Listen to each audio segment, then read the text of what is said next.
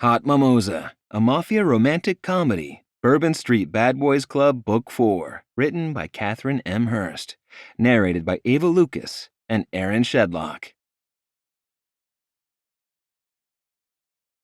Chapter 1. Leo. Good Catholics had kids. Loads of them. Heck, going forth and repopulating the earth was practically a commandment. Unfortunately, the priests never mentioned how to survive a legion of munchkins, armed with sippy cups and Legos. Kids ranging in age from 2 months to 17 years had invaded my parents' backyard. While I loved my nieces and nephews, swimming in the sea of munchkins made me miss another little boy. A little boy with my eyes who would likely never meet this half of his family. Some uncle you are, late for my son's first birthday. Gabe handed me a beer and a multicolored hat. I took the bottle and ignored the ridiculous cone-shaped monstrosity. I got hung up at the hotel. I'd spent hours going over the financials, dealing with pool maintenance, and approving the new marketing campaign. It was hell, but the place was mine, free and clear. You know what they say about all work and no play? He chuckled, but it ended with a sigh. How's business going? Can't complain. Both the hotel and the restaurant turned a sizable profit last quarter. Thanks in no small part to me working my ass off 24/7. Good. My bar is finally above water, and hear Enzo tell it, business has never been better at his restaurant. I glanced at our younger brother Marco and his new baby. 12 months ago, he'd pulled the intellectual equivalent of a ninja move and freed us from the Sicilian mafia. Marco himself hadn't been so lucky. Not only had he been forced to stay in the mob, he'd ended up taking the position as capo of the Marchionni family. Regardless of his fate, I had a hard time feeling sorry for him. As a member of the Fratellanza, or ruling body of the Cosa Nostra, he had power, more money than God, and because he was a lucky SOB, a gorgeous wife and newborn daughter. Life might have handed him lemons, but he carved out the seeds and planted an entire fucking orchard. As for the rest of us, we were adjusting. Gabe clamped a hand on my shoulder and nodded toward the festivities. It's hard to believe Rocco's already a year old. No kidding. I hadn't spent nearly enough time with the little guy, or any of my nieces and nephews, but I had my reasons for keeping my distance. Reasons like they reminded me of my biggest mistake and deepest regret. As if he'd read my mind, Gabe asked, "Seen Dahlia lately?" Not since she started dating that jackass. I downed half my beer and walked outside. It wasn't that I didn't want to talk to Gabe. Not precisely. He'd always been more like a best friend than a brother. For years, we'd been inseparable, but our lives had gone in two completely different directions. Gabe and Maggie were the freaking picture of domestic bliss.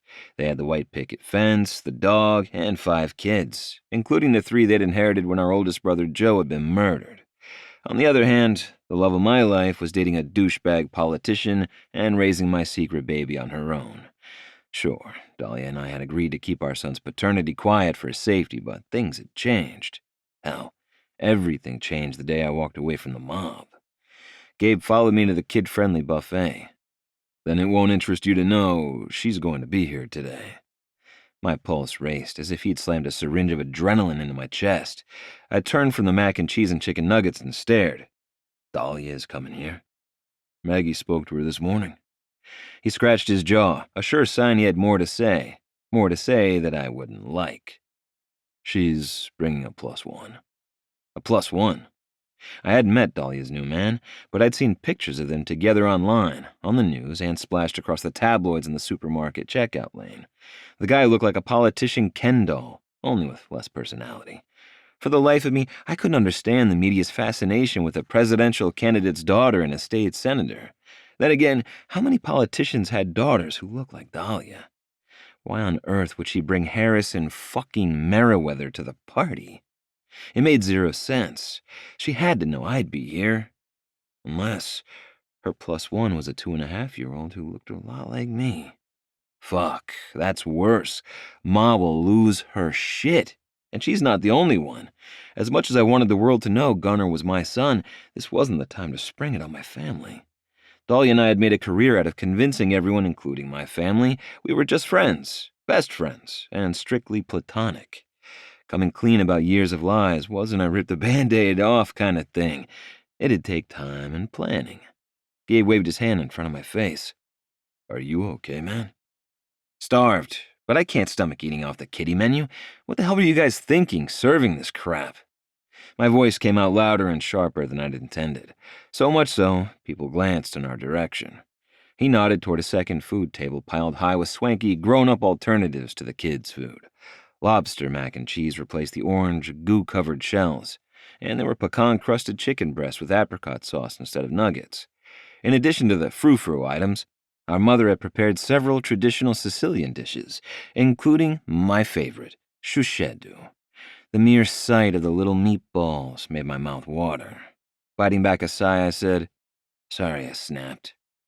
Yeah, well, it's hard to see what's in front of you when your head's up your ass. Gabe folded his arms. And I'm not talking about the menu. Let it go. I strode across the lawn to the adult buffet and loaded my plate. With any luck, I'd scarf down my food, kiss the birthday boy, and get the hell out of there before Dahlia and whoever the hell she was bringing showed up. Never one to take a hint, Gabe followed me. It's been a year, Leo. I'm aware. I glanced down at my lunch and wondered where my appetite had gone. 10 seconds before, my stomach had growled loud enough to wake the dead. Leaning close, he whispered, Talk to her. You two belong together. Did you miss the part where she's seeing someone else? I marched back into the house and unceremoniously dumped my plate in the kitchen trash can. A female gasped behind me. Leo? My name on Dahlia's lips made my heart lurch, as if it planned to burst out of my back like the alien in a Sigourney Weaver movie. I turned and forced my voice to remain neutral. Dahlia. I'd grown so used to seeing photos of her in business suits with her hair pulled back, I'd almost forgotten how stunning she looked in normal clothes. Her skinny jeans showed off her mile-long legs, and the fitted t-shirt hugged her chest.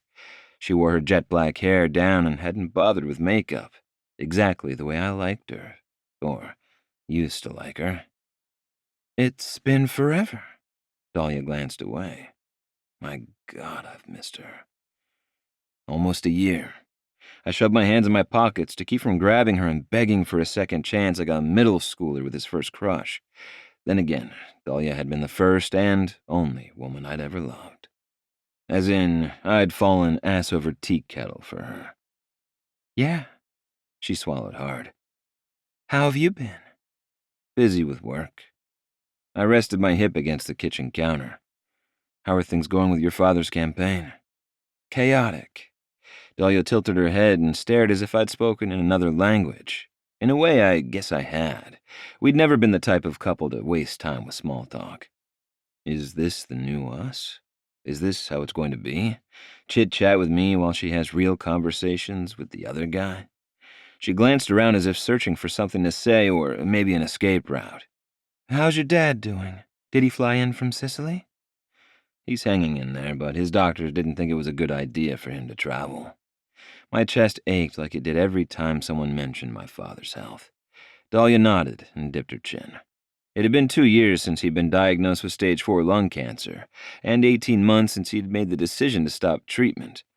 No one had expected him to live as long as he had, but he'd made a career out of proving people wrong. Time to change the subject. It struck me as odd that she was alone. Call me curious or masochistic, but I had to ask. Did you bring Harrison?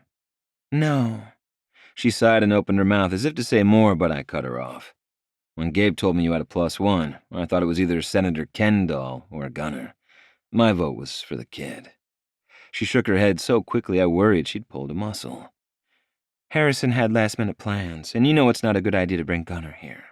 I held up my hands. I know. He looks too much like me, I get it. But you can't hide him from your friends forever. I don't know how you've managed to pull it off this long. It hasn't been easy, especially now that everyone is married and or having babies. Dahlia stared out the patio doors, which is one of the reasons I'm moving to Baton Rouge. The news hit me like a right hook to the jaw. On the surface, it made sense. Dahlia's father was in an all-out battle to win the Democratic nomination for the presidency. She'd spent the past few months working on his election campaign. However, I knew her family's deepest, darkest secrets. Governor Dahlia Calhoun might have been a great guy, but he and the First Lady of Louisiana absolutely hated each other. Dahlia had always sworn she'd never move home and expose our son to her parents arguing. I studied her body language but couldn't get a read on what was going on in her head. Not with your parents, right? No, she sighed. I'm looking at condos on the other side of town.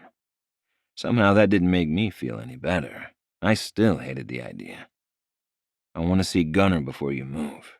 She frowned. Why now, after all this time? Because he's my son, and I love you both. A son you haven't spent time with in almost a year. She rested her hands on her hips. Though misguided, I understood her skepticism. As far as she knew, I hadn't visited Gunner since I'd returned from Sicily 13 months prior. What she didn't know was that I'd bribed his nanny to bring him to my place damn near every day. Dahlia moving to Baton Rouge would make seeing him difficult, to say the least. About that, I couldn't bring myself to look her in the eye. I'm a moron. When I'd sworn the nanny to secrecy, I thought I was doing the right thing for Dahlia. However, I'd overlooked a few crucial flaws in my plan. First off, I never should have snuck around behind her back. Second, by doing so, I'd led her to believe I was a shitty father. And last, but certainly not least, standing in the same room with her made it impossible for me to lie to myself about my motives. I'd been avoiding her. Call me a coward, but I couldn't stand seeing her happy and knowing another guy had put the smile on her face. That was my job, damn it. She must have noticed the debate going on inside me because she narrowed her eyes. What is it? I had to tell Dahlia the truth, even if it meant she went ballistic. I'd endure anything as long as she didn't think of me as a deadbeat dad. Running my hand over the back of my neck, I said, It hasn't been that long since I've seen Gunner. I don't understand. Bracing myself for impact, I said, I've spent quite a bit of time with him over the last year. Dahlia flashed me a smile and shook her head. Is that why the nanny insists on taking him out every day at 2 o'clock, rain or shine? They were with you? Her reaction shocked the shit out of me, but then again, Dahlia had never been predictable. Guilty as charged. She laughed, and my cold black heart softened. The urge to touch her overwhelmed me, but I kept my distance. You're not mad? Actually, I'm relieved. I thought you didn't want to see him. Her smile wilted. You could have told me. I would have brought him to you. A surge of panic ran through me. I needed to take charge of the conversation before it went completely off the rails. I shouldn't have snuck around. Her eyes widened. You did it because you didn't want to see me. The pain in her voice cut me to the core. I sucked in a breath and chose my words very carefully. You're dating someone. I was giving you space. Her mouth fell open. Space? What gave you the idea I wanted space? Why the hell is she surprised? The night of Marco's wedding, you told me you were dating Harrison. No, I told you my father... She held up her hands and turned her head. You know what? It doesn't matter. All of this is in the past where it belongs. As for Gunner, I promised I'd never keep him from you. And I'll do my best to make sure that doesn't happen. But... here it comes. The reason she's going to break her promise. But... she raised her chin. I have to make this move. Things are complicated. Complicated how? So help me God, if she's doing this to be closer to that douchebag. There you are. My sister-in-law Maggie burst into the room and hugged Dahlia. Shauna and I were starting to think you'd chickened out. Dahlia's cheeks turned red as she pulled out of the embrace. I've been here for a few minutes. Leo and I were talking. Maggie glanced in my direction and paled. The slow-motion, wide-eyed head turn belonged in a horror movie, and was 100% out of character for Gabe's woman. She was raising 5 kids, for fuck's sake. She sure as hell didn't scare that easy. I didn't need a degree in female psychology to put 2 and 2 together and come up with the fact that their conversation had something to do with me. Yeah, dipshit. She came to tell you she was moving. I'll just... Maggie motioned to the patio. Leave you two alone to talk. Before either of us could respond, Gabe came through the door holding Rocco at arm's length. Incoming. Biohazard, baby. It's your turn, Mags. Seriously? It's been my turn since you started eating broccoli like it was candy. What can I say? You have a stronger stomach than I do. Gabe winked at his wife and turned to Dahlia. Glad you made it. Sorry I'm late. Something came up at home. She hurried to Rocco and kissed one chubby cheek after the other. Hey there, little man. Happy birthday. Rocco whined and reached for her. She settled the baby on her hip. You two go have fun. I'll change him. Are his things still upstairs in the nursery? Yeah, thanks. I owe you one. Gabe retreated, likely out of fear she'd get a whiff of the baby and change her mind. Maggie leaned close to Dahlia and whispered, More of the same at home? No, just campaign stuff. She tickled Rocco and let out a fake laugh. Nice try, babe, but something isn't right in Dahlia land. She might have been all smiles, but between Maggie's reaction and the twin wrinkles between Dahlia's eyebrows, I suspected whatever had kept her had nothing to do with work. Maggie gave me a wary look before turning back to Dahlia and forcing a smile. Shauna owes me $10. She bet me you wouldn't come. That's ridiculous. I wouldn't miss this little guy's birthday for the world. Her words came out too fast and her voice too high-pitched. Even if he does smell like roadkill. Yeah, something is definitely going on with her. Desperate to find out what was going on, I cleared my throat and met Dahlia's gaze. Need some help? Dahlia shook her head. I'm good. Not that I particularly wanted to change a diaper, but the rejection stung. Do what you need to do. We'll finish our conversation later. Sure. She held the baby closer and walked upstairs. Maggie watched them go before turning back to me. It's funny, I never pegged you for a quitter. Had anyone else said that to me, I would have told them to fuck off. However, I had been raised to respect women. On top of that, Maggie had earned it when she'd married my brother. I didn't quit. I gave her what she wanted. The 5'0" woman pushed into my personal space and jabbed her finger into my chest. She wanted you. Those 3 words sucker punched me. I wanted her too. I still do, but it's complicated? Newsflash. Life is complicated. Maggie took a half step back and nodded in the direction Dahlia had gone. Lucky for you, it's not too late. She's with Harrison. Don't. She pressed her hand against my mouth. Don't say another word and make more of an ass of yourself. Figure out what you want. No more brooding. No more working all hours of the day and night. Put that famous Marchionni pride aside and be honest with her. Or it will be too late. I hadn't suffered a verbal ass-kicking like that since ever.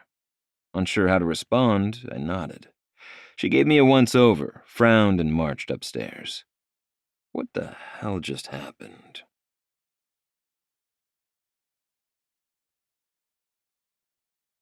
Chapter 2.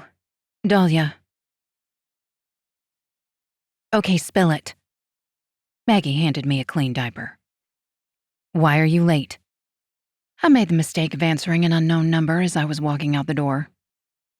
The memory of the stalker's voice and the horrid things he'd said made my stomach clench. The creep had sent another package, but I didn't want to get into the gory details at her son's birthday party. I'd been dealing with the stalker for almost a year. Gross phone calls and disturbing gifts were nothing new. Oh, honey, I hate this for you. She drew a deep breath. Has your father's private investigator had any luck finding the guy? Not yet, but I'm sure he will soon. I lied through my teeth. It's weird seeing Leo again. What happened down there? And don't say nothing. He looked like someone stole his favorite toy. Leo happened. As much as I'd mentally prepared myself to see him again, one look into his soulful green eyes and I was back on the battlefield of playing Switzerland between my head and my heart. He asked if I brought Harrison to the party. I said no and told him I was moving to Baton Rouge. I took advantage of the squirming birthday boy to avoid her gaze. Did you tell him why?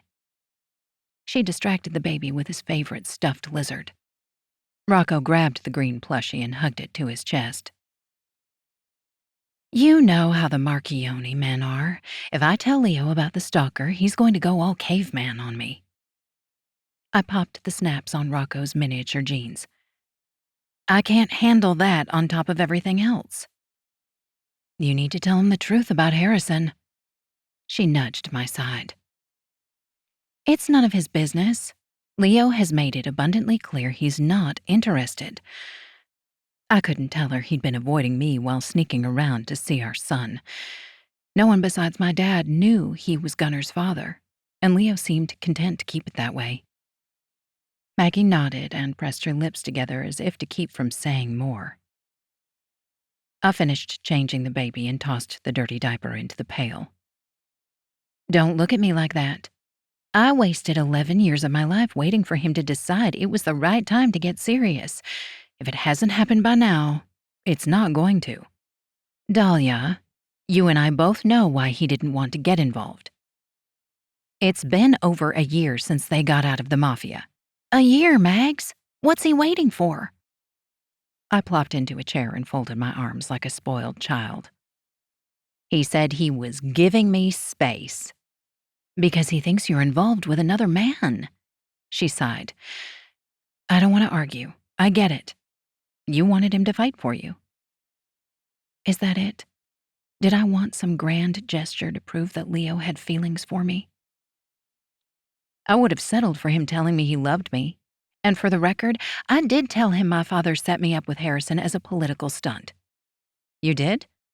Yes, at Marco's wedding, but evidently Leo still had it in his head that we were dating. In his defense, you and Harrison have been all over the news since your dad decided he was running for president. She muttered.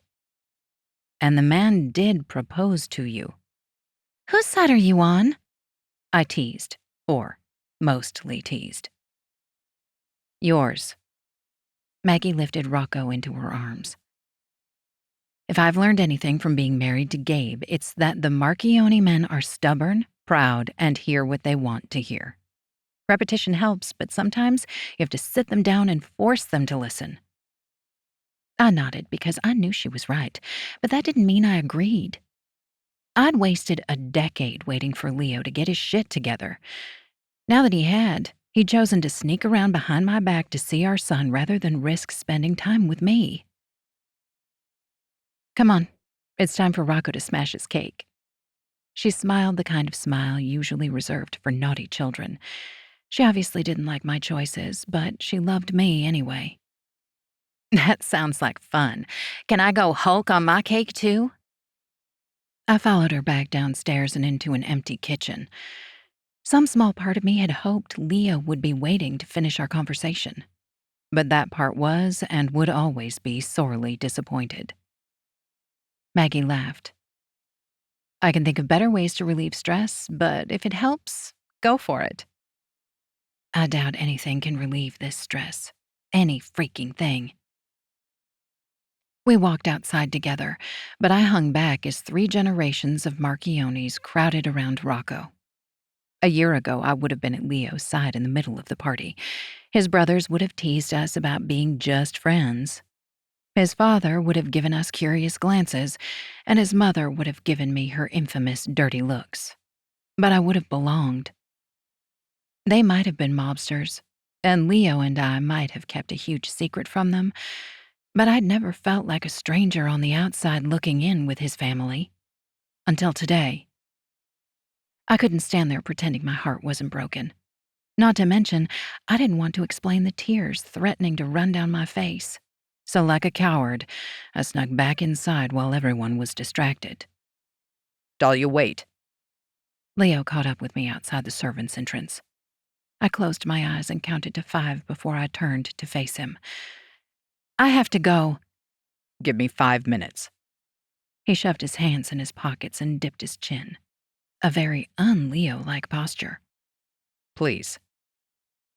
I can't do this with him now. My heart won't survive it. The nanny called. Gunner is running a fever. As soon as the words came out of my mouth, I wanted to take them back. Besides the fact he and my nanny were on friendly terms, friendly enough for him to call her and check up on our son, I'd never lied to Leo. How high is it? He shook his head and pulled out his keys. It doesn't matter. He's had ear infections since summer. He should see a doctor. I'll go with you. That he knew about the ear infections surprised me, although it shouldn't have. The more I thought about his deception, the more it ticked me off. I made a mental note to have a long talk with my traitorous nanny. If Leo wanted to know how Gunnar was doing, he should have asked me. But he didn't, because he didn't want to see me. It's Saturday. The pediatrician's office is closed, and I don't think he's sick enough to go to the emergency room. I gathered my courage and said, "You have 5 minutes. Start talking." "What's the deal with you and Harrison?" He folded his arms and stared as if he had every right to ask about my personal life. I'd known Leo since I was 18, but this was the first time he'd ever reminded me of his father. That he'd decided to go all mobster about my love life pissed me off. It was petty of me not to set the record straight right then and there, but I didn't care. "I don't see where this is any of your business."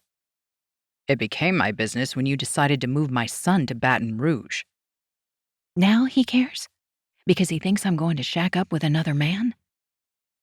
I needed to put an end to the conversation and get the heck out of there before I said something I'd regret. "He's a good man. We've spent a lot of time together attending rallies and fundraisers for my dad." "But?" "No buts." I shrugged to play off the half-truth. "Now, if that's all you wanted to talk about, I should go." "Doll, please. I'm trying here, but everything I say seems to piss you off." He took my hand. "Talk to me." "Harrison asked me to marry him." Leo released my fingers and stepped back. "Let me guess. Your father is all for it."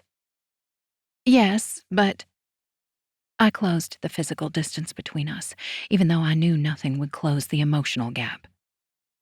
"I'm not in love with him. We're just friends." He swallowed hard. "Like you and I were just friends?" "You and I were never just friends." I couldn't look at him. Not when he stood there staring as if he didn't know how to interpret my words. Not when the man I'd spent my entire adult life waiting for seemed like a stranger. Not when I'd worked so hard to put any thought of us behind me. "I should have called you." His voice softened. "Why didn't you?" He muttered something in Italian and let his head fall back. "I've been asking myself the same question for months." "Let me know when you figure it out. I'd like to understand what I did wrong, so maybe I won't waste another 10 years waiting for the next guy I fall for to love me back." I forced a smile, turned on my heel, and made a beeline for my car. Once again, Leo caught up to me. Only this time, he grabbed my arm, spun me around, and pulled me to his chest.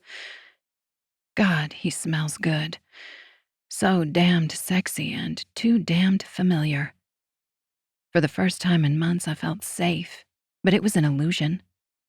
I'd spent years believing he'd protect me. Little did I know then that Leo would be the one to crush me. I jerked free of his embrace. "I can't do this." "You didn't do anything wrong. We were good together. You remember what it was like when we conceived Gunnar. We were happy, couldn't keep our hands off each other." I remembered it all too well. Hateful words like, "There's a difference between love and lust," tumbled through my mind, but I couldn't bring myself to lie to him again, nor would I cheapen what we once had. And then Joe and Rebecca were killed and the bottom fell out. He hung his head. "I was terrified the same thing would happen to you and Gunnar." We both were. I had been 4 months pregnant when Leo's oldest brother and his wife had died. Though the police had blamed their accident on faulty brakes, Leo's father had insisted they were murdered. As it turned out, he was right. They'd been the victims of a mob hit. During the torturous weeks following the accident, Leo had confided some awful things to me, including his family's involvement with the mafia. To make matters worse, my father had hated Leo from the first moment he'd laid eyes on him. Between our fears and pressure from our families, we'd agreed to keep Gunnar's paternity a secret. Those months of insisting my baby was the result of a drunken mistake with a stranger had killed me. I'd only ever been with one man. Needless to say, my friends and family had been shocked, but the only one to figure out the truth was my father. I'm free now. It's been a year since Marco took over. We haven't had any blowback. He ran his hands up my arms. There's nothing stopping us. We could be a family doll. You, me, and Gunnar. Nothing except my father making a bid for the White House. I hated myself for what I was about to say. He and his brothers had risked their lives to get out of that life, but for some people, it would never be enough. The press would have an absolute field day linking my dad to organized crime. The Marchionni Corporation is 100% legit now. Let them dig. They won't find anything. He lowered his face closer to mine. I turned my head, but nothing could lessen my desire to kiss him. It doesn't change public perception. A year ago, your father told the world about his illegal campaign contributions and bribes, not to mention he took the mayor of New Orleans down with him. Leo tightened his jaw. I'm not my father. I'm sorry.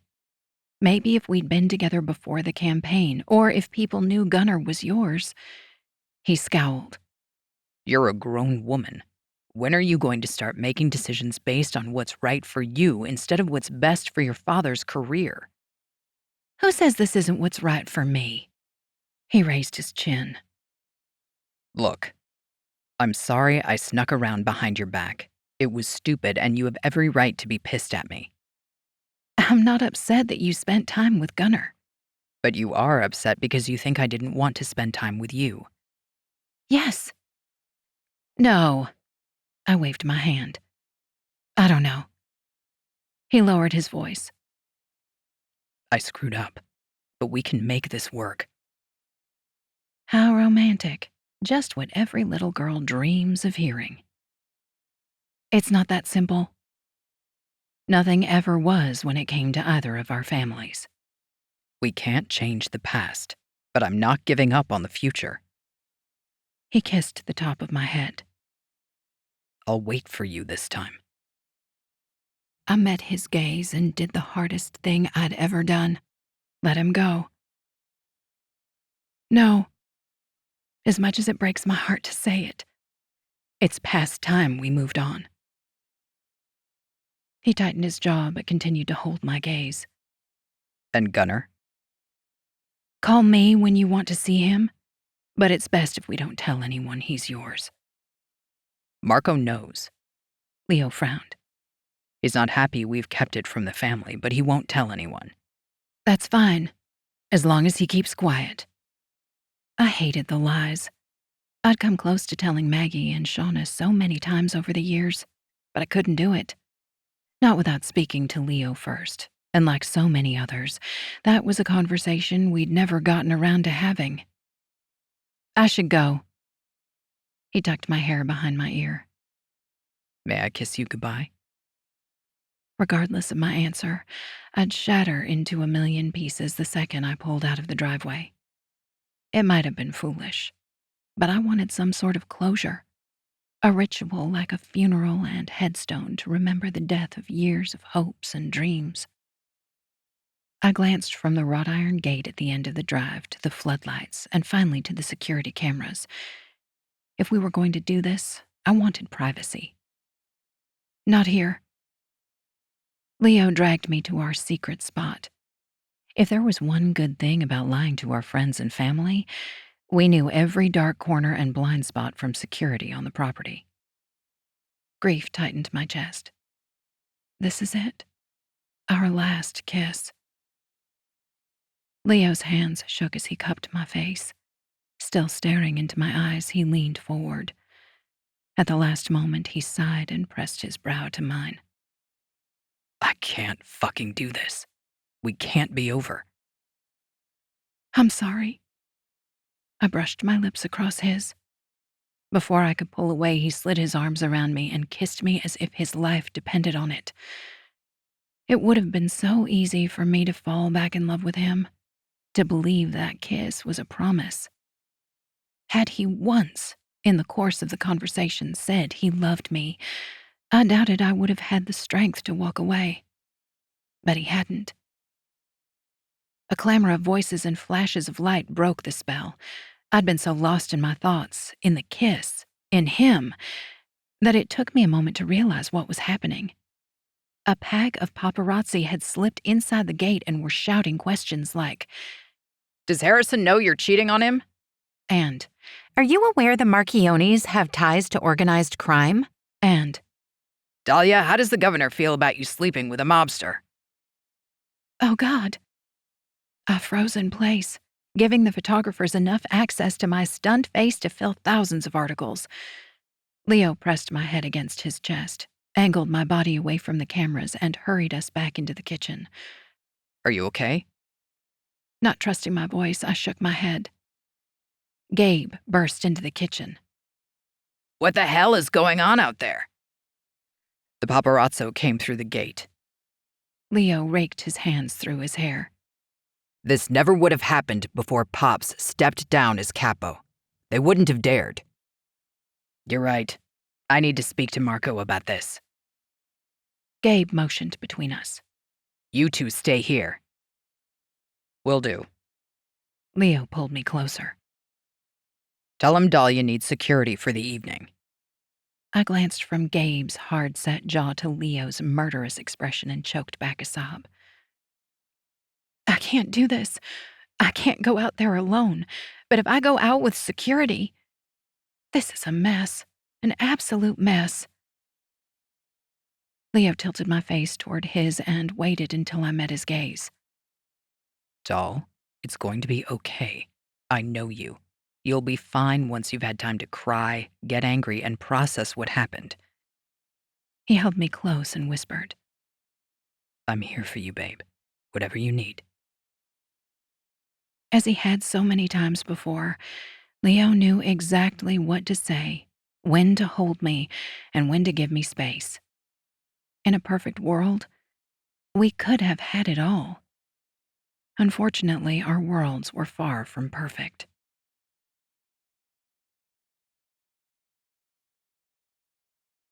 Chapter 3. Leo. Let me get this straight. Marco, the Marchionni capo, is visiting the States without enough security to get rid of a dozen reporters? I shoved my hands in my pockets to keep from throttling Gabe. It's a kid's birthday party, for Christ's sake. He only brought 2 men. The rest of his team has the night off. My brother rubbed the back of his neck. We got the ones who were trespassing off the property, but can't force them or the others to leave the sidewalk. I'd spent the first 30 years of my life in the mafia. I'd heard and seen more than my fair share of bullshit, but the nonsense Gabe was spouting topped it all. I knew Marco had traveled with an entourage because I'd met his jet at the airport. Marco had other reasons for refusing to get involved with the situation in the driveway. Reasons like keeping me and my brothers as far from the Cosa Nostra as possible. Dahlia eased away from my side. Leo, it's okay. It'll make things worse if I walk out there with armed guards. She was right, but I had zero intentions of allowing her to leave without some sort of escort. Then I'll drive you home and have someone bring your car after the party. That's not a good idea. The photos are going to be all over the internet as it is. My mother planted her hands on her hips. Dahlia rubbed her temples. This is a disaster. Migraine. Stupid question. I might not have seen her in months, but I knew everything about her. She took her coffee with almond milk and a ton of sugar. Her favorite color was dark purple. She wore a size 9 shoe and hated it. Her worst fear was turning out cold and bitter like her mother. But she loved her father fiercely, and she'd suffered from migraines since she'd fallen off a horse on her 12th birthday. Dahlia rooted around in her purse and pulled out an amber-colored prescription bottle. Not yet, but it's definitely coming. May I have a glass of water? Of course, dear. My mother shot me a quick glare before walking to the fridge and retrieving a bottle of water. I'd offer to allow Stuart to drive you home, but I no longer have a say in what happens in this family. Evelyn Marchionni hadn't climbed down from her cross since the day my brothers and I had put her under the mob version of house arrest. She'd gone behind our backs and worked with the head of another mafia family to stop us from leaving the Cosa Nostra. In the process, she'd spent an ungodly amount of money, nearly started a war, and, last but not least, betrayed our trust. Limiting her access to the outside world was a necessary evil, but she'd never let us forget it. Gabe pinched the bridge of his nose. "Ma's bodyguard." "You mean my keeper?" She raised her chin as if daring him to contradict her. He rolled his eyes. "Stuart will make sure you get home safely. We'll have someone bring your car by later tonight." "That'd be great, thanks." Dahlia popped the pills into her mouth and chased them with several gulps of water. "Yes, thank you." I frowned at Gabe for no reason. My irritation had precious little to do with him. He was doing the best he could under the circumstances, but said circumstances sucked. While I hated the BS that came with being in the mob, I missed having security teams, endless cash, and powerful business associates at my fingertips. Once upon a time, I would have made a phone call and the reporters outside the gates would have disappeared as if by magic. "I don't usually leave the house alone these days. I should have known better than to risk it." Dahlia sighed. Gabe glanced between us. "I'm surprised you don't have a Secret Service detail since your father is running for president." She hitched a shoulder. "Candidates and their spouses aren't authorized to have government protection until just before the convention. After the general election, other family members are eligible. That is, if he wins." The mere thought of the honorable governor of the great state of Louisiana, Dahlia Calhoun, running the entire country sent a chill down my spine. The man hated me with a passion, and the feeling was mutual. "I'll speak to Stuart." Gabe turned and walked out of the kitchen. Evelyn's gaze drifted from Dahlia's face to my hand on her shoulder. Stepping away from me, Dahlia asked my mom, "How is Papa Joe doing? He has good days and bad." She wrung her hands. "I hated to leave him in Sicily, but I couldn't miss my grandson's first birthday." Dahlia nodded and glanced at me. I had no idea what was going on behind her icy blue eyes, but if I had to guess, I'd say the subject of my terminally ill father made her regret keeping Gunner's paternity a secret. "Perhaps it's best if the two of you keep your distance from each other until after the election," Evelyn said. "Leave it to Ma to pour acid into a fresh wound." "You're right," Dahlia sighed. "The hell she is." "Thanks, Ma, really. But we are both adults." "At least one of you is acting like it." Evelyn gave me a weary smile before rejoining the party. "She hasn't changed at all." Dahlia grinned. "Nope." I slid onto a bar stool. "The Marchionnis are known for our stubbornness." "That's a bit of an understatement." She leaned her hip against the island. I had a million things I wanted to say to her, but I didn't have time to get into any of them. Stuart would be down any second to whisk her away. Rather than launching into a lengthy explanation of the past or my thoughts on our future, I went with the blunt truth. "I'm not going to give up on us, though." Her eyes widened. "But we agreed it's over. It's time to move on." "No, babe. You said that. I never agreed." My palms itched to touch her, but I knew better than to push my luck. She rubbed her right temple again. "Leo." "When the shit went down with Joe and Rebecca, we agreed to be friends until things settled, but the plan was always to end up together. I waited until she met my gaze. That's all I'm asking for." "To end up together?" She arched an eyebrow. "I'm willing to take it slow, but yes, the end goal is the same. For me, anyway." "You can't blame everything on what happened to Joe and Rebecca. We'd snuck around for months before they died." Dahlia pointed to the sliding glass doors. "We've lied to our friends and families for years. Why? Because my father was a lawmaker and yours was a criminal? Joe's death didn't change anything. It only solidified our excuses." No more lies. No more sneaking around. I wanted to argue about her revising our history, but there was no point. She was mostly right. We'd tried to have our cake and eat it too for so long the icing was covered with mold. Dahlia shook her head. "Did you hear what those reporters said to me?" I'd heard every disgusting word. Part of me wanted to cut their tongues out of their filthy mouths, but the saner part had other ideas. We can get out in front of this. Come clean about Gunner. Give them a juicy story of college sweethearts reuniting and defying the odds. We can turn this around. She stared with an odd mixture of curiosity and horror, as if I'd asked her to hack off every other toe. You can't be serious. I rested my elbows on the island and clasped my hands. I'm dead serious. I want you and my son in my life. She winced. Not exactly the reaction I'd hoped for. I'm screwing this up. Time to change the subject. An argument is the last thing either of us needs. The reporters. Is that what Maggie meant earlier when she said more of the same? Yes and no. Dahlia rubbed her temples again. This time she did it hard enough to leave red marks on her pale skin. Talk to me. I took a step in her direction, but she held up her hands. Since my dad's campaign kicked into high gear, my personal life has been national news. The media attention has made things difficult. Her voice cracked. My mind immediately went to Harrison fucking Merriweather. Difficult how? Stuart walked into the kitchen, took one look at us and frowned. Sorry to interrupt. Give us a few minutes, I said without bothering to turn my head in his direction. I never should have allowed so many months to pass without speaking to her. Once upon a time, I'd known every detail of her life, but now I had no clue what was really going on. Dahlia sighed. No, it's okay. I really should get home. Shit, I'd forgotten all about Gunner's fever. Text me his temperature. If need be, I'll meet the two of you at the hospital. Hospital? She furrowed her brow a half-second before her cheeks reddened, a sure sign she'd lied. She lied to me? About our son? What the hell? Gunner's fever.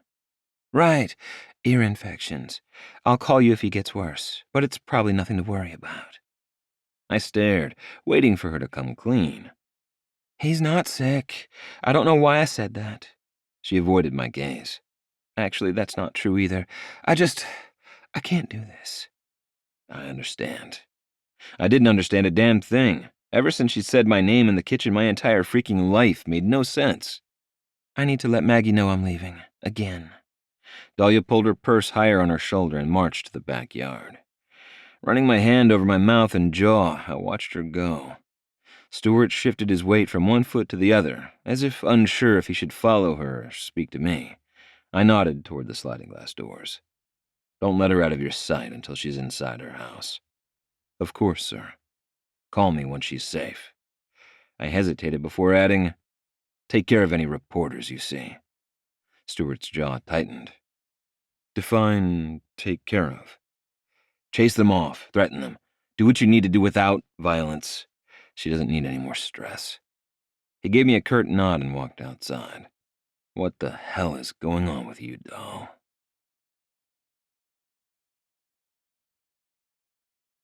Chapter 4. Dahlia. On a good day, it took approximately 15 minutes to drive from the Marchioni's Garden District mansion to my place in Marigny. Unfortunately, it was anything but a good day. I needed to contact my father before the photos of me and Leo hit the internet. He'd have a coronary no matter how he found out, but I wanted him to hear it from me. I'd dealt with reporters most of my life. It came with the territory when growing up the daughter of a prominent politician. However, the paparazzi hadn't started shoving cameras in my face until my father announced his run for the White House. Since then, I could barely walk out my front door without unflattering pictures ending up on the internet. I should have known better than to kiss Leo. No place was safe from the freaking media. I glanced between Stuart and my phone. He'd worked security for the Marchionnis for years, but I wasn't sure I could trust him. With my luck, he'd report everything I said back to Leo, or worse, Evelyn. Stuart fiddled with the GPS. It looks like there's an accident on Canal, and the side streets are jammed. Could be a while. I need to call my father, but... I frowned, trying to think of a diplomatic way to explain my situation. Stewart nodded. You worried about your privacy? Yes. I won't repeat anything I overhear to the Marchionnis. I learned that lesson the hard way. He frowned without taking his eyes off the road. I'd heard something about him reporting Marco's personal business to Evelyn, but it couldn't have been too bad if he still worked for the Marchionnis. Still, I needed to watch what I said.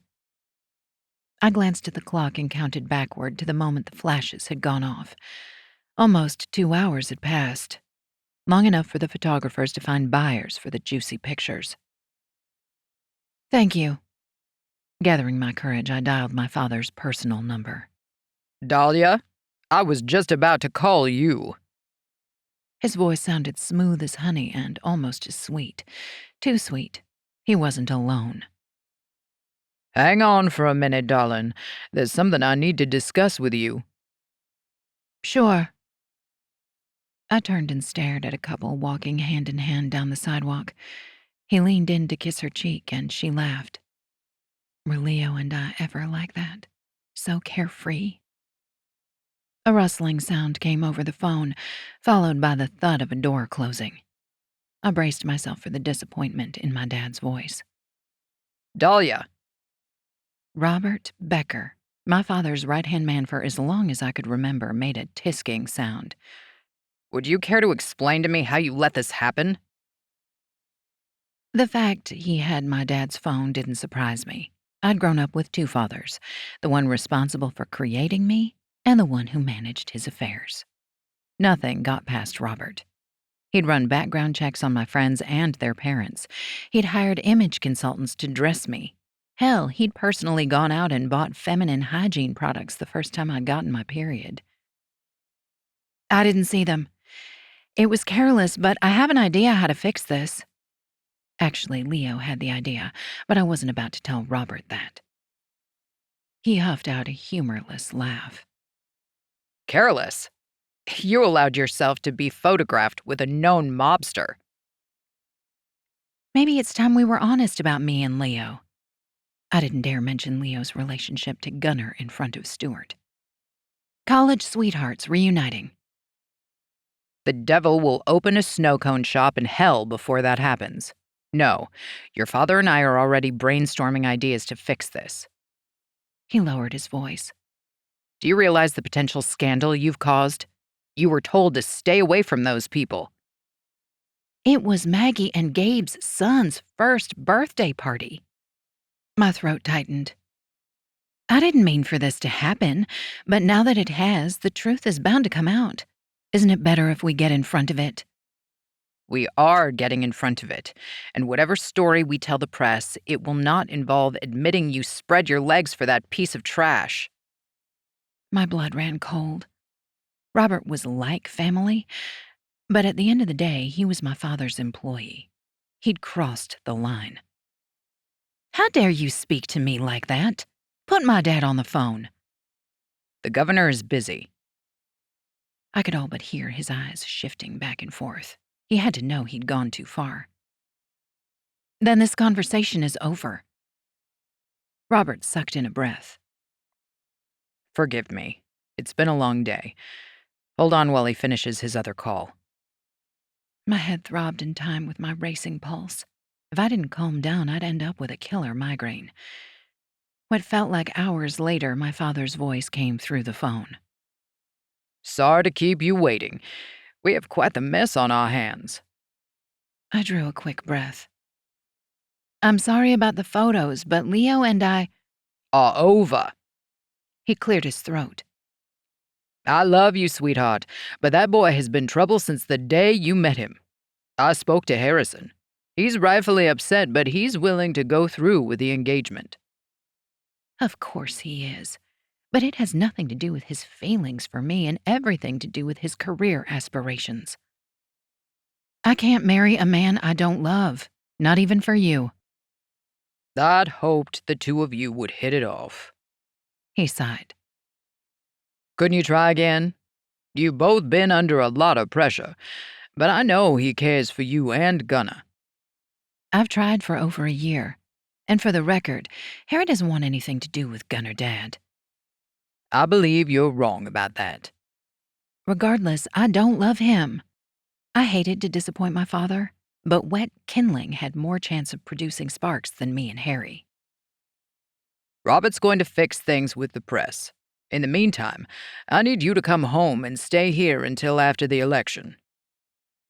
I hadn't lived under their roof since I'd left for college. The idea of moving my son into that house of horrors sent a chill down my spine. I can't do that. Because of your mother. He sounded as tired as I felt. I can't have Gunner around her, Dad. I just can't. More specifically, I couldn't have him around the two of them together. They were like ammonia and bleach, perfectly fine on their own, but toxic when mixed. Then it's best if you distance yourself from me and the campaign. He murmured to someone else in the room. My chest tightened. Distance how? Are you firing me? I'm sorry, Dahlia. The one thing I've asked of you is that you stop seeing Leo Marchionni. That family is dangerous to more than my political career. Do you really think it's a coincidence this business with the stalker started around the time you got back from Sicily and began seeing Harrison? You can't possibly believe Leo has anything to do with that. Actually, he probably did believe Leo was behind the frightening letters and phone calls. My father hated anything and everything Marchionni except Gunner. Then again, he considered the child 100% Calhoun. He cleared his throat. If you're here, You and Robert can keep an eye on me. I loved my dad, but he'd asked too much. I was a grown woman. Sure, I'd screwed up and allowed myself to be photographed with Leo, but that didn't mean I needed a chaperone. I hate to cut this short, but I'm late for a meeting. Come home, Dahlia. Robert will help you hire movers. I choked back angry tears and tried to see the situation from his perspective. I'd all but handed the press a loaded gun. I could understand why he'd gone into Papa Bear mode. However, that didn't change the fact I couldn't bring my son into that environment. My father said something I didn't catch. Rather than asking for clarification, I stood my ground. I'm not moving into the governor's mansion. I wish you'd reconsider. Robert sighed. But think about it. Those photos have sent the campaign into crisis mode. It's time we circled the wagons, Dahlia Bug. He hadn't used my childhood nickname in years. I couldn't decide if he'd done it to manipulate me or because he'd overstepped his boundaries. Either way, it was a heck of a lot better than insulting me. We can discuss damage control over the phone. He sighed again, this time even more dramatically than the first. I didn't want to have to mention this, but Wayland gave me permission to force your hand. He does subsidize your lifestyle, after all. I'd heard the threat a million times before, although I'd worked for my father's administration for years. Few people, including my dad, considered me an actual employee. To make matters worse, my parents owned the house I'd lived in since Gunner had been born. Early on, they'd helped pay for his nanny and health care and the million other things a child needed. Not because I'd asked them to, because they'd left me no choice. Child support payments created a paper trail, and God forbid someone caught on and linked the almighty Calhouns to a mafia family. I needed to think fast, but my brain moved in slow motion. My car is at the Marchionnis.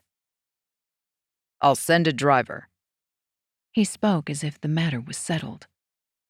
Memories of my childhood flashed through my mind, my father working himself into oblivion, my mother drinking herself into a rage, me hiding in my room and praying she wouldn't come for me. I couldn't go back there.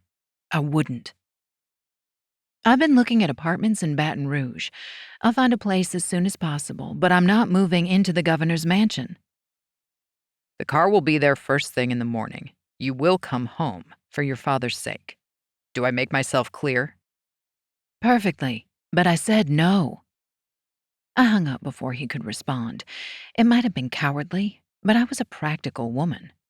Practical enough to remove myself from an argument that would end in more threats. Besides, he couldn't exactly take me out of my home by force.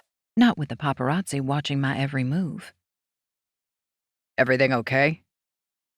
Stewart glanced my way before turning his attention back to the road. As good as can be expected. I'd have another conversation with my dad once we'd both had a chance to cool off. Once the smoke cleared with the photos, he'd see reason. He had to. Stewart and I spent the remainder of the drive in an awkward silence. When we arrived at my house, I blew out a sigh of relief when no reporters jumped out of the bushes. Thank you for driving me home. It was my pleasure. He cut the engine and pulled the keys from the ignition. You don't need to walk me to the door. Stewart nodded to a large man standing at the corner. The guy wore a Cuban shirt, knee socks, and sandals. That's no tourist. I pressed myself back against the seat in hopes of staying out of sight. Sure looks like one. How can you tell? This neighborhood doesn't draw many sightseers, and I'm betting that bulge in his pocket isn't a water bottle. My guess is a telescopic lens for that camera around his neck. Damn it. I dug in my purse for my keys. I'm going to make a break for it. No. Stay put until I give you the signal. He climbed out of the vehicle and strode up the street toward the paparazzo. The reporter turned and ran as fast as his stubby legs would carry him. Stewart glanced over his shoulder and gave me a quick nod before taking off after the guy. I bolted for the house, dropped the keys, circled back to pick them up, and made it to the front porch in time to see another reporter coming from the back of my house. Christina, the nanny, threw the front door open and ushered me inside. I called the police 5 minutes ago and reported 2 of them in the backyard. When I'd left the Marchionnis, I had every intention of giving the woman hell for keeping Leo and Gunner's visits from me. One glance at her twitching eye and shaking hands, and I thought the better of it. I needed her more than I cared to admit. Are you okay? Did they try to get inside? I caught them looking in the kitchen window. Her voice rose with each word. Scared the dickens out of me. You know I love that little boy, but I'm not sure I can. Oh, God, no. She can't quit. Please, you've had quite a scare. Go home, get some rest. You'll feel better in the morning.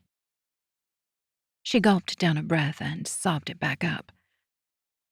I hate to leave you without help, but I'm too old for this, Miss Calhoun. Christina hadn't called me by my surname since the day she'd interviewed for the job. Please reconsider. I'm sorry. She avoided my gaze. I have to go. I lowered my voice and wrapped my arms around my middle. Shouldn't you at least stay and talk to the police? They'll want a witness statement. Give them my contact information if you must. She snatched her purse from the counter and hurried out the front door. As if he sensed her exit, Gunner cried out from the back of the house. Miss Tina! How in the hell am I going to explain to a toddler that his beloved nanny isn't coming back? Worse still, how am I going to explain we're homeless?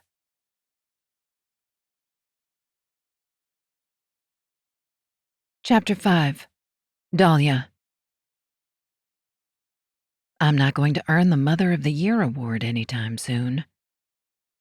Judging by the female police officer's sour expression, she agreed. Gunner sat on the floor eating cookies and drinking bunny milk, strawberry-flavored sugar added to what would otherwise be a healthy drink. The bribe had worked. He'd stopped screaming for the nanny, and I'd managed a few moments of peace to speak to 2 of New Orleans' finest. You didn't personally witness the reporters in the backyard? The female officer's frown deepened. No. As I was saying, my nanny saw them looking through the back window. The incident scared her to the point she resigned shortly after I came home. I told them the same slightly twisted version of the truth twice before. I see. The woman tapped the piece of paper with Christina's contact information. We'll follow up with your nanny and take a look around outside. Otherwise, there isn't anything we can do. I'd figured as much, but nodded and smiled just the same. Thank you. Ms. Calhoun, is there somewhere else you can stay until after the election? The male officer seemed to have taken the good cop role. That or his crooked grin was a failed attempt at flirting. For yours and your son's safety. I'll give it some thought. I stood, hoping to speed things along. My migraine lurked close, waiting to attack. I needed to take care of Gunner's nighttime routine and crash before it struck. They exchanged quick glances, pushed to their feet, and walked to the front door. The male turned and handed me a card. Don't hesitate to call if you need anything.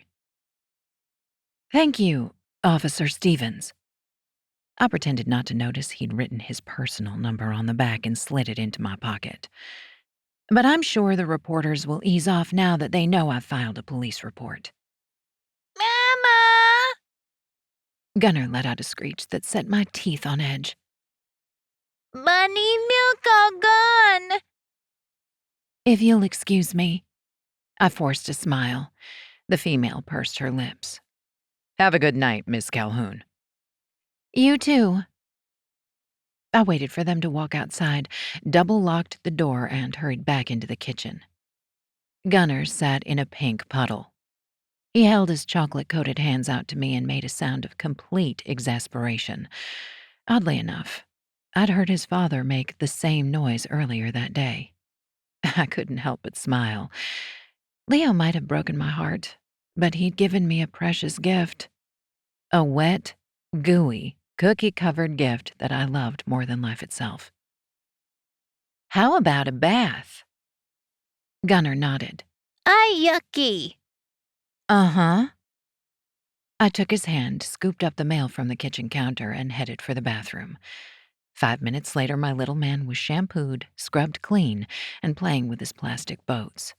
Rather than taking him out of the tub, I took advantage of his love of all things water. Keeping an eye on the toddler, I sorted through the stack of mail. That's when I saw it. A square white envelope with no postmark, and an all too familiar handwriting scrawled across the front. Another one?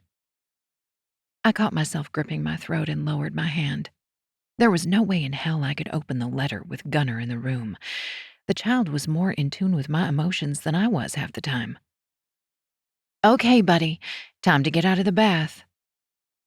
His little body tensed as if preparing to throw a fit, but when he looked at me, he sighed. Mama Thad? Nope, just tired. I'm ready for sleep. He scrunched his nose. In my bed? I don't think we'll both fit in your crib.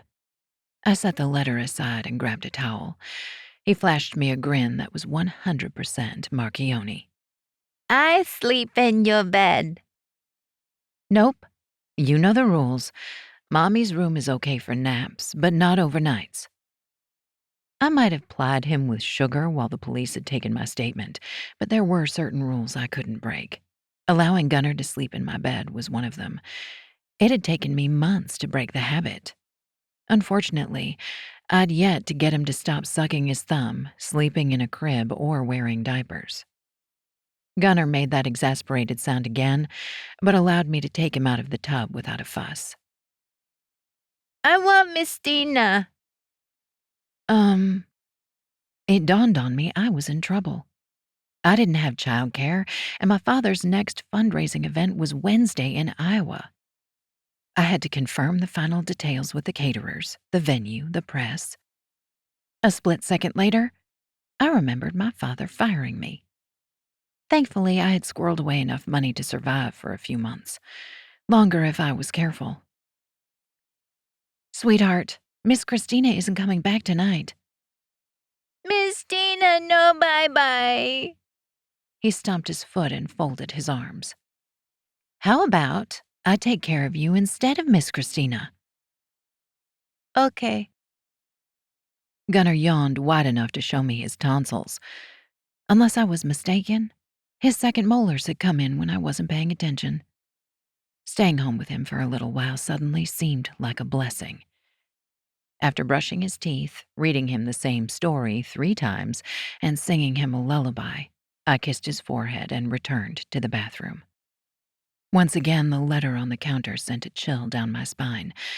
The first notes and packages from the nut job had arrived shortly after my father had announced his intentions to run for president. They'd started off fairly normal. Not that a stranger professing his love in graphic terms could ever be considered normal. As time went by and more stories of me and Harrison hit the news, the letters grew more threatening. The last 3 described how the author planned to kill me. As if that weren't bad enough, they appeared to be written in blood. I sank onto the couch, debating between opening the envelope and calling the private investigator my father had hired. Dad and Robert both agreed it was better to handle the matter quietly rather than going to the police. However, the PI had proved to be as worthless as tits on a bullfrog. I opened the letter and immediately wished I hadn't. Did you think I wouldn't see the pictures of you kissing another man? I've waited long enough. I'm coming for you and Gunner. Be ready for me, darling Dahlia. You will be mine, one way or another. Oh, God. Colors danced before my eyes, and even the dim light stabbed at my pupils. My stomach clenched a millisecond before pain blared through my head. It took all of my strength to turn off the lamp. I couldn't focus on a single thought, but that didn't stop my brain from spinning out of control. The stalker is close. He saw the photos, wrote the letter, and stuffed it in my mailbox within an hour. He threatened Gunner. I should call the police. But the media and Dad's campaign. I can't. The timing will seem suspect, like I'm making it up. My phone rang and scared the ever-loving crap out of me. I fumbled with the damn thing and hit answer without checking the caller ID. Hello? Dahlia, this is Robert. He could have cut diamonds with his voice. Hard, cold, and sharp. I just received a call from the New Orleans chief of police. With everything going on, I'd forgotten to warn my dad about Christina's 911 call and the subsequent interview and report. I was going to call, but I had to get Gunner down first, seeing as I no longer have a nanny. Yes, well, once again, you have caused quite a problem for your father. I could all but hear him pacing. I received another letter from the stalker. This is after the package and the phone call. He sighed and spoke to me in a chiding tone. You know the procedure. Email photos of the notes and items to the PI. This one feels different. With all due respect, Dahlia, this is nothing new. If this person wanted to hurt you, I'm sure they would have done it by now. Thanks, really. Thanks for your compassion.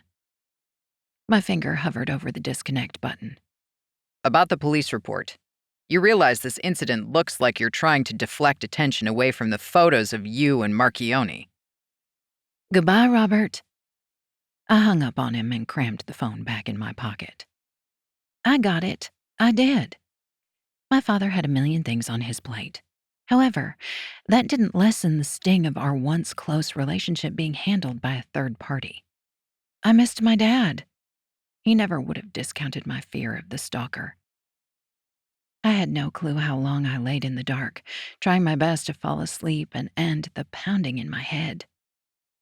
At some point, I must have drifted off because I woke to the dulcet sounds of Gunner screaming. Moving slowly, I forced myself upright and made my way down the hall. It took my migraine-addled brain a moment to realize something was wrong, and another to figure out what it was. My heart leapt into my throat. Gunner's bedroom window was open, and the nightlight illuminated muddy footprints on the pale blue rug beside his crib. Someone was in my house. A reporter? The stalker? Oh, God. Every horrid word he'd ever written to me flashed through my mind. The threats, the promises, the twisted professions of love. Scooping Gunnar into my arms, I whispered, "Shh, it's okay." He continued to wail. I had to get to safety, but how? I had two choices: climb out the window and risk falling and hurting Gunnar, or go back the way I'd come and possibly run into the intruder. I couldn't hear myself think over the crying child, and that posed an entirely different problem. Gunnar was like a human air horn. The stalker could easily follow the wailing baby. Gathering my courage, I threw a quilt over his head, tucked it in around him, and pressed him against my chest. One hand on the window frame, I eased my legs over the sill, jumped, and royally screwed up my landing. My ankle bent at an angle that sent a jolt of pain from my toes to my right thigh. Tightening my grip on Gunnar, I went down hard, but managed to twist my upper body and avoid crushing him. Without my hands to break my fall, my shoulder took the brunt of the damage. Gunnar's screams ratcheted up from distress to all-out terror, high and shrill. The silhouette of a man, a large, terrifying man, stared down at us from the window.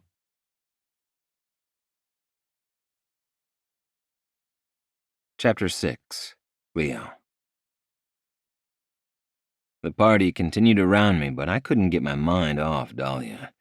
Long ago, a psychology professor told me that it took great insight or great pain for people to change. Which had Dahlia suffered to turn her into someone who would lie about a sick child? While I hadn't seen Dahlia in a little over a year, we'd been fixtures in each other's lives for 10 times as long. We'd met as college freshmen. I'd known her during her sorority phase, her rebel without a clue phase, and her sexual exploration phase. I'd held her when some jackass broke her heart, when she'd failed chemistry, and when she peed on the stick that told us we were going to have a baby.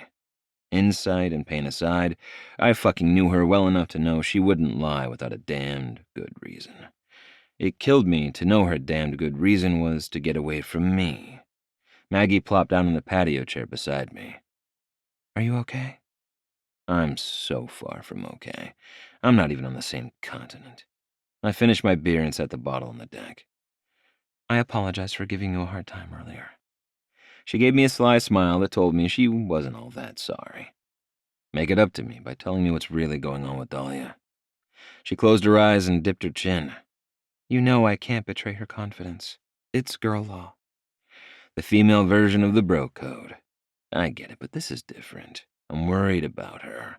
She wasn't herself tonight. I needed a better argument that might hurt feelings if I expected Maggie to spill it. If the paparazzi's freaking her out, we can handle them. Pops has connections. Papa Joe's connections can't help this time. She drew a breath as if to say more, but shook her head and sighed. All you can do is let her know you care. What the hell, Mags? I glanced around to make sure Gabe hadn't heard me raise my voice to his wife. I need to know if something serious is going on. You two haven't seen each other in quite a while.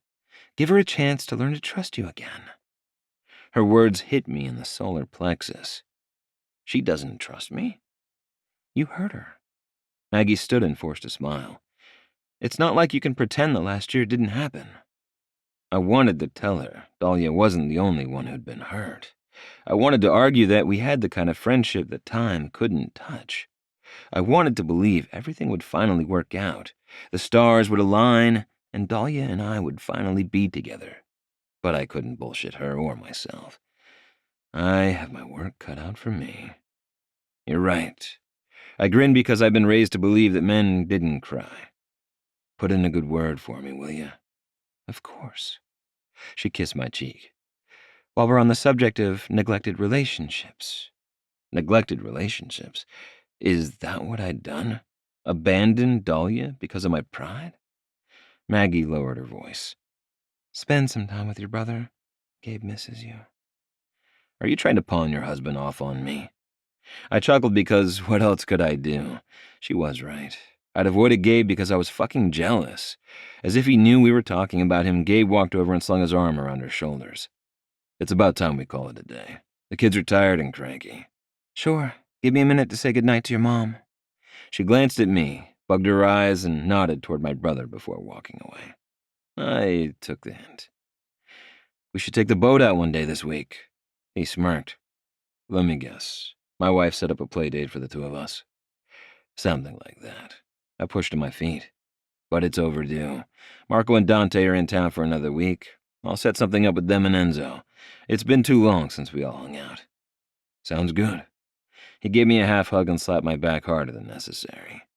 I'd planned to wait for Stuart to return from dropping off Dahlia, but the kiddos weren't the only ones who were tired and cranky. Besides, I intended to take Maggie's advice and work on rebuilding Dahlia's trust, which made pumping the guy for information counterproductive. An hour later, I'd said my farewells and made the short drive to my place in the quarter. The second I walked in the door, I knew I had a problem. After spending the day surrounded by people, the place felt empty. The click-clack of dog paws and hardwoods filled my ears. A split second later, I was surrounded by 3 fluffy poodles.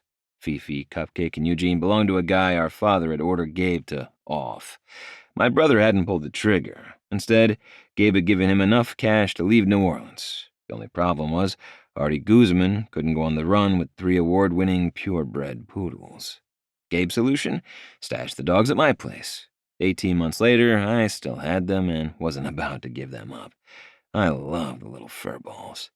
After a quick walk so they could do their business, I filled their bowls with the boiled chicken and brown rice I'd made the night before.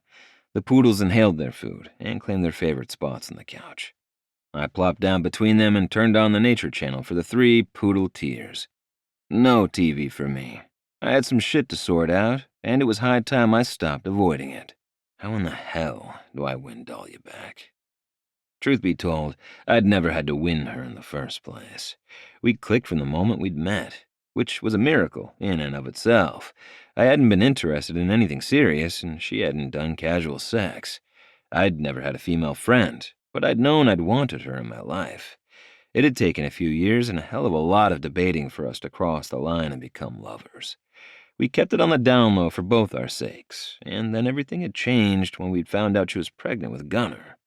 Before we'd had a chance to recover from the surprise, my brother had been murdered. What I needed was a way to remind her of how we used to be. Scratch that. I needed a way to show her how great we could be now. A fresh start, a clean slate, a new fucking beginning, without all of the baggage. Easier said than done. My ringing phone interrupted my trip down memory lane.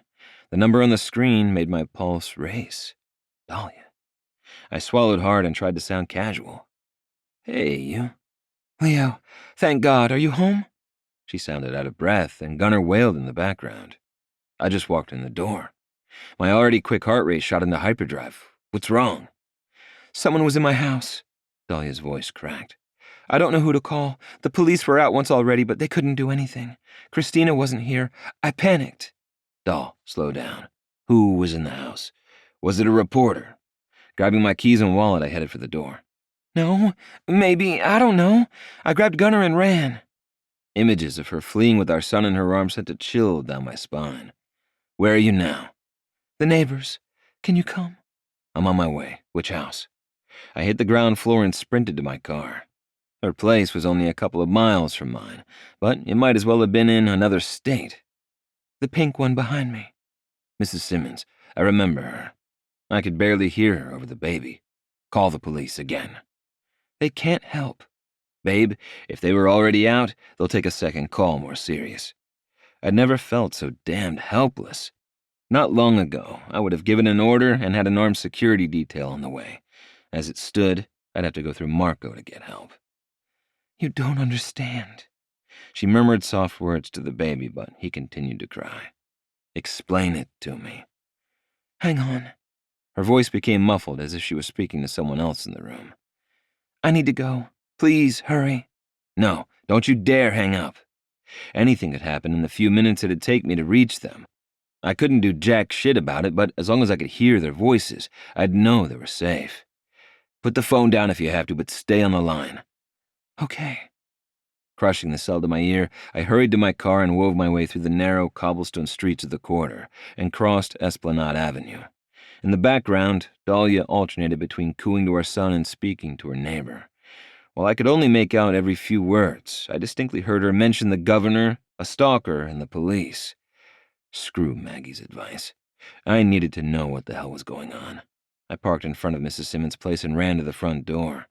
The voice in the back of my head shouted to look for reporters or stalkers or whoever the fuck had terrorized my family, but I didn't have time to worry about cameras or tabloids. And if I ever got a hold of the person who had broken into her house, I'd kill him with my bare hands. Mrs. Simmons opened the front door as far as the chain lock would allow. "I'm Leo. Dahlia called me." The elderly woman nodded. "She's in the parlor."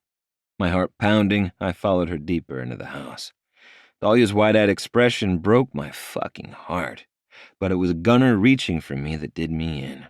The little guy's face was red and wet with snot and tears. I took him into my arms without hesitation. "Hey, little man, I've got you. Everything's going to be okay." Gunnar nodded and rested his head on my shoulder. Except for the occasional hiccup and shuddered breath, he quieted. "I'll give you young folks some privacy." Mrs. Simmons shuffled out of the room. Dahlia stared. "Thank you. I couldn't get him to calm down." "He's probably picking up on your stress." I rubbed his back and did the bob and weave maneuver he'd liked since he was a newborn. "Talk to me. What happened?" She nodded to the toddler. Mom signaled for watch what you say. "We had an unexpected visitor. I didn't know he was coming over. He woke Gunnar up." Our son pulled back and wiped his face. "Mama scared me. We fell down." She murmured, "We left through the window." I'm sure she didn't mean to scare you. I needed to have a grown-up conversation with Dahlia, but I couldn't bring myself to peel him off of me. She dipped her chin and drew a shaky breath, and once again I reacted without thinking. Wrapping my free arm around her, I drew her into an embrace, or tried to. She let out a pained breath and tensed. "What is it? Are you Hurt?" I stepped back and looked her over for the first time. Dahlia's hair was snarled, grass stains and mud covered one shoulder, and her pajama pants were torn. Her bare feet were dirty and scratched to hell, and her ankle had swollen to the size of a grapefruit. Christ, how is she still standing? That needs to be checked out. It looks worse than it is. I motioned to Mrs. Simmons' living room. "Sit down. I'll get you some ice." "Really, it's fine." She wrapped her arms around her midsection. I glanced at our son. "For fun's sake, doll. Stop being so stubborn. You need to report this." Gunnar popped his thumb out of his mouth. "Fun's sake, Mama?" I grinned at him despite my foul mood. She looked anywhere except at me. "The last thing any of us need is for this to hit the news." "You mean it's the last thing your father needs?" She sighed. "Think about it, Leo.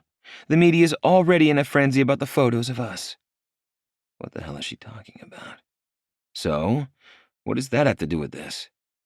"Best case scenario, it'll look like a publicity stunt to shift the focus away from the photos. Worst case, the media will somehow tie it back to you and your family's business." Great. Just fucking great. I'm going to be treated like a mobster, but have none of the perks that go along with being one. I forced myself to check my baggage at the door and focus on Dahlia's needs for once. "I heard you mention a Stalker to Mrs. Simmons. Tell me what's going on." "I will, but not tonight." I seriously needed to have that chat, but I didn't want Gunnar to repeat my words until the end of time. "Mrs. Simmons can keep an eye on the little guy for a few minutes."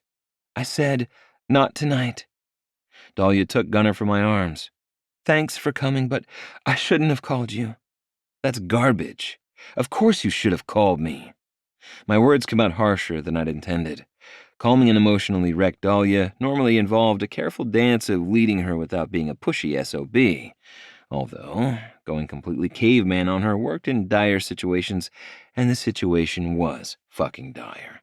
She hung her head. "You should go. We'll be okay here until tomorrow." Like help. Like help. You need my help. Damn it. She's retreating. Screw it. Time for Neanderthal mode. You're coming home with me. "Leo House?" The kiddo held his hands out and wiggled until Dahlia gave up and handed him back to me. He placed his chubby hands on my cheeks. "Can I come?" Unsure how to answer, I met Dahlia's gaze. She glanced from Gunnar to me and sighed. "That's not a good idea." A better man would have respected her wishes, but I figured if I were going to be treated like scum for the rest of my life, I might as well earn it. And using a child to manipulate his mother was as low as I could get. "You're right, it's not a good idea. It's a fantastic idea." I pulled my head back and grinned at my son. "Right, buddy?" "Right." The burst of enthusiasm seemed to use up the last of his energy. The little guy rested his head on my shoulder, drew a deep breath, and stuck his thumb back into his mouth. Her eyes widened. "That wasn't fair." "You're right." I leaned closer to Dahlia and lowered my voice. "But think about this logically. No offense to Mrs. Simmons, but I doubt she'll be much help if your visitor comes back. You're exhausted. You'll be safe at my place." She rested her hand on Gunnar's back. "Only until I figure out another alternative." "Good enough. For now. Let's go."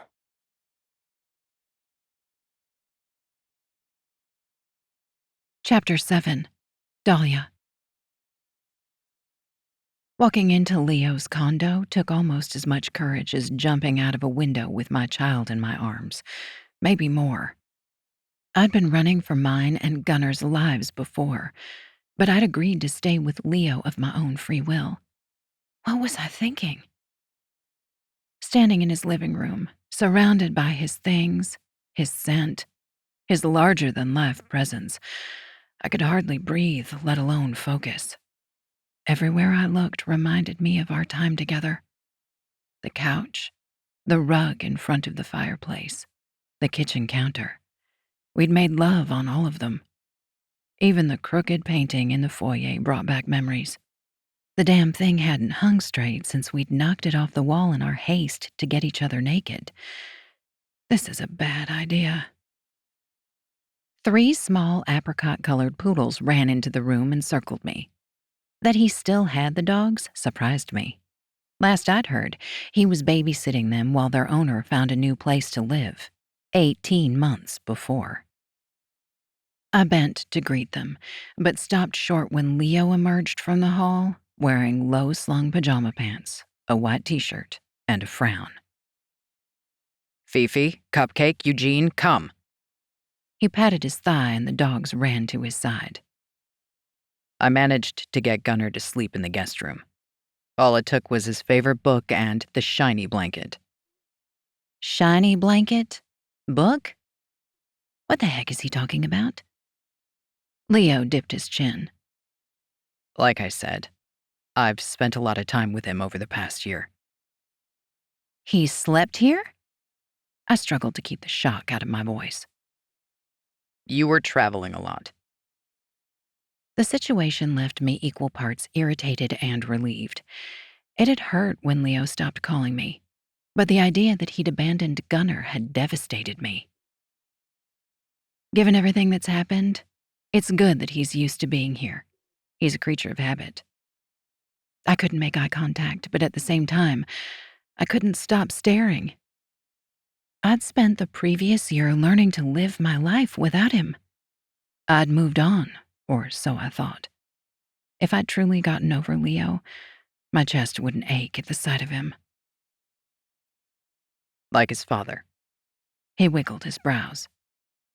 I needed to navigate the conversation to neutral territory. I'm surprised you still have the dogs. Me too, but the little rodents grew on me. He held up one finger and the poodles sat and waited for him to give them a treat. Between you and me, I hope Artie forgot where he left them. Will they be okay around Gunnar now that he's not a baby anymore? Toddlers can be grabby, and poodles can be nippy. Leo pressed his hand to his chest as if I'd offended him.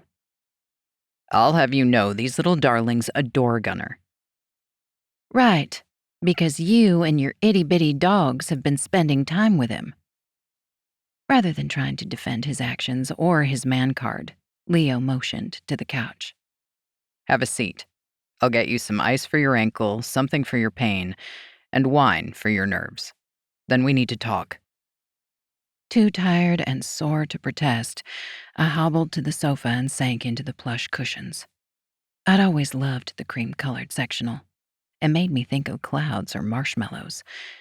That is, if clouds or marshmallows smelled like Leo Marchionni. Citrus, fresh-cut lumber, and homemade sin. Are you sure you don't need to see a doctor? He handed me a bottle of ibuprofen and 2 glasses, one filled with water and the other wine. There are a few in town that still owe my family favors. I can arrange a house call. I'll make an appointment tomorrow if the swelling isn't down. I swallowed the pills as he walked back into the kitchen. What happened tonight? Leo filled a large baggie with ice and wrapped it with a dishcloth. It's a long story. I rested my head against the cushions and closed my eyes. I needed sleep, not more conversation that would likely end in an argument. Christina caught 2 reporters looking in the kitchen windows. She called the police, but left before they arrived. Left? He sat on the short side of the sectional, half facing me, and the dogs curled up beside him. She quit. I didn't bother to tell him she'd had a conversation with my father's right-hand man. That little detail wasn't pertinent, and it'd only piss him off. I can't believe she quit without a word. I'm the one who hired her, remember? I didn't quite remember it that way. He'd given me her name and references, but I'd made the decision. Or had I? Did you know her before she started working for me? I wouldn't have trusted her with our son if I hadn't. I felt like a complete idiot. Leo hadn't had to twist Christina's arm to see Gunnar. She had to know the truth. I'll add her to the growing list of people who know you're his dad. He sucked air between his teeth and nodded. Sorry. Go on.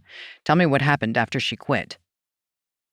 I would have preferred to pick an argument with him rather than relive the events of the previous few hours, but he needed to understand the situation. Gunnar and I went through our normal nighttime routine. After he was asleep, I crashed on the couch. I woke up to him screaming and went to check on him. That's when I noticed his bedroom window was open. Was it broken? Leo's spine stiffened and his nostrils flared. I didn't see any glass on the floor or sill. I hadn't had time to consider how the intruder had come through a normally locked window that sat a half-story off the ground. But there were muddy footprints on the rug beside Gunnar's crib. He looked away and nodded as if to himself. I'm guessing the guy didn't know it was the nursery window. It's dark on that side of the house, and the only one without bougainvillea growing beneath it. I thought about the layout of my house and the landscaping. If I had to choose a way to break in, Gunnar's window made sense. I guess, but I don't understand why it was unlocked. It was a nice day. Christina could have opened the windows to air out the house while you were gone. I hate to think of what would have happened if Gunnar hadn't woken up. Leo scratched his jaw. That's another reason I doubt the intruder knew it was the nursery. Scared kids make a lot of noise. You're right. I was worried the intruder would follow Gunnar's screams and finish the job. Leo's expression darkened. Tell me about your stalker. Gulping down my wine, I debated how much to share and decided to tell him everything. The letters started after my dad announced his candidacy. At first, the guy complimented me, said my beauty was an asset to my father's career. They changed when the media started covering mine and Harrison's relationship. He tightened his jaw hard enough to crack his molars. Changed how? The stalker wasn't happy that I was dating. The letters became more sexually explicit, and he made some threats. I fought to suppress a shudder, but failed. I'm pretty sure he was attending campaign events. He sent candid photos of Harrison and me together at rallies and fundraising dinners. Leo scratched the dark stubble on his jaw. He could be a reporter. I hadn't thought of that, but it made sense. You may be right. I couldn't imagine someone paying $1,000 to attend an event just to scare me. He rubbed his thumb on the pads of his fingers over and over again. He did the same thing when considering the odds at the blackjack table. You said the psycho sent packages? I lowered my gaze. It was mostly cheap jewelry and lingerie. He'd follow up with notes asking if I'd worn his gifts. None of this was reported to the police? Scowling, Leo stood and paced the room. 3 apricot-colored heads popped up and watched him. My dad and Robert thought it would be better to handle the matter internally. They hired a private investigator, but he hasn't been able to find anything on the guy. He opened his mouth, likely to make a nasty comment about my father, but he snapped it shut and shook his head. When was the last time you received a letter or package? I'd expected the question, but didn't want to answer it. I was still woozy from the migraine, and my ankle throbbed. Leo hitting the roof wouldn't help either situation, nor would it calm my already frazzled nerves. Biting my lower lip, I shrugged. He stopped pacing and stared. Today? Yes. The stalker's threats echoed through my mind. He said he saw the photos of you and I together and was coming for me and Gunnar. Emotions played over Leo's features like frames on a slot machine. Disbelief, anger, disgust, fear, resignation, pity. Round and round they went as he studied me.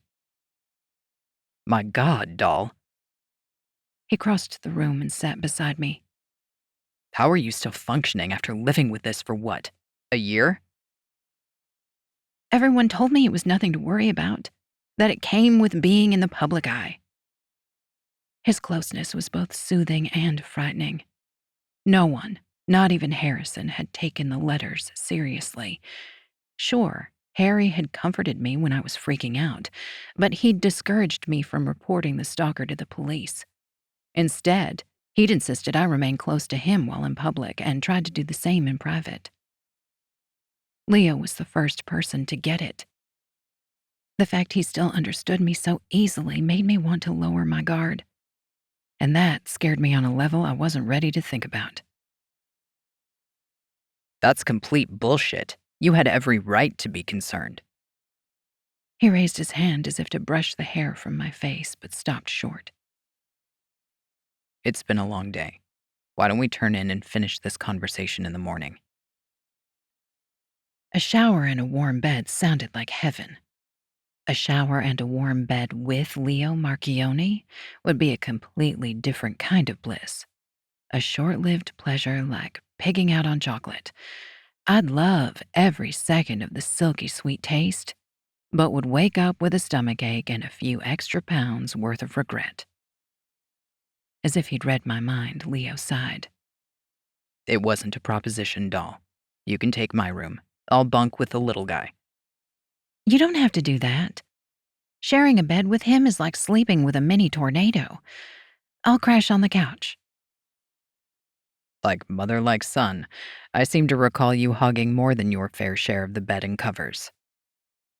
He chuckled, but the concern in his expression remained. Memories of the two of us tangled in the sheets flashed unwelcome through my mind. Suddenly, who slept where didn't matter as much as putting some distance between myself and Leo. He sighed. It's no big deal. He sleeps with me when he spends the night. No wonder I had such a hard time getting him to sleep in his room. I wanted to glare, but it took too damned much energy. Leo opened his mouth to speak, but I held up my hand. It's fine. Now that I know you're involved in his life, we can discuss things like potty training and bedtime routines. Every muscle in my body protested as I stood. I'll take the master bedroom. Can I borrow a pair of sweats? I'd love a shower. Your clothes are still here. You kept them all this time? I couldn't decide how I felt about that. On one hand, it was endearing. On the other, it made no sense. He'd avoided me for an entire year, but kept my clothes in his closet? I couldn't bring myself to throw away your toothbrush and girly lotion either. He scratched his rock-hard abs, flashing me his navel in the process. I'd always been a sucker for the dark line of hair that started at his belly button and disappeared beneath his low-slung PJ pants. Happy trail, indeed. Keep looking at me like that and we'll end up sharing a bed. Leo winked. I jerked my head up. I huffed. I left in such a hurry I didn't grab my purse or Gunner's diaper bag. He's going to need... He has some clothes, toys, and diapers here. Leo set his hands on my shoulders.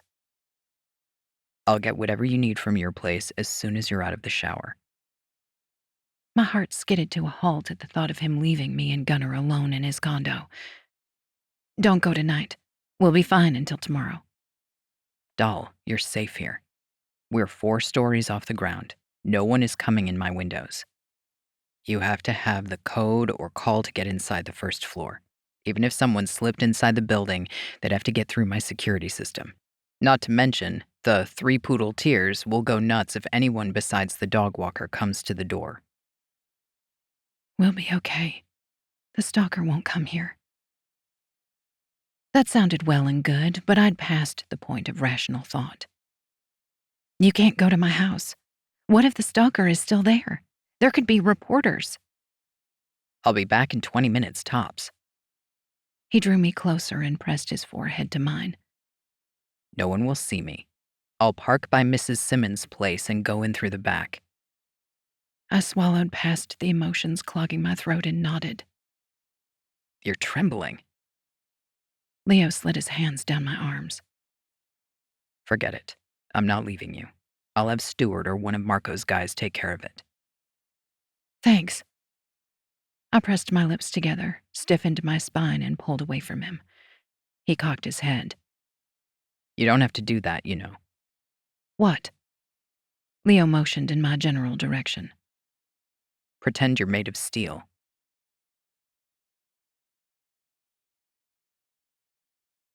Chapter 8. Leo. Sitting in the hall while the woman I loved sobbed in the shower was absolute torture. Over the past year, I'd experienced more than my fair share of frustration, helplessness, and wounded pride, but this topped it all. I pressed my hand to the door, closed my eyes, and whispered a prayer to the Virgin Mary for Dahlia. She might not have wanted my help, but she had it, and I didn't give a rat's ass who had a problem with it. Guard her. I pointed from the dogs to the bathroom. Fifi, Cupcake, and Eugene sat up and swiveled their heads between me and the door, but they stayed put. I poked my head into the guest room to check on my son. Gunner slept on his stomach with his thumb in his mouth. My rage threatened to bubble over when I thought about what could have happened to them. It took a sick man to threaten a woman and child. That Dahlia stalker had gotten so close to her and our boy was unacceptable. I won't let it happen again. I'll put the bastard in the ground, if that's what it takes. Easing from the room, I pulled myself from my pocket. Marco answered on the 3rd ring, but I could barely hear him over a crying baby. Leo, man, this better be an emergency. You woke Renata. I need your help. 1 sec. He spoke to someone else in the room, probably Nico, and the wailing grew softer. What's up? I drew a deep breath and told him everything I knew about the situation. Dahlia and Gunner are safe. They're staying with me tonight. He sighed the sort of sigh that told me I wasn't going to like what he was about to say. I'm sorry, but you know I can't get involved in this. Can't or won't. I couldn't keep the anger out of my voice. This is my family you're talking about. What would you do if some psychopath threatened to hurt Nico and Renata? I feel you, man, I do. He lowered his voice. But I can't put security on the governor's daughter, and if Calhoun's guy hasn't found anything on the stalker, what makes you think I can? I'm not asking you to find him. He'll out himself soon enough. I bowed my head and prayed for the right words to make him change his mind. The guy came in through Gunner's window. Dahl saw footprints next to his crib. Damn. I'm desperate. Anything could have happened to them tonight. One favor is all I'm asking. For my son. Are you finally going to tell the family he's yours? A year and a half before, I'd screwed up. In a fit of anger, I'd let it slip to Marco about Gunnar. Since then, he'd hammered me about mine and Dahlia's decision to keep the boy's paternity a secret. I need to speak to Dahlia first, preferably when she's not terrified. How can I help? My chest tightened. I need one bodyguard, a shadow to keep an eye on them when I can't. This psycho broke into her house. He's close. It won't be long before he tries something else. The media frenzy around Dahlia complicates things. I'd rather not out one of my guys. It jeopardizes their ability to do their jobs. I get that. What about Stewart? Can you put someone else on Ma for the time being? Good idea. His tone softened. We aren't due back in Palermo for another week. I'll have him shadow Dahlia and Gunnar when you're not home until then. A week could work. I have a feeling the stalker will come at her again sooner rather than later. From what she's told me, the guy's getting desperate. Desperate means sloppy. Be careful. Will do. Thanks for this. It means a lot to me. Don't mention it. He huffed out a laugh. Figuratively and literally. I won't. Any chance you can send Stewart to Dahlia's place in Marigny to pick up her purse and Gunnar's diaper bag? She freaked out when I tried to leave earlier. Text me the address and a list of what they need. Marco remained silent for a long moment before he said, Something about this makes no sense. If the guy was out to hurt her and Gunnar, why didn't he? He had access to both of them. Now that the adrenaline had faded, and I could think straight, the situation did seem odd. You're right. It could have been a scare tactic. But to what end? No clue, bro. Marco sighed. I should have sent someone with her today. We protect our women. It's the first rule of this family. I understand. You're trying to keep me and the rest of us away from the mob. You're not making it easy on me. The pics of the two of you playing tonsil hockey will make it to Italy if Calhoun wins the election. Other families will think you have an in with the new president of the United States. I hadn't thought of it like that. Marco was doing his damnedest to break ties with the Cosa Nostra. If the other members of the Fratellanza thought he had an in with the president, they'd never agree to let him out. In fact, they'd likely drag us all back into the fold, whether we wanted it or not. Marco had continued talking, but I'd missed most of what he'd said. Stewart is one thing. Everyone knows he works for Ma. My direct involvement is a different matter entirely. Right. Sorry, bro. I don't want to see you end up like... He hesitated, but it didn't take a rocket scientist to figure out he was worried I'd end up like him. God only knew what Marco had done, or ordered others to do since taking over as capo. This is the only thing I'll ask of you. I swear it on my life. The weight of my words sat heavy on my shoulders. It had better be. He cleared his throat. A favor here and a favor there, and before you realize it, you're up to your ass in the business again. That's the last thing I want. And on that note, time to change the subject. By the way, Maggie guilted me into spending some time with Gabe. What do you say to getting the rest of our knucklehead brothers out on the water one day this week? Fishing and beer? As if you have to ask. Marco sounded like his old goofball self for the first time in over a year. I'd miss this side of him. Great. I'll touch base with Enzo and Dante and let you know when. So, the sound of a door closing came over the line and Marco whispered, A little unsolicited advice? Do I have a choice?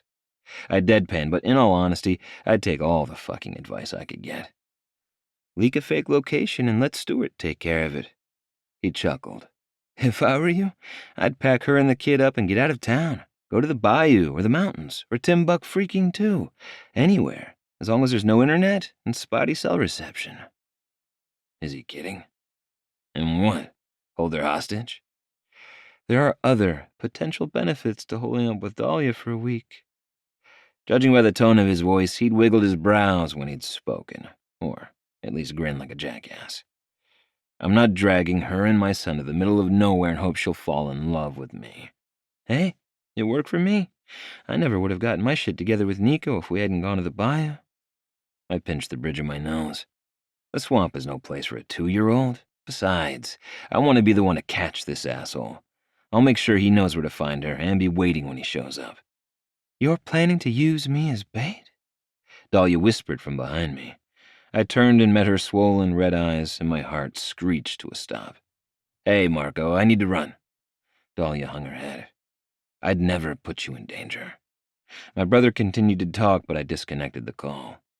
Marco and I were discussing leaking a fake location.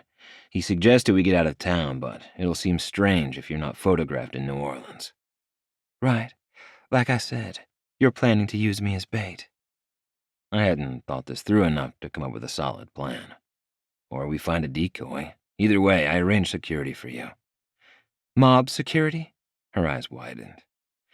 Yes, sort of. Damn it. No, this has nothing to do with the Cosa Nostra. It's between me and Marco. He agreed to put Stewart on you and Gunner for a week. Her frown deepened. You won't even know he's there. I don't like it. She pulled her robe tighter. Dahlia had more than enough on her mind, without me adding to it. However, that didn't change the fact she was in danger, and we needed a rock-solid plan. You said it yourself. The stalker is close by. Otherwise, he wouldn't have had time to drop the latest letter in your mailbox. The color drained from her face and her shoulders sagged. You're right. And if I have to have a bodyguard, Stewart is a good choice. He seems normal. I knew what she meant, but I quirked a brow anyway. My best shot at easing her stress was to keep her talking and, with any luck, getting her laughing. Define normal. She made a circling motion with her hand. You know, less like a muscle-bound bruiser. What do you have against muscular men? I folded my arms, making sure to flex my biceps in the process. Nothing, it's just... Dahlia stiffened, met my eyes, and dropped her gaze to my arms. Seeming to catch on to the fact I was joking with her, she smiled. Well, I balled my hands and execute the quintessential bodybuilder pose. Slight squat, fists 4 inches apart in front of my junk, chest, biceps, and shoulders flexed. I finished it off by scrunching my face and grunting. Nothing. I have nothing against muscles. Dahlia laughed, and my world righted itself. Now that we have that settled, I nodded to the kitchen. Hungry? Not really. Not even for the world's most outstanding breakfast food? She perked up. Do you have strawberries? Please, for the love of everything good and holy, tell me they haven't spoiled. I gave her an exaggerated smirk. Do I have strawberries? I'd love some French toast. I ran through my mental list of Dahlia's other favorites. How about some mimosas for the hot Momosa? Dahlia's face fell as if I'd heard her. What the hell did I do to cause that look in her eyes? Are you sure you're okay? Sorry, I'm tired and overly emotional. She waved her hand. It's just... that phrase reminded me of when Gunner was tiny. Shit. How do I respond to that? Apologize? Before I could puzzle it out, she walked into the living room. Dahlia curled up on her side of the sofa and stared out the windows at the city lights. I've always loved it here, but a 4th-floor condo with a rooftop deck isn't exactly toddler-friendly. I seated myself on the ottoman in front of her. The position was close enough to reach out and touch her, but not too close. I didn't want her to feel caged, or worse, like I was coming on to her. I had the place baby-proofed months ago. She glanced around the room and frowned. Still, I can't stay here. Before I could reply, her phone rang. Dahlia pulled the cell from the robe pocket, glanced at the screen, and furrowed her brow. It's Harrison. Just my luck. She'd managed to remember her damned phone. Answer it. She turned her body away from me. Hi, Harry. Harrison was bad enough, but Harry? The nickname made me want to vomit. I went into the kitchen to give her the illusion of privacy in the large open concept room. Sorry about that. I had no idea you were in New Orleans, let alone stopping by. Her voice shook. Someone broke into my house. I think it was my stalker. Stopping by at this hour? What the fuck? I pulled a pan down from the rack, set it on the stove, and pretended to be too busy to eavesdrop. I'm okay. Dahlia sighed and glanced at me. Where am I? Rather than helping her come up with an alibi, I turned to the fridge and pulled out the butter, eggs, and a pint of berries. I'm staying with a friend tonight. She frowned. No, it's okay. I don't want to wake Gunner. The longer she spoke to Harrison fucking Merriweather, the more it sounded like she was lying to a significant other, and the more my blood boiled. She'd said the douchebag had proposed marriage, but I didn't recall her telling me she turned him down, only that they were just friends. They sure as hell don't sound like just friends. Sure, tomorrow sounds great. She paused, glanced at me, and looked away just as quickly. But I'll have Gunnar with me. Christina quit. I'll keep an eye on him tomorrow. I made sure to speak loud enough that politician Kendall could hear me. Dahlia's mouth fell open. That? Oh, that was Leo. Resisting the urge to smirk, I cracked several eggs into a bowl. Fuck him. I bet he doesn't know French toast is her favorite comfort food, let alone how to make it exactly the way she likes it. By the time Dahlia finished the call, the French toast was ready.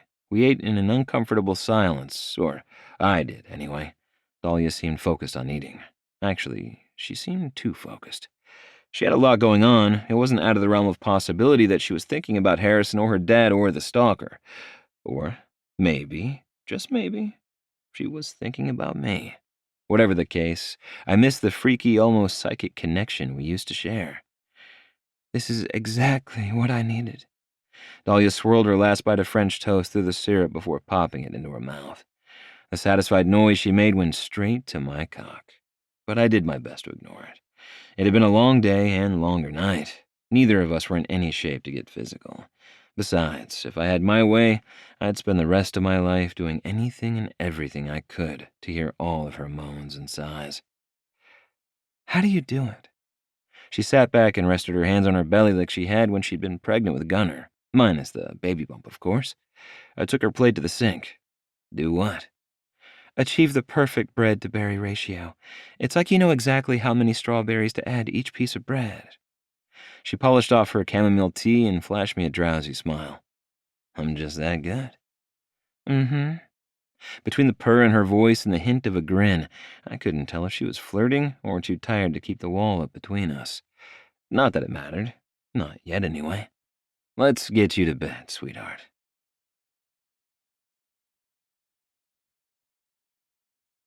Chapter 9. Leo. My plan was to take care of the little guy so Dahlia could sleep in. After what she'd gone through the previous night, she needed to take it easy. If she slept through the plan she'd made with Harrison fucking Merriweather, all the better. I'd replayed her half of the conversation with Harry a dozen times. She'd seemed surprised he was in town. Had he just happened to make an unexpected visit on the same night someone broke into her house? Coincidence? I think not.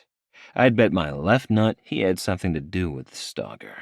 In fact, I wouldn't put it past him to have written the letters himself to scare her into his spray-tanned arms. Mama! Gunnar's frightened voice and subsequent cries snapped me back to reality. I set my coffee on the kitchen counter and hurried toward the guest room. Mama! The toddler sat in the center of the bed surrounded by poodles. His dark curls stood up in gravity-defying spikes, and his face was red and soggy from crying. I walked into the room and reached for him, but stopped when he shrank from me. Hey, it's okay.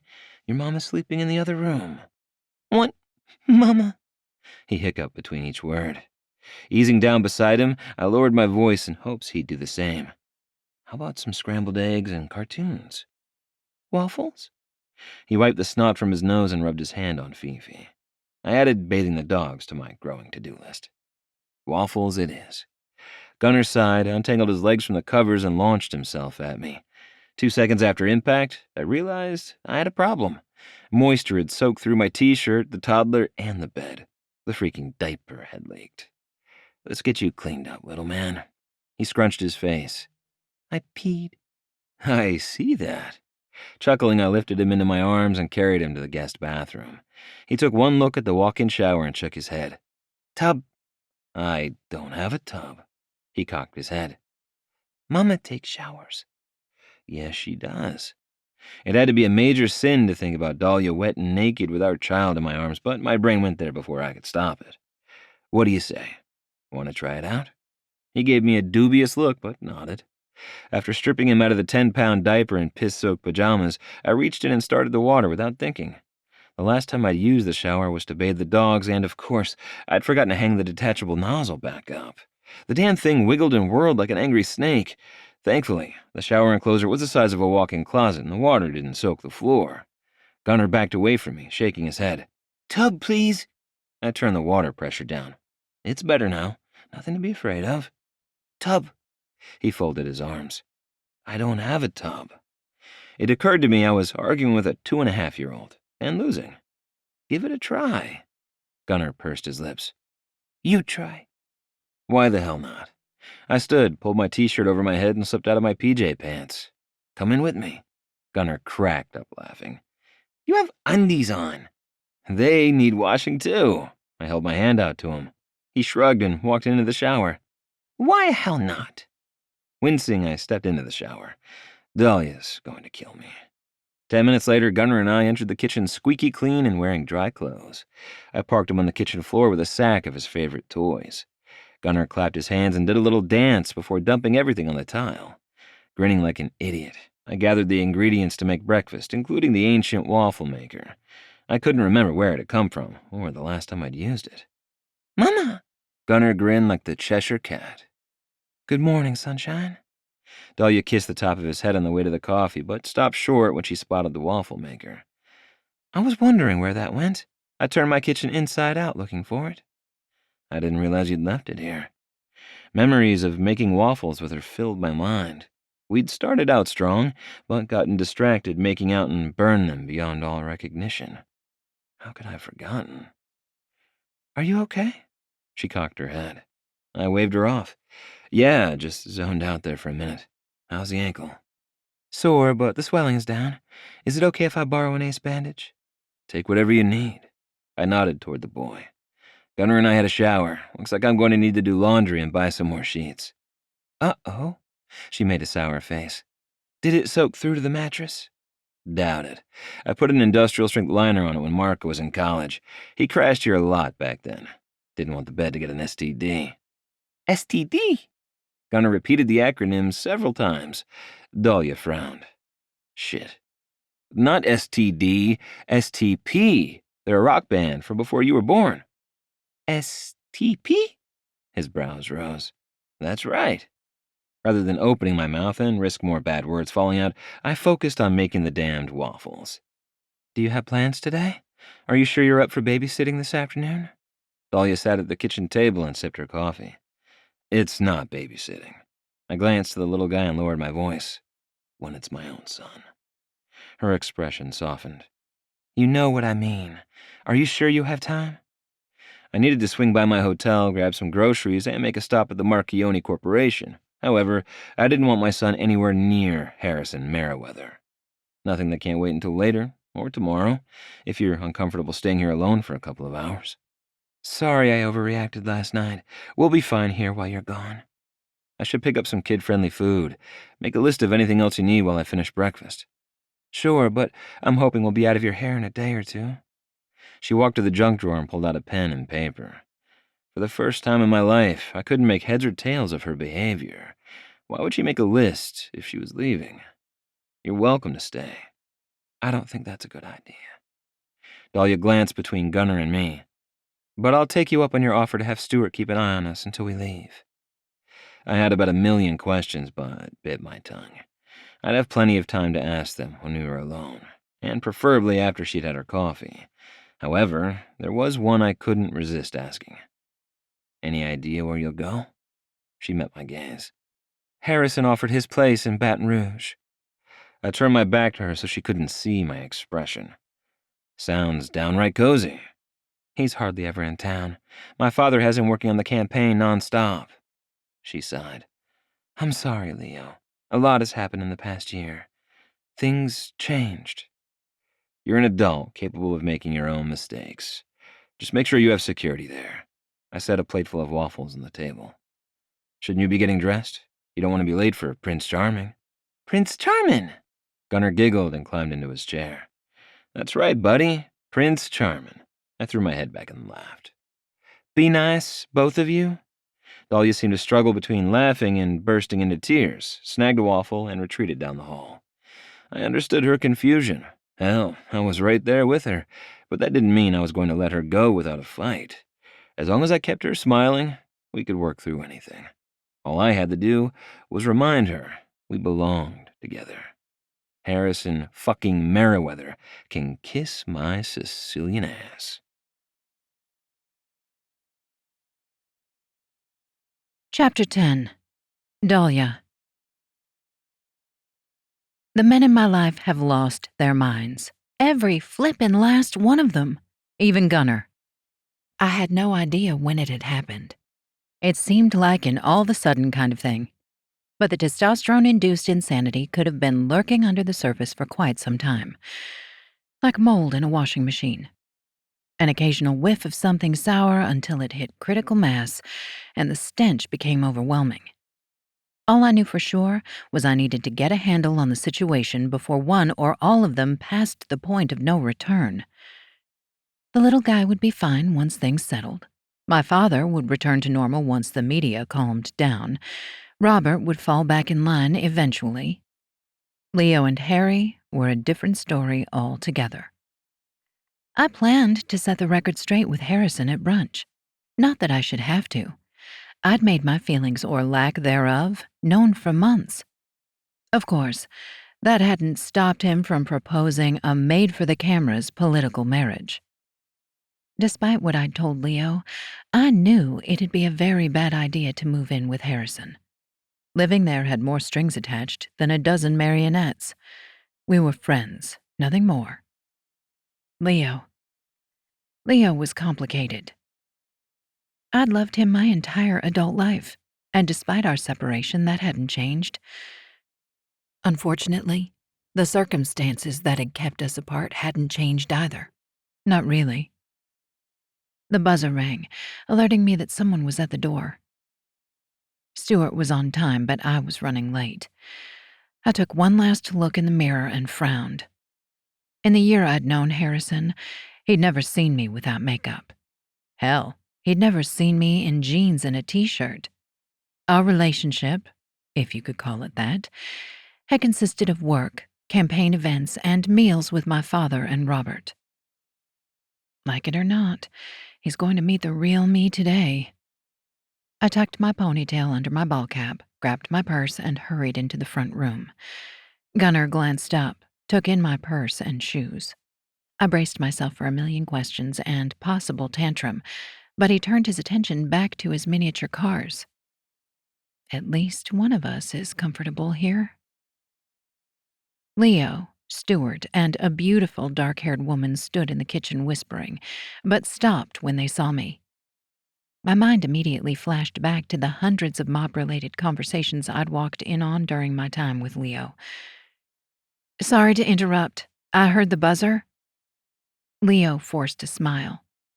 For a man who claimed to be out of the mafia, he sure as hell looked like he was up to something shady. We're discussing a plan to get you out of the building. The woman gave me a once-over and shook her head. It won't work. I'm a foot shorter and 20 pounds heavier than her. It'll work. Stuart held out his hand. The woman rolled her eyes, removed her hoodie, and pulled her hot pink t-shirt over her head. Thankfully, she wore a black thermal top beneath it, but the entire situation bugged me. Who was this woman, and why was she so comfortable here? Put this on. Hide the one you're wearing in your bag. Stuart tossed the shirt at me. I might have been slow on the uptake, but I wasn't stupid. The paparazzi had seen her enter wearing the hideous color. Let me guess. You're my decoy. I'm Beth, Stuart's wife. She smiled. And, yes, I'll be your stunt double this morning. Leo gave her a sideways hug, stole the cap from her head, and ruffled her hair. She's also my dog walker and quasi-personal assistant. That's nice. I stormed down the hall to change shirts. I'd only just met Beth and I didn't like her. Not at all. Which was ridiculous. It made 0 sense, but I was jealous. And not just a little bit. This was insert myself between the hussy and claim my man like a cave woman jealous. You okay? Leo walked into the bedroom without knocking and gawked at my bra-covered breasts. I should have covered them or turned my back. Instead, I took my sweet time dressing. Yep. He ran his hand over the back of his neck. It's going to be okay. We're all going to leave together. You and Stuart will go one way. Beth and I will take Gunnar and the dogs the other. I'm counting on them to make enough noise to create confusion.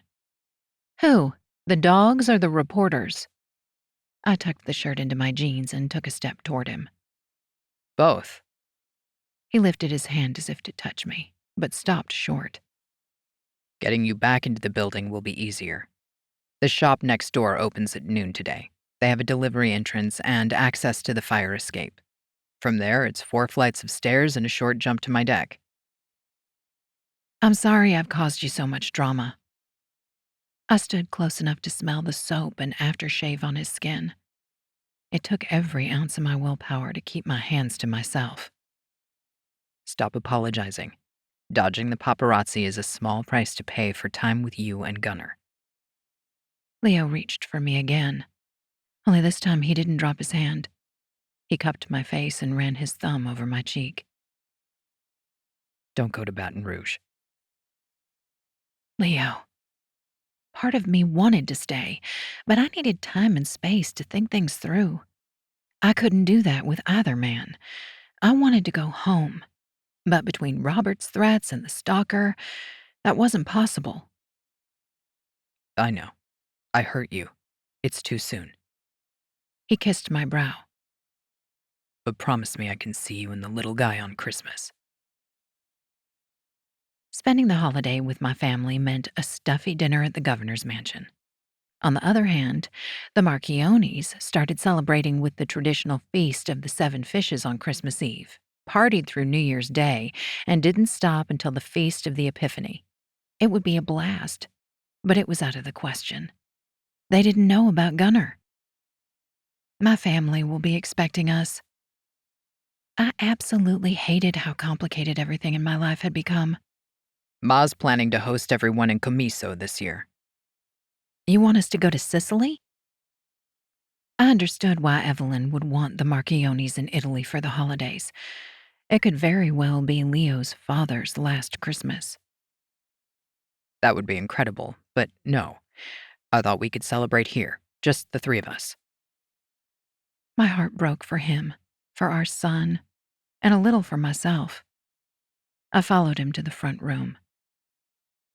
We could do breakfast and open presents before I go to my folks. Or, if I'm in Baton Rouge, I could bring Gunnar to visit you on Christmas Eve. Sure, that sounds great.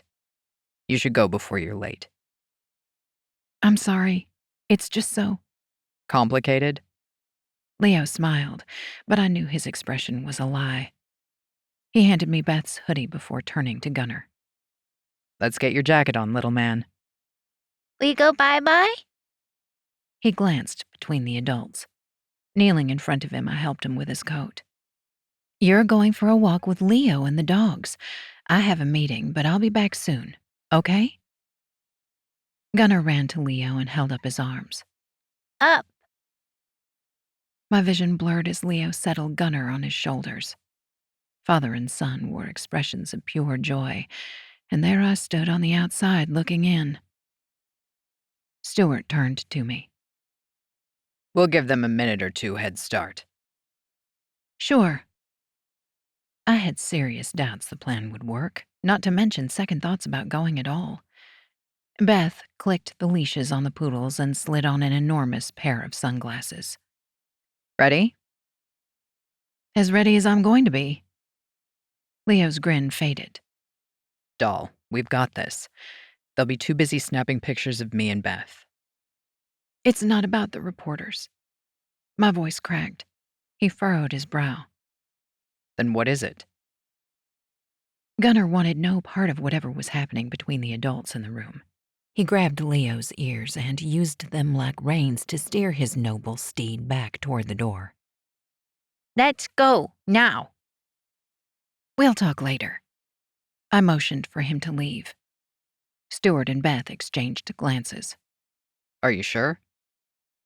Still frowning, Leo did a weird half-gallop, half-dance around the room, which sent the little one into a fit of laughter. Squaring my shoulders, I said, "Yes, let's do this." The plan went off without a hitch. The paparazzi snapped pictures and shouted questions at Leo and Beth. I hated that Gunnar was in the middle of the circus, but he didn't seem upset. If anything, he seemed to enjoy the chaos. I looped my arm with Stuart's and hurried in the other direction. I hate this. It's temporary. We're going to catch the guy who's harassing you. I arrived to the restaurant 15 minutes late.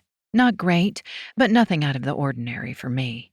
Since the reporters started circling, I hadn't made it to a single meeting on time.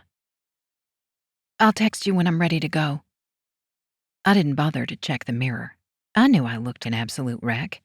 The funny thing was, I couldn't bring myself to care.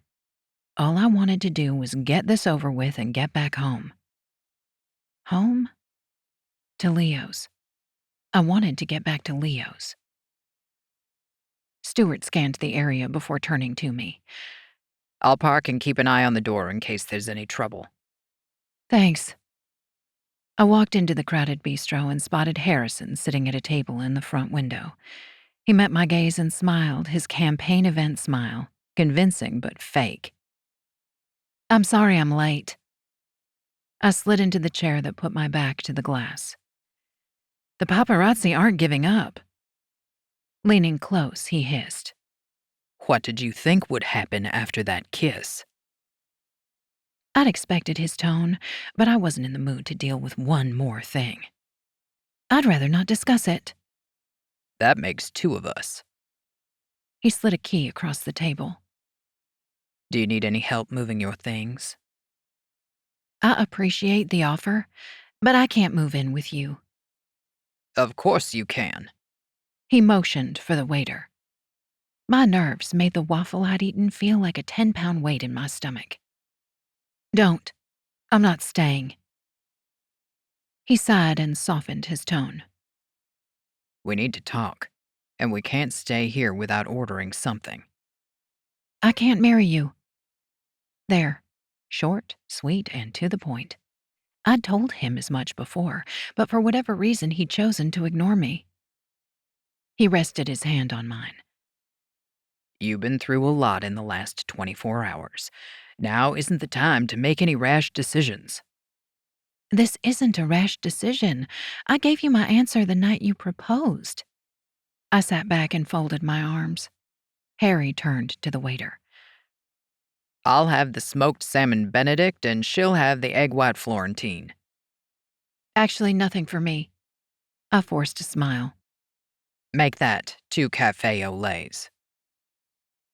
He handed the confused server the menus and turned back to me. His expression had gone from irritated to wounded. Is this about Leo Marchionni?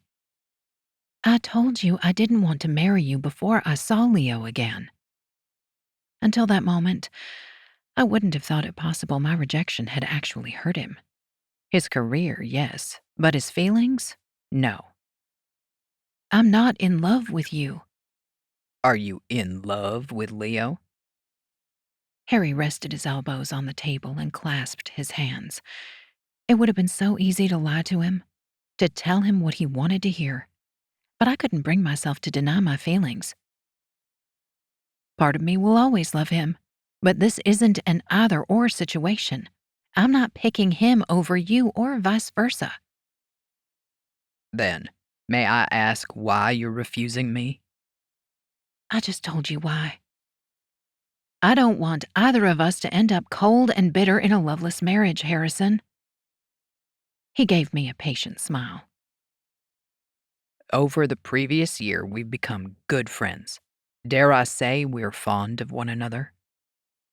I recognized the trap he'd set, but nodded. People in our world don't marry for love. It's a bonus when it's there, but it's not necessary. We're already ahead of the curve starting as friends. Who's to say we won't fall in love in time? Me? I've said it before and I'll say it again.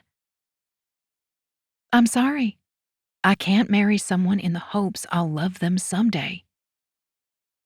He spoke through gritted teeth. We can make it work. Think about what this marriage would do for both of our families. Goodbye, Harry. I stood. He grabbed my hand hard enough to crush my knuckles. I'm not asking you to live a lie. We aren't your parents, Dahlia. What the heck is that supposed to mean? I couldn't believe he'd thrown that in my face. My parents had exactly the kind of relationship Harrison had proposed. My dad handled it well enough. My mom, not so much. You will do this, because you always do what's best for your father. Not this time. I snatched my hand back. You're going to regret this. Rubbing my fingers, I said, "The only thing I regret is coming here instead of telling you what I had to say over the phone." People turned and stared, but I didn't care. He'd not only crossed the line, he'd erased it. Harrison plastered on a fake smile and lowered his voice. Sit down. You're causing a scene. "We're done here." I marched outside. The Hawaiian shirt-clad reporter that had been waiting for me outside my house lowered his camera and gave me a quick salute. For all our careful planning, one paparazzo had caught on. Son of a bitch. Can this day get any worse?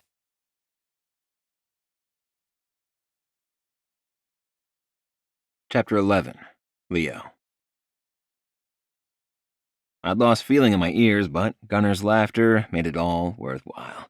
Besides, none was an improvement over the pain. Who knew 2-year-olds had such strong grips? The gaggle of reporters followed a few feet behind us. One snapped picture after picture, while 2 shouted questions. As I'd predicted, Fifi, Cupcake, and Eugene went ballistic. The 3 poodle tears barked so ferociously their front legs came off the ground with each yip. Big dogs might have bulk, but I'd wrestle with a freaking labradoodle any day of the week before I'd take on a pissed-off poodle. The paparazzi asked the same questions as they had the day before. "Dahlia, does the governor know you're involved with a suspected mobster? Did you call it quits with Harrison? Any news about your stalker?" I'd tuned them out until the blonde female asked, "Leo, Gunner looks a lot like you. Would you like to make a statement?" That one's kind of hard to ignore. Beth tightened her grip on the leashes and glanced from me to the boy on my shoulders. The resemblance is hard to miss. "Is it? I hadn't noticed." I glanced over my shoulder to make sure Dahlia and Stewart had made a clean getaway. "Ready to get rid of the paparazzi?" More than ready. She removed her sunglasses and turned to face the reporters. The photographer lowered his camera and let loose a string of curses. The blonde put him to shame with the colorful words coming out of her mouth. She might have looked like Polly-freaking Sunshine, but she had a not-safe-for-prime-time vocabulary. Language. Beth planted her hands on her hips and stared them down. You should all be ashamed of yourselves. There's a child present. Certain types of people thrived on conflict. As a general rule, it was better not to engage the internet trolls and gossip reporters of the world. However, Beth hadn't gotten the memo, nor had the poodles. The blonde paparazzi flashed a predatory smile. A child that has no father named on his birth certificate. I'd had enough, but there wasn't a damn thing I could do about it. I couldn't lay into the blonde with Gunner on my shoulders, nor could I set the record straight without talking to Dahlia first. "Let's go, Beth." The women continued their staring contest. I turned and walked back toward the condo. She'd catch up to me, or she wouldn't. I didn't care either way. I had things to do. Dahlia, turning me down for Christmas, had given me an idea. A rather brilliant one, in fact. The holidays were all about family. What better way to show her we could be a family than to take part in some of my favorite traditions? Beth jogged to my side. Want me to take the dogs on their usual route, or do you want company? I gave her side-eye. That depends. Are you going to ask me any more questions I can't answer? Beth's eyes widened before she shook her head. Nope, it's none of my business, but congrats. He's a lucky kid. I'm lucky.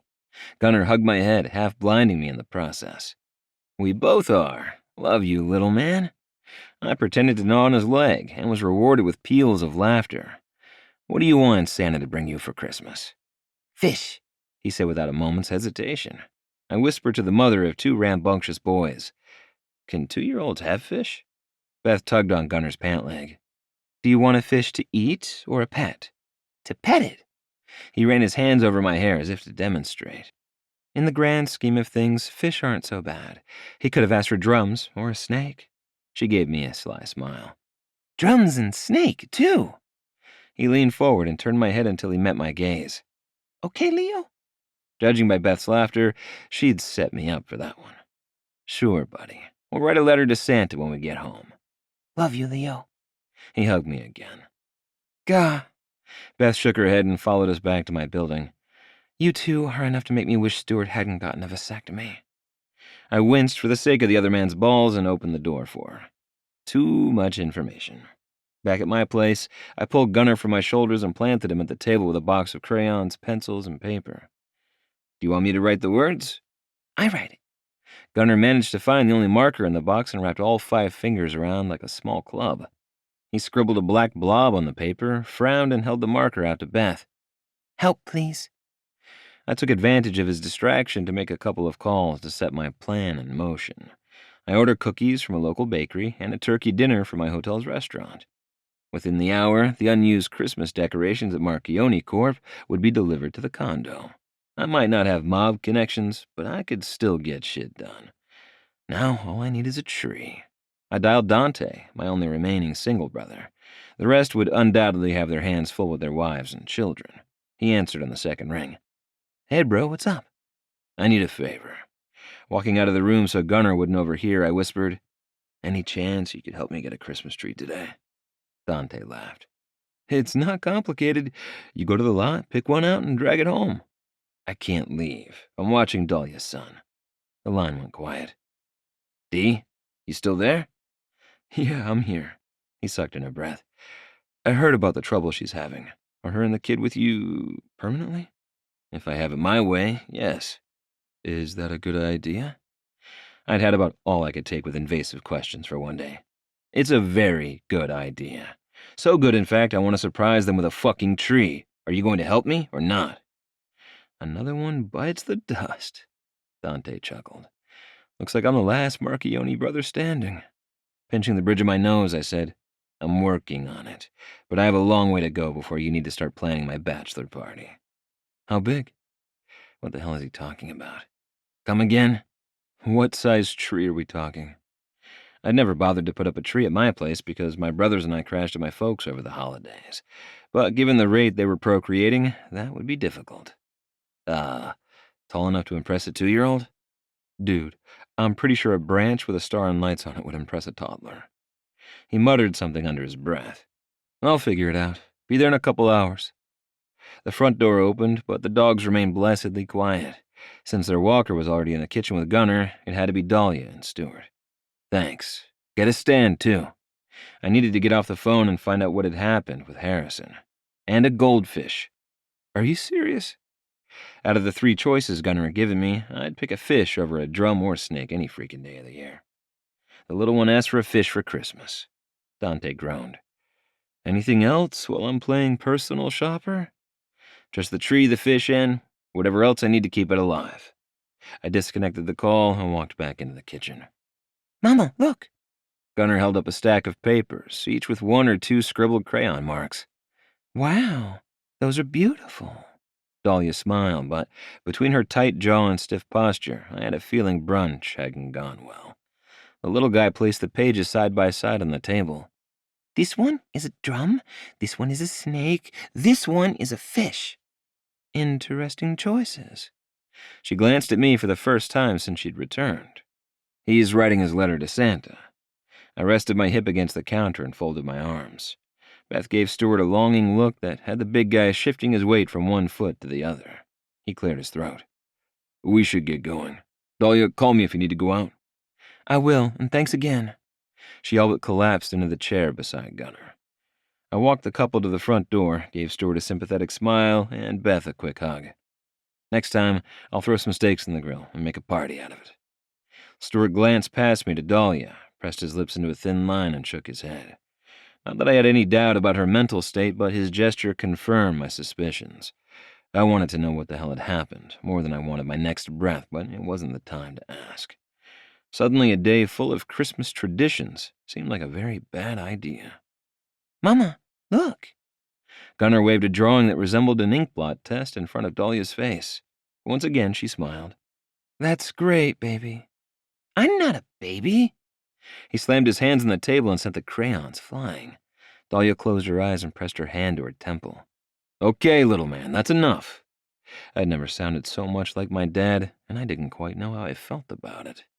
Gunnar narrowed his eyes, and I found myself in an Old West-style stare-down, each of us waiting to see what the other would do. Screw this. I'm his father, not his best friend. I lifted him from the chair.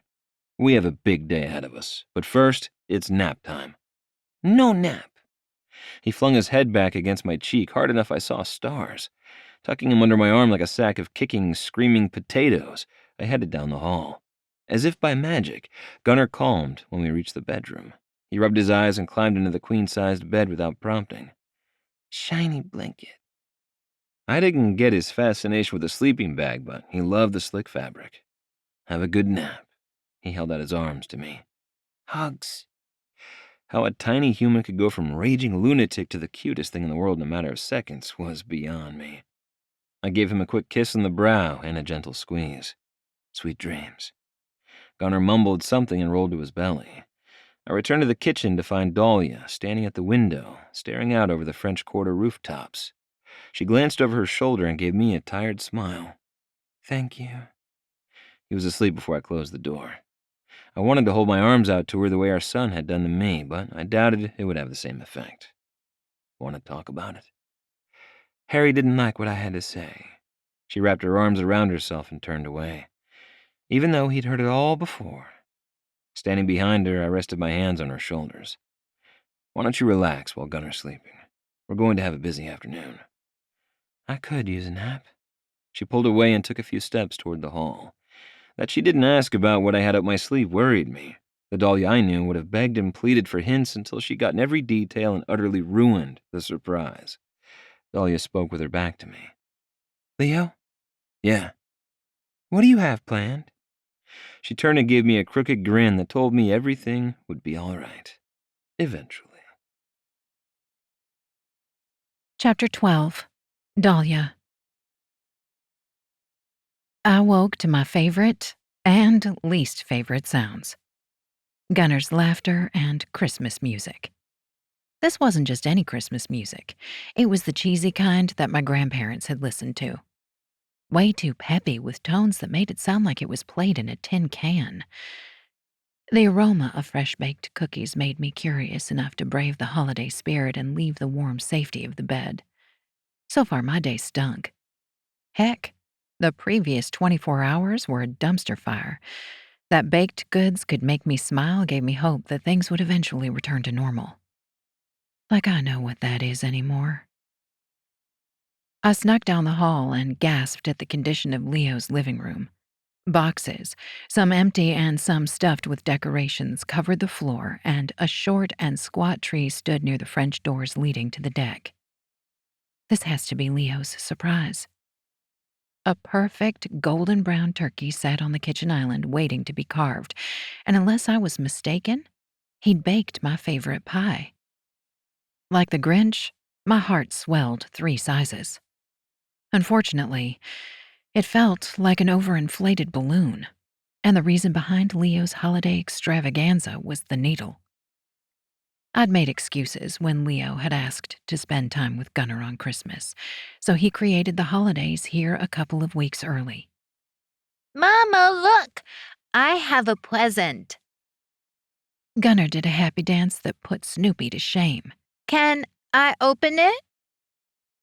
I told him he could when you woke. Leo gave me a bashful grin. I thought we could get a head start. I made cookies. Gunnar grabbed my hand and dragged me into the kitchen.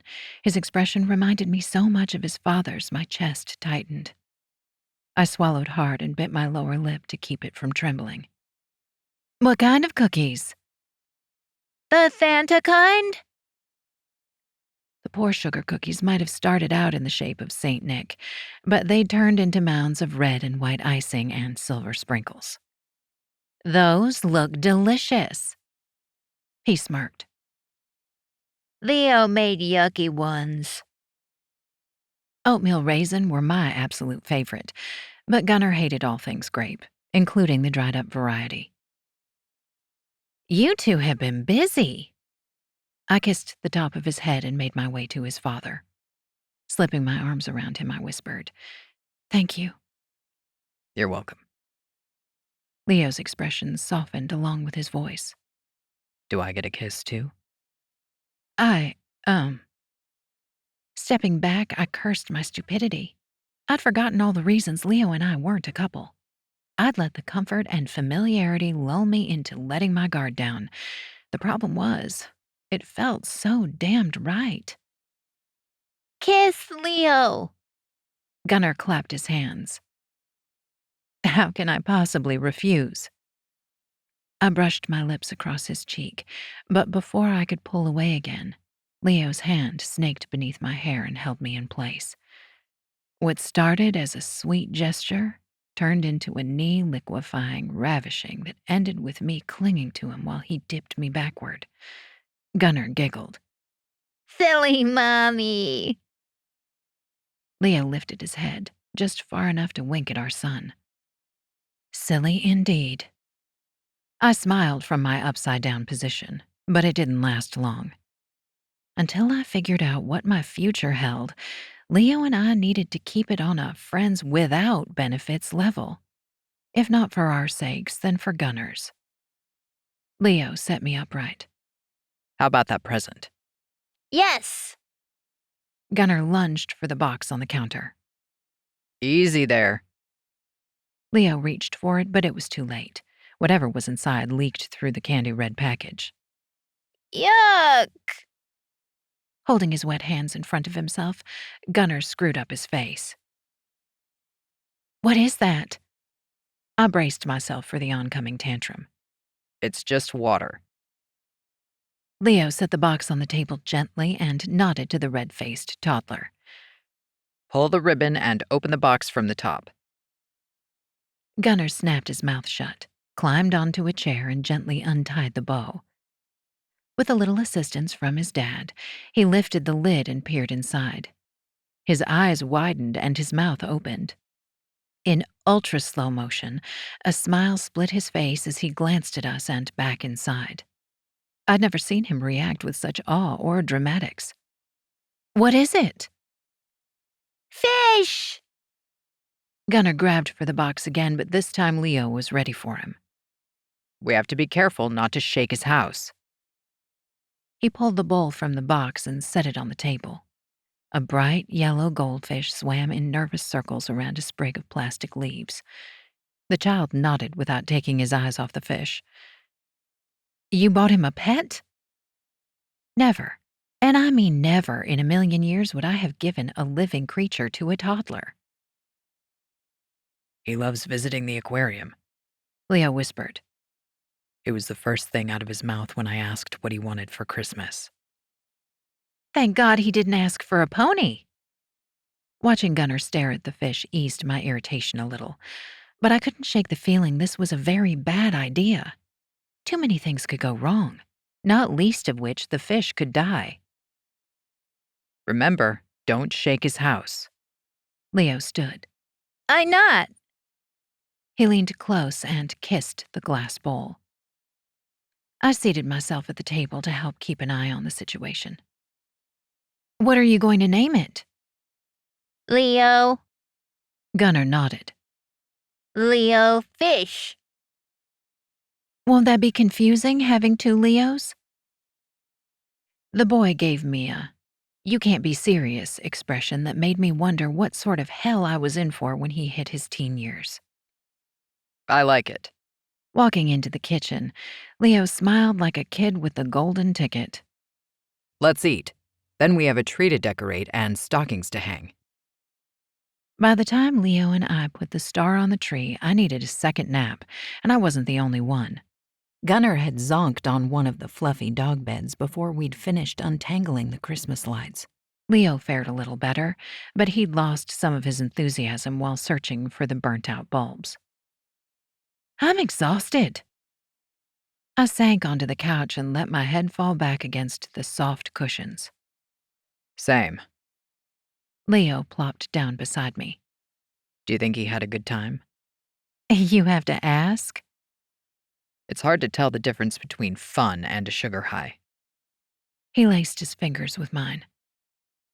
After the kiss he'd laid on me earlier, I wasn't sure how I felt about him holding my hand so casually. Part of me craved the sense of normalcy being with Leo brought. But the wounded little girl inside me was scared he'd hurt me again.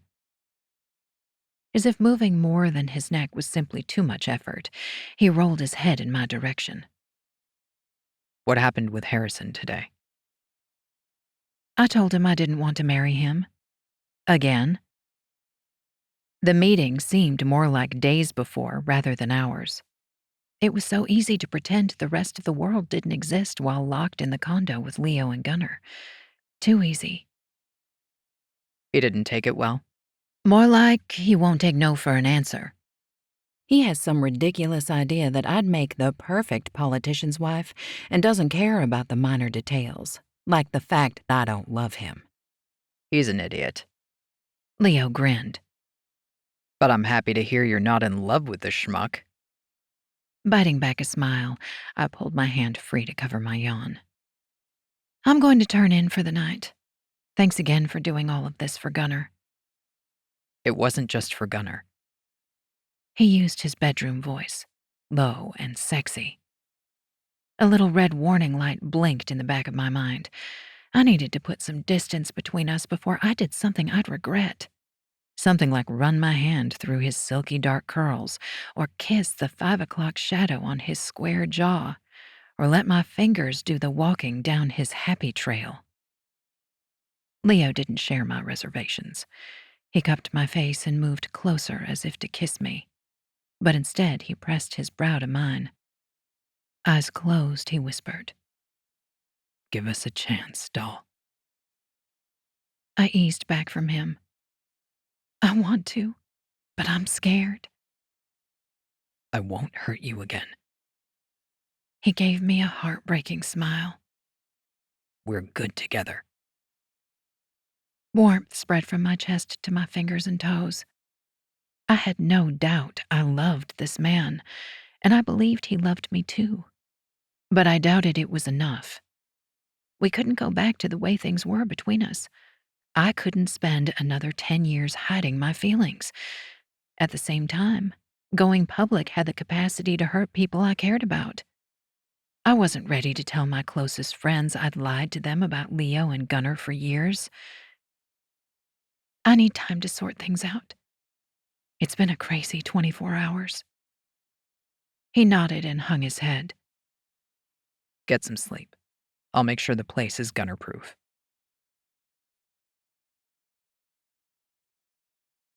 Chapter 13, Leo. As far as Mondays went, this one wasn't bad.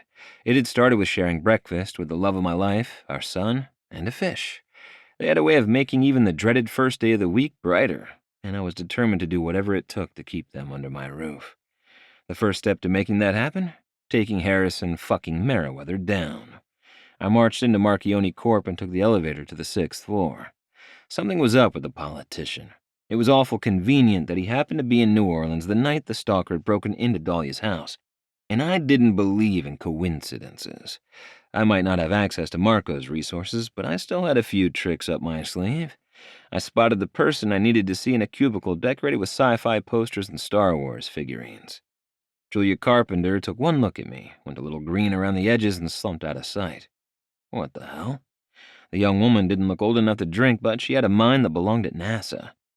I could never figure out why she worked for Marchionni Corp, but far be it from me to suggest she belonged elsewhere. Unfortunately, her brilliance didn't include social skills. I walked around the cubicle wall and peered down at her on the floor. Everything okay? Yeah, I lost a contact. It just popped out of my eye. She patted the ground several times before adjusting her glasses and returning to her chair. You wear both? I motioned to the thick black frames on her face. She stared as if I'd addressed her in another language. One is for distance and the other is for up close. What the heck? I didn't have the time or patience to sort out her behavior, so I cut straight to the chase. I need you to do some digging on someone. I want to know everything about him, including his whereabouts last night. Julia's eyes lit. That I can do.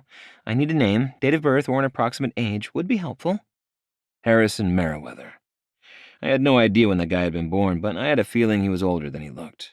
Late 30s, maybe. Her mouth fell open. The Harrison Merriweather? Not sure what to make of her response, I nodded. God help us if there were more parents out there who decided to saddle a kid with that horrid name. He's unbelievably attractive, like the perfect specimen of maleness. Her cheeks heated. I mean, he's not Marchionni hot, but yeah. Marchionni hot? That's new. Biting back a grin, I cleared my throat. See what you can dig up on the perfect specimen. I'll pay you overtime. Julia whispered. Is he in some sort of trouble? That's what I want you to find out. I folded my arms and gave her my best boss stare. I needed her to focus on the facts and not act like some sort of political groupie. She squinted at the monitor while her fingers flew over her keyboard. Harrison Cooper Merriweather, 46. Parents are... 46? He's 17 years older than Dahlia? Are you sure that's the right guy? She motioned me closer to the screen. It's him, but I would have pegged him for 35 at the most. He must have some George Clooney or Keanu Reeves genes. Working to keep my expression from showing my distaste, I said, I'd like to know when he arrived in New Orleans, where he's staying. I'll check flight records, but he lives in Baton Rouge. Chances are he drove down. She continued to type as she muttered to herself. Traffic cameras, license plate, hotel records. I need the info as you gather it. Julia gave me a quick nod without slowing her fingers or turning her head. 1 errand down, 2 to go. I left my family's high-rise office building in the central business district and wandered up Charters Street. Normally, I would have used the time to mentally run through my to-do list at the hotel, but I couldn't focus on anything except Dahlia and Gunnar and making sure they were safe. With Christmas right around the corner, the French Quarter was decked out with holiday decorations. I loved everything about the holidays. Spending time with my family, eating until I burst, and the days and days of traditions. Not to mention the tourists that flocked to the quarter. They were good for business and provided endless entertainment.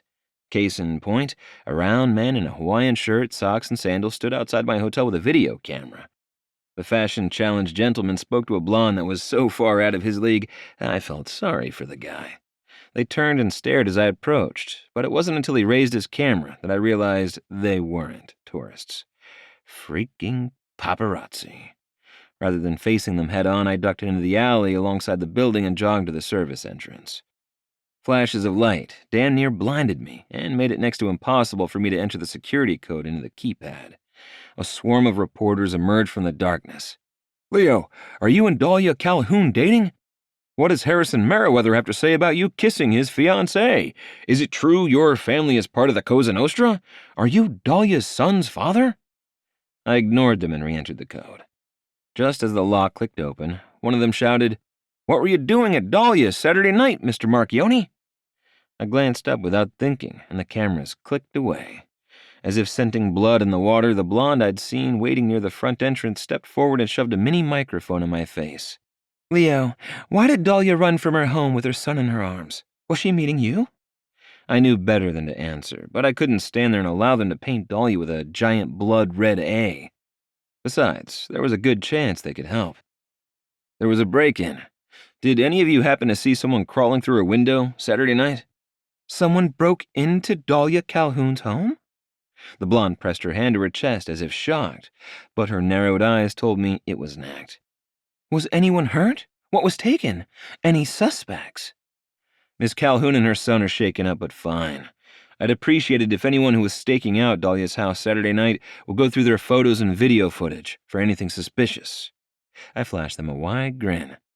I'm willing to pay double the going rate if you have anything useful.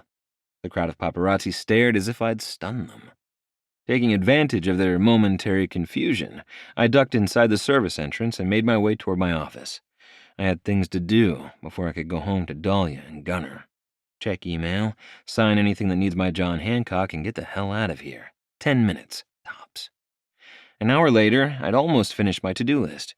Between the holidays, bowl game, and the gumbo pot drop, we were booked solid until the second week in January. The P&L statement showed more profit than loss. Always a good thing. I was in the process of signing checks when my phone rang. One quick glance at the screen reminded me I had a fishing trip to finalize. Gabe, I was just about to call you. Is that a good thing? He chuckled, but he didn't sound amused. We need to nail down our play date before your wife kicks my ass. I sealed the last of the checks in an envelope and dropped the stack in my outbox. How's Thursday at the ass crack of dawn? You sure you can get away? Dante tells me you're shacking with Dahlia and her kid. Nothing, and I mean nothing, was a secret in my family. Stuart's keeping an eye on them until we catch her stalker. You sound good. Gabe didn't have a poker face, or a poker voice for that matter. I could hear the concern in unasked questions. I am.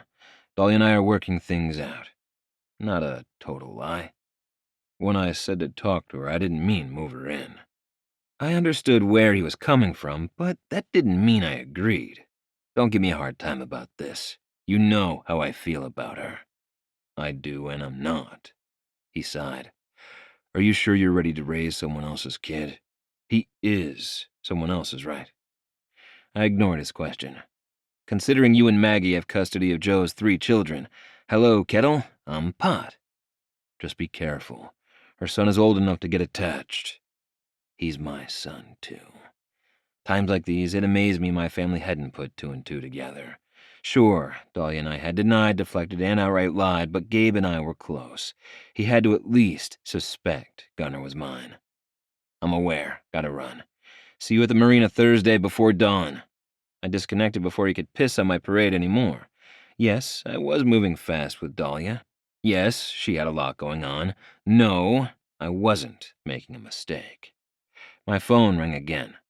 Look, I appreciate your concern, but you need to get a life. I got this. Is this Leo Marchionni? A nasally male voice came across the line. Definitely not Gabe. Speaking. I glanced at the clock. This is Artie Guzman. Shit. I always knew this day would come, but I had zero intentions of handing over the poodles. It had been 18 months, for Christ's sake. What can I do for you, Artie? I shrugged into my jacket and grabbed my keys. I would like my dogs returned as soon as possible? Somehow he made the statement sound like a question. No. What do you mean, no? They're my dogs. I miss them horribly. This wasn't part of the deal, Artie whined. I'll send you a check to buy new ones. I don't want your money. I want Fifi, Cupcake, and Eugene. His voice cracked like a prepubescent boy. It's been 18 months. There's no sense in uprooting them again. Get new dogs. I hung up and slid the phone into my pocket. Artie Guzman had some nerve calling so close to Christmas. He wants to spend the holidays with his family, just like I do. The thought stopped me dead. Wasn't that what I'd asked of Dahlia? To uproot Gunnar so close to Christmas? The situation was different. The 3 poodle tears didn't have a stalker. But am I being selfish? Holding on to Dahlia and the dogs when they don't belong to me? And my son? What's best for him? With or without her, Gunnar is my son. I have to be there for him no matter what. The longer I mulled over the situation, the deeper the pit in the bottom of my stomach grew. Gunnar was my son, and I intended to be his dad, regardless of what happened between me and his mom. Dahlia and I needed to have a conversation. I was sick of pretending I wasn't a father. We needed to come up with a plan that worked for both of us. I intended to do just that as soon as I got home, but before I made it to the door, Harrison fucking Merriweather walked into my office. Marchionni. His voice dripped with good old Southern charm. Seriously, the guy could have done the voiceover for Clark Gable, or better yet, Colonel Sanders. What can I do for you, Harry? I looked him over. For the life of me, I couldn't understand all the hype. Between the spray tan and overly bleached teeth, he appeared even more plastic in person than he had in photographs. You can stay away from Dahlia. He balled his hands into fists. I'd seen this scene play out a couple 100 times in the movies. The caring friend or love interest or entitled prick warning the bad boy, with the heart of gold, to stay away from the leading lady. It had always struck me as ridiculous these well-meaning folks would go behind their loved one's back under the guise of doing what was best for them. I had no idea which category Harrison fell into, and frankly, I didn't give a shit. He'd crossed a line. Don't you think Dahlia can make her own decisions? Not where you're concerned. He puffed out his chest. I cracked a grin before I could stop myself. The overinflated prick reminded me of a rooster, and not just any cock. He looked like Foghorn Leghorn from the old Bugs Bunny cartoons. You think this is funny? Do you know she lost her job because of you? How about the fact that her father is afraid to have her come home because he can't afford to risk being tied to the mafia? While I hadn't known either, I refused to tip my hand. No, what I find funny is you coming here in that seersucker suit and trying to tell me what to do. He went so red-faced and rigid, I half expected to see steam shooting out of his ears. If you're finished telling me to stay away from the woman I love, I was on my way home. Last night was spectacular. You'll excuse me if I'm in a hurry for round 2. Or would it be considered round 6? I turned to leave, which was why I didn't see his fist coming until it connected with my jaw.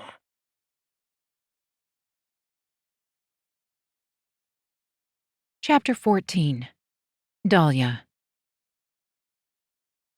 No bull. Gunnar slammed his hand down on the table. Bulls are for babies. I drew a deep breath and silently counted to 10. It was bad enough he'd insisted on Leo's peanut butter Captain Crunch for lunch. But now this? You can't eat cereal on a plate. The milk will spill. No bull. He glared.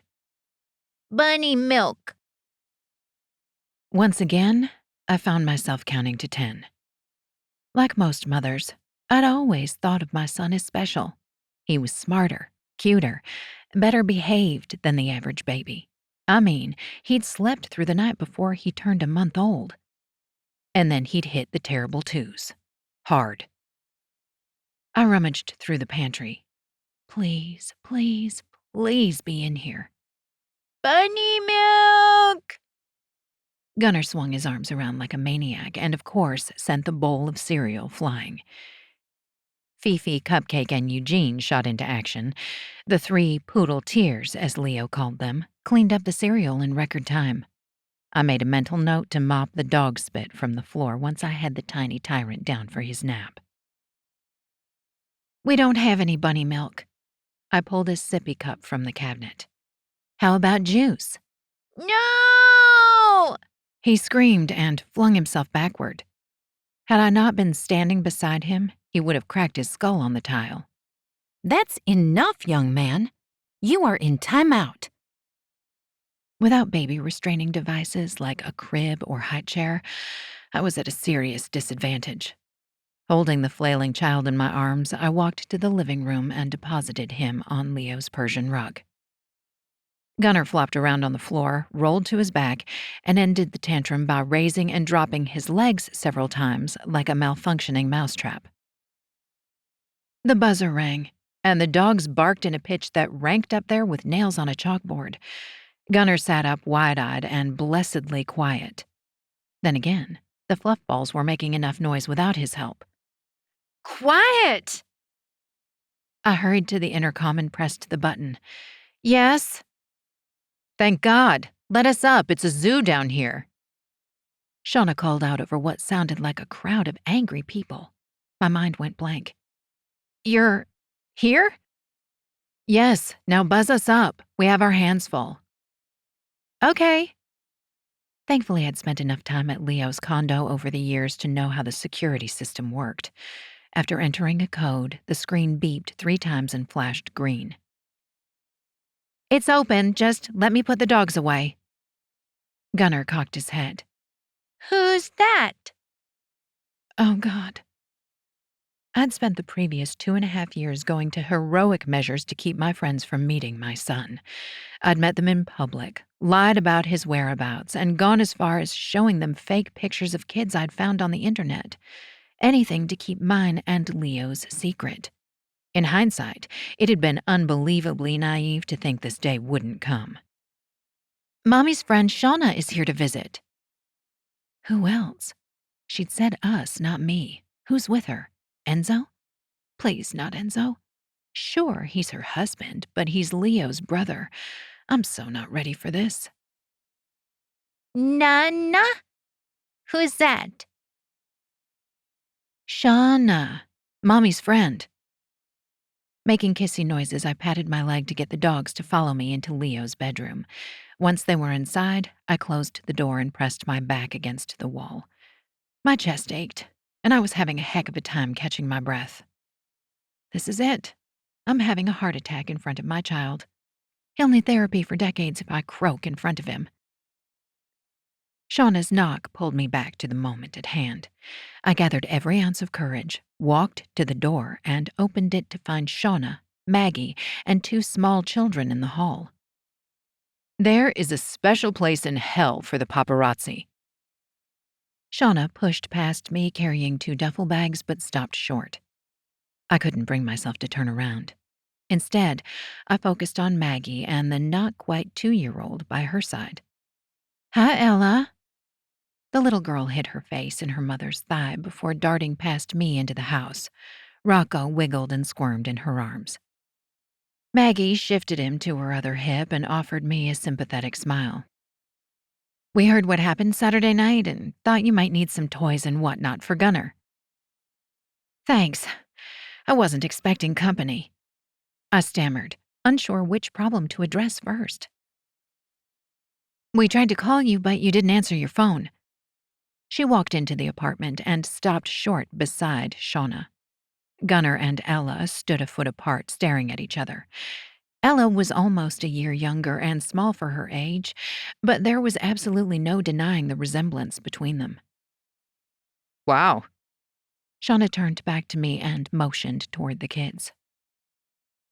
Either you go for a specific type of man or You have some serious explaining to do." Maggie set Rocco down beside his sister. Ella threw her arms around Gunner. Hi. He gave her a quick hug, jerked away, and wiped his arms as if she'd infected him with girl cooties. I whispered, "We should sit. This is going to take a minute." Shauna's mouth fell open. he's Leo's? I mean, he looks like Ella. And Rocco. Maggie continued to stare at the children. "Is he really their cousin?" Not trusting my voice, I nodded. I knew it. Shauna threw her head back and laughed. I knew there was no way the 2 of you were just friends. "Does Leo know?" Maggie spoke softly. I barely heard her over our louder friend. I sank onto the couch and motioned for them to join me. Shauna plopped down, smiling like she belonged in a toothpaste commercial. Maggie sat, but she furrowed her brow and kept her eyes on the kids. Leo and I found out we were pregnant a month or so before Joe and Rebecca passed away. I glanced between them. While I hadn't expected my best friends to take the news in stride, Maggie's reaction concerned me. The mother of 5 turned to me with a heartbroken expression. "You were scared." That's putting it mildly. A shiver ran through me. Leah was convinced the same thing would happen to me, and I nodded toward Gunner. "I can understand that. But it's been 3 years since they died. Leo is out of the you-know-what. Why keep Gunner hidden from his—" She swallowed hard. "From his family." "We were waiting to see if Gabe and then Marco could get out of the M.O.B. After he did, Leo and I were barely speaking." I frowned at my hands. "And there's my father's campaign. The Marchionnis may be free, but the rumors haven't gone away." "Does Gunner know Leo is his father?" Maggie whispered. I shook my head. "Not yet. We planned to tell him when he was older." "Oh." She turned her attention to the little ones. "I know it's a lot to ask, but could you guys please not tell Gabe and Enzo?"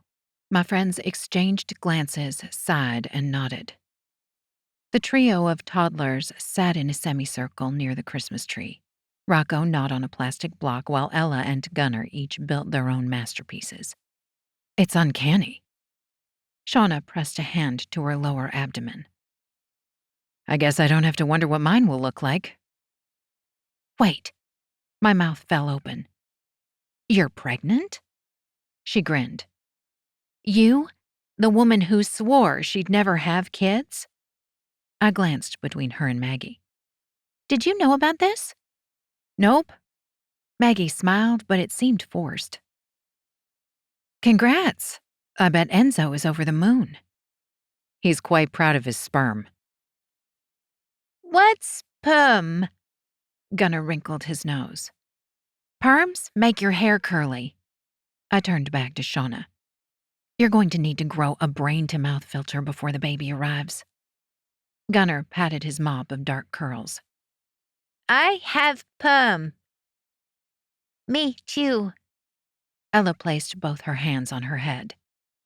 Gunnar took the opportunity to steal 2 of her blocks while she was distracted, and, of course, Ella let out a blood-curdling scream. Maggie and I shot to our feet. While I negotiated with the tiny terrorist, she opened one of the oversized duffel bags and presented the children with books, puzzles, and 2 chunky tablets. When I returned to the couch, Shauna had gone pale. Are you okay? She nodded without tearing her gaze from the toddlers. Are they always so loud? You haven't seen anything yet. Maggie smirked. Wait until bath time. Or when you're trying to convince them to eat. Right before you got here, Gunnar threw a fit because he wanted cereal on a plate. I laughed despite the tension in the air, or perhaps to break it. I had no idea that bowls are for babies. Shauna waved her hand. Stop trying to freak me out. Why didn't you tell me about the Breakin? Maggie laughed. Look at you already watching what you say. Shauna flipped her the finger. Seriously, doll, I'm hurt. We're friends and I had to hear about this from Evelyn? I was planning to call both of you, but I haven't had time to breathe. I've been operating in crisis mode. The mental image of Leo's mother telling the world my personal business flashed through my mind. I hate that you heard it from her, of all people. There's no such thing as a secret in this family. Maggie seemed to realize what she'd said and snapped her mouth shut. She's taking this hard. I reached forward and took her hand. Maggie, I know you're upset with the choices Leo and I have made. I really am sorry for lying to you and everyone else for so long. I get it. You were in an impossible situation and scared. She sighed. I'll be okay once the shock wears off. For the record, I would have done the exact same thing. The whole MAFIA thing freaks me out. Shauna said. Maggie nodded and forced a smile. I probably would have made the same decision. Great. Now that we have that settled. Shauna made a sour face. Any word from that jackass rabbit investigator your dad hired? I'd spoken to Shauna about the stalker on several occasions. She'd earned her private investigator's license last year and opened her own agency. But I'd avoided hiring her outright. As my friend, there were inherent conflicts of interest with her taking on my case. Not to mention my father and Robert had insisted their guy had it under control. No, but I'd like you to look into something for me. I hated to ask, but Harry visiting at the same time as the break-in bugged me. I saw Harrison yesterday. He refuses to give up on the whole marriage thing. Maggie frowned. Sense of entitlement much? It got a little ugly. I sucked in a breath and met Shauna's gaze. The weird thing is, he happened to be in New Orleans Saturday night. It's probably nothing, but would you mind doing some digging? I thought you'd never ask. Shauna stood and cracked her knuckles. Mind if I hop on Leo's computer? Go ahead. His laptop is in his office. Second door on the right. Shauna practically ran down the hall. Maggie's eyes widened. You don't think he has anything to do with what happened, do you? No, but I don't believe in coincidences. I scooted closer and lowered my voice. I'm sorry I lied to you for so long. I understand why you two kept your relationship and the pregnancy a secret. But it breaks my heart to think Papa Joe may never meet Gunnar. He's his grandson. My throat tightened to the point I doubted I could speak. He's not doing well at all. Evelyn's asked everyone to go to Sicily for Christmas. She thinks it'll be his last. Leo told me. What's going on between you and Leo? She sighed. Are you absolutely sure the two of you can't make it work? I don't know. Watching my son play with his cousins made my chest ache. He deserved to know both sides of his family. Leo and I didn't need to be a couple for that to happen, but part of me wanted it. Wanted him. I'm sorry, I overstepped. She gave me a half hug. You know I'll have your back no matter what you decide. Thanks, Mags. Shauna poked her head around the corner. You don't happen to know Leo's password, do you? Gunnar Joseph 0411, I said without thinking. Maggie waited until Shauna went back down the hall before arching an eyebrow. He uses your son's name and your birthday? And you know his password? I hitched a shoulder. It's been over a year. I'm sure he changed it by now. I'm in. Shauna called from the guest room. Maggie gave me a knowing look. As I was saying, I'm not denying we care about each other, but you of all people should know it's not that simple. You and Shauna were there while I cried my eyes out for an entire year. A year, Maggie. I shook my head. And that's not even the worst part. He was seeing Gunnar behind my back the entire time. She gasped. How? He convinced Christina to bring Gunnar to him in the afternoons, and neither of them thought I had a right to know. Did you confront her about it? I shook my head. She quit before I had the chance. Rocco crawled to the sofa, pulled himself up, and offered her a drool-covered block. Ball. Come here, you. Maggie scooped the child into her arms before turning back to me. What did Leo have to say about it? I rolled my eyes. He claims he was giving me space because of Harry. She frowned. But you don't believe him? Yes and no. I hadn't had much of a chance to analyze mine and Leo's conversation before the flashbulbs went off the night of the party, let alone figure out how I felt about it. I'm not sure his reasons matter. I don't trust him not to hurt me again. Maggie smiled. But he was the first person you called after the break-in. The police weren't an option, and Leo lives nearby. I couldn't look her in the eye while spouting off such lame excuses. I'd called Leo because he was the only person on the planet that could make me feel safe. Shauna walked back into the room, waving a stack of papers. Ladies, we have a problem. That was quick. Part of me was glad for the interruption, but the other part worried whatever Shauna had found was worse than baring my soul to Maggie. It pays to have friends with access to state and federal databases. She handed me a police report, complete with a mugshot of the man who'd asked me to marry him. The information was buried, but Harrison Merriweather is a serious SOB. The charges made my blood turn to ice. Domestic abuse?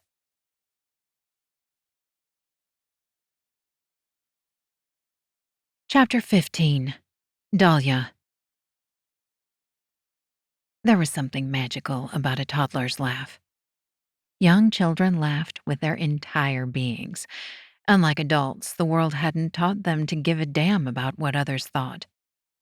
If only I could borrow a little of that joy. I slid a grilled cheese sandwich onto a plate and handed it to Maggie. She cut it into triangles, added a handful of sliced bananas, and set it in front of Gunnar. He stopped giggling long enough to pop a piece of fruit into his mouth. Ketchup, please. Ella tilted her head to the side. Ketchup, too. Shauna wrinkled her nose and squirted the sugary red condiment onto each of their plates. More here. He pointed to an empty spot on his plate. Shauna added a bit more and the bottle made a rude sound. The kiddos burst into peals of laughter. Even little Rocco let loose a belly laugh that had the adults in the room giggling along with them. Mommy? Potty. Ella scrambled down from the chair, leaving a bright red smear on the upholstery. Maggie moved like the wind, grabbing the child from behind and hurrying down the hall. Shauna cringed. Suddenly, I understand why my grandparents covered their furniture with plastic.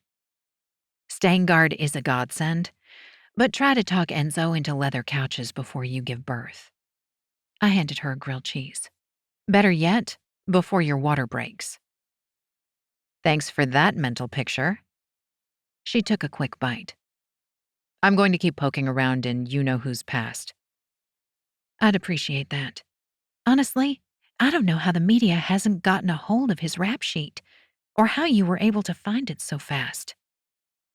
The charges were dropped, but the restraining order is still in effect. I've seen this sort of thing before. My guess is someone paid to keep the story quiet. The only reason I found it is my access to the back door of the state database. You're a little scary. Not scary. I just have friends in IT dungeons. Shauna polished off a juice box and let loose a burp that had Gunnar giggling. Excuse me. I'm barely pregnant and I've already lost control of my bodily functions. Honey, you haven't seen anything yet, I said, laughing. Her expression turned dreamy, very un-Shauna-like. As if she caught herself, she shook her head and squared her shoulders. You didn't pick up on any red flags with Harrison? None until lunch yesterday. Even still, I thought he was pushy, not an abuser. I'd spent a considerable amount of time with Harrison. He'd never as much as raised his voice at me, let alone a hand. I walked a fine line between asking an honest question and coming off as accusing the victim. What do we know about his ex-wife? Could there be more to this than we know? Shauna's mouth fell open. You can't be serious. You saw the photos I dug up. The images of the former Mrs. Merriweather's bruised and swollen face had turned my stomach. However, I was having a difficult time reconciling the man I thought I knew with the monster who'd done that to his wife. I'm not implying she lied or deserved it or anything of the sort. I'm curious. I didn't even know he'd been married before. Nudging her shoulder, I whispered, "Hormonal much?" She held her arms out wide. And that, ladies and gentlemen, is how feminism died. Who died? Gunnar frowned. The ketchup. She squeezed the bottle until it made the fart sound again. Sufficiently distracted, Gunnar shook his head and shoved a hunk of banana into his mouth. Shauna turned back to me. Any idea where you're going to live? I'm thinking about going back home until Robert or my father kick us out. I put the last sandwich on my plate and joined them at the table. Is that a good idea? What about the... She gave the kiddos the side eye. Is it safe? Nope, not at all. I'll have Stuart until the end of the week. And then what? She rolled her eyes. You're talking about a short-term solution to a long-term problem. You guys are welcome to stay with me and Enzo. Nothing personal, but Enzo is one step away from OCD when it comes to keeping your place tidy. I nodded to Gunnar. I don't think he's ready for a toddler. I'm not a toddler. He pressed his gooey fingers to his chest and stuck his elbows out at his sides. I'm big boy. I shower. Shauna seemed to think over what he'd said before giving up and poking his belly. That's right. You are a big boy. I'll figure something out. I focused on keeping the stress out of my voice. The last thing I needed was Gunnar knowing I was upset. But staying here isn't going to work. Why not? She set her chin in her hand and grinned like she knew the punchline to a joke I hadn't even told. Doesn't he want you here? He does, but I'm not sure about his motives.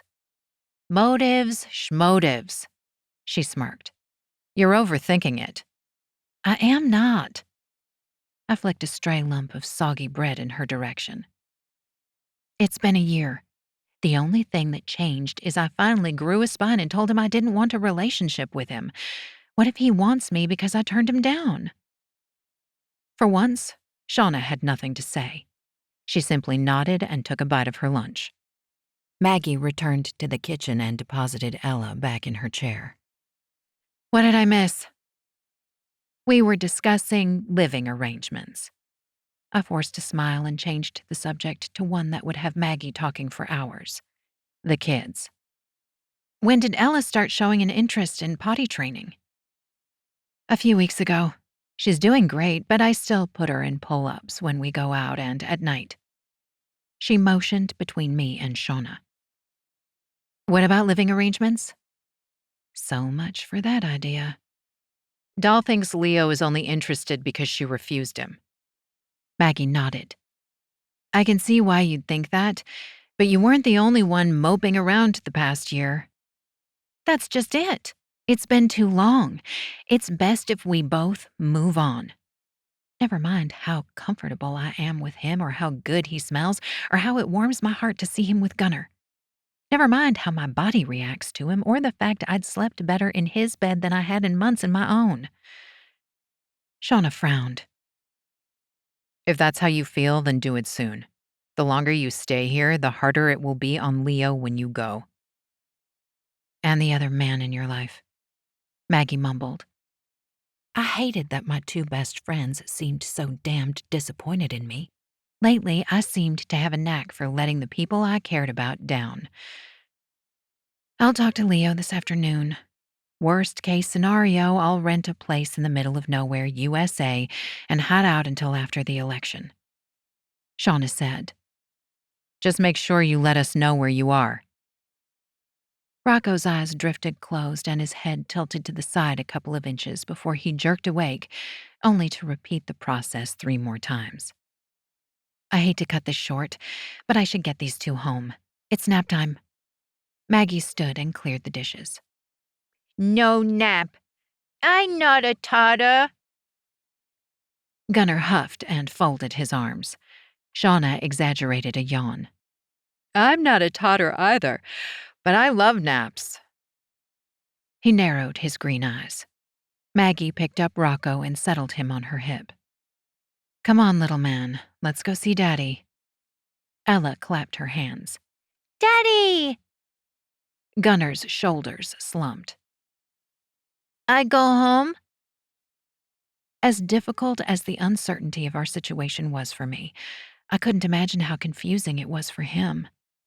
Unfortunately, I didn't have the answers he needed. Not today, but I'm staying here with you. I kissed his chubby cheek. Want to tell Rocco and Ella goodbye? He waved without lifting his head. Maggie gave him a quick hug. It was nice to meet you, Gunnar. Bye-bye. Ella bit her lip and patted his arm. Bye. Gunnar sighed. His reaction confused me. It wasn't as if we'd never spent the night away from home. He'd slept in more hotels than some adults I knew. During the campaign, Christina and Gunnar had traveled with me from time to time. I never could have juggled motherhood in my crazy schedule otherwise. Leo came through the front door and glanced around as if he'd walked into the wrong condo. Toys covered most of the floor, and tables and couch. The normally spotless kitchen looked like a bomb of ketchup and dishes had exploded in it, and his beloved poodles had been replaced with 3 toddlers and 2 sisters-in-law. However, when his gaze fell on me and Gunnar, he gave us a crooked smile that was crookeder than usual due to a swollen jaw. Ella ran to him and wrapped her arms around his legs. Unky Leo. Hey, Munchkin. He picked her up and tossed her into the air. Gunnar huffed, climbed down from the chair and marched to them. My turn. Shauna, likely sensing a toddler meltdown of epic proportions, took Ella from his arms. Come on, Princess. Your daddy is going to send a search party for us if I don't get you home soon. Leo mouthed. Thank you.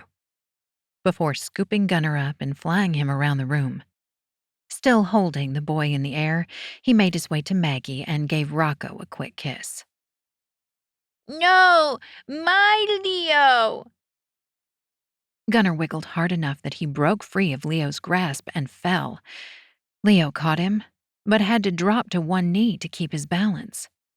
Easy there, little guy. Pressing a hand to my heart, I struggled to catch my breath.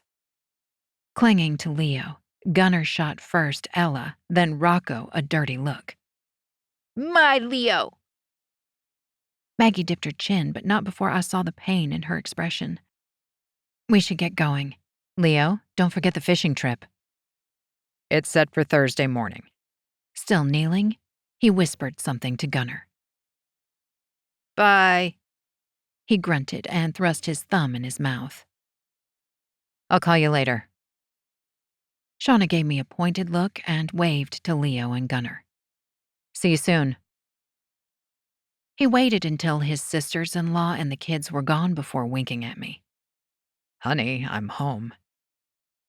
What happened to your jaw? I took a shaky step toward him. We'll talk later. He turned his attention back to Gunner. It looks like you had a fun morning. No. Once again, he folded his arms and tucked his chin to his chest.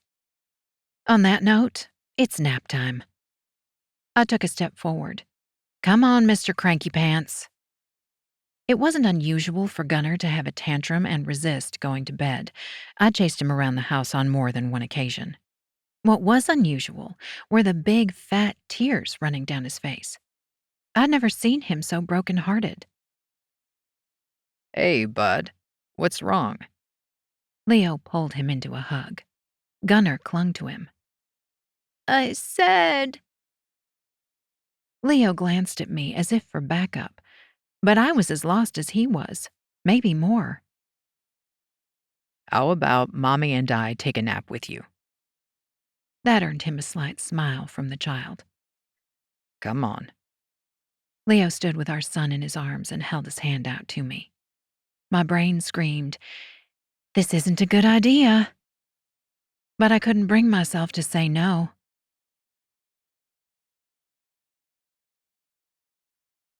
Chapter 16, Leo.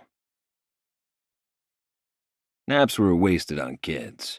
I hadn't crawled into bed in the middle of the afternoon for actual sleep since college. Now that I had, I planned to do it more often, especially if it meant curling up with my family. Gunner had drifted off the second his head hit the pillow, but he hadn't released me.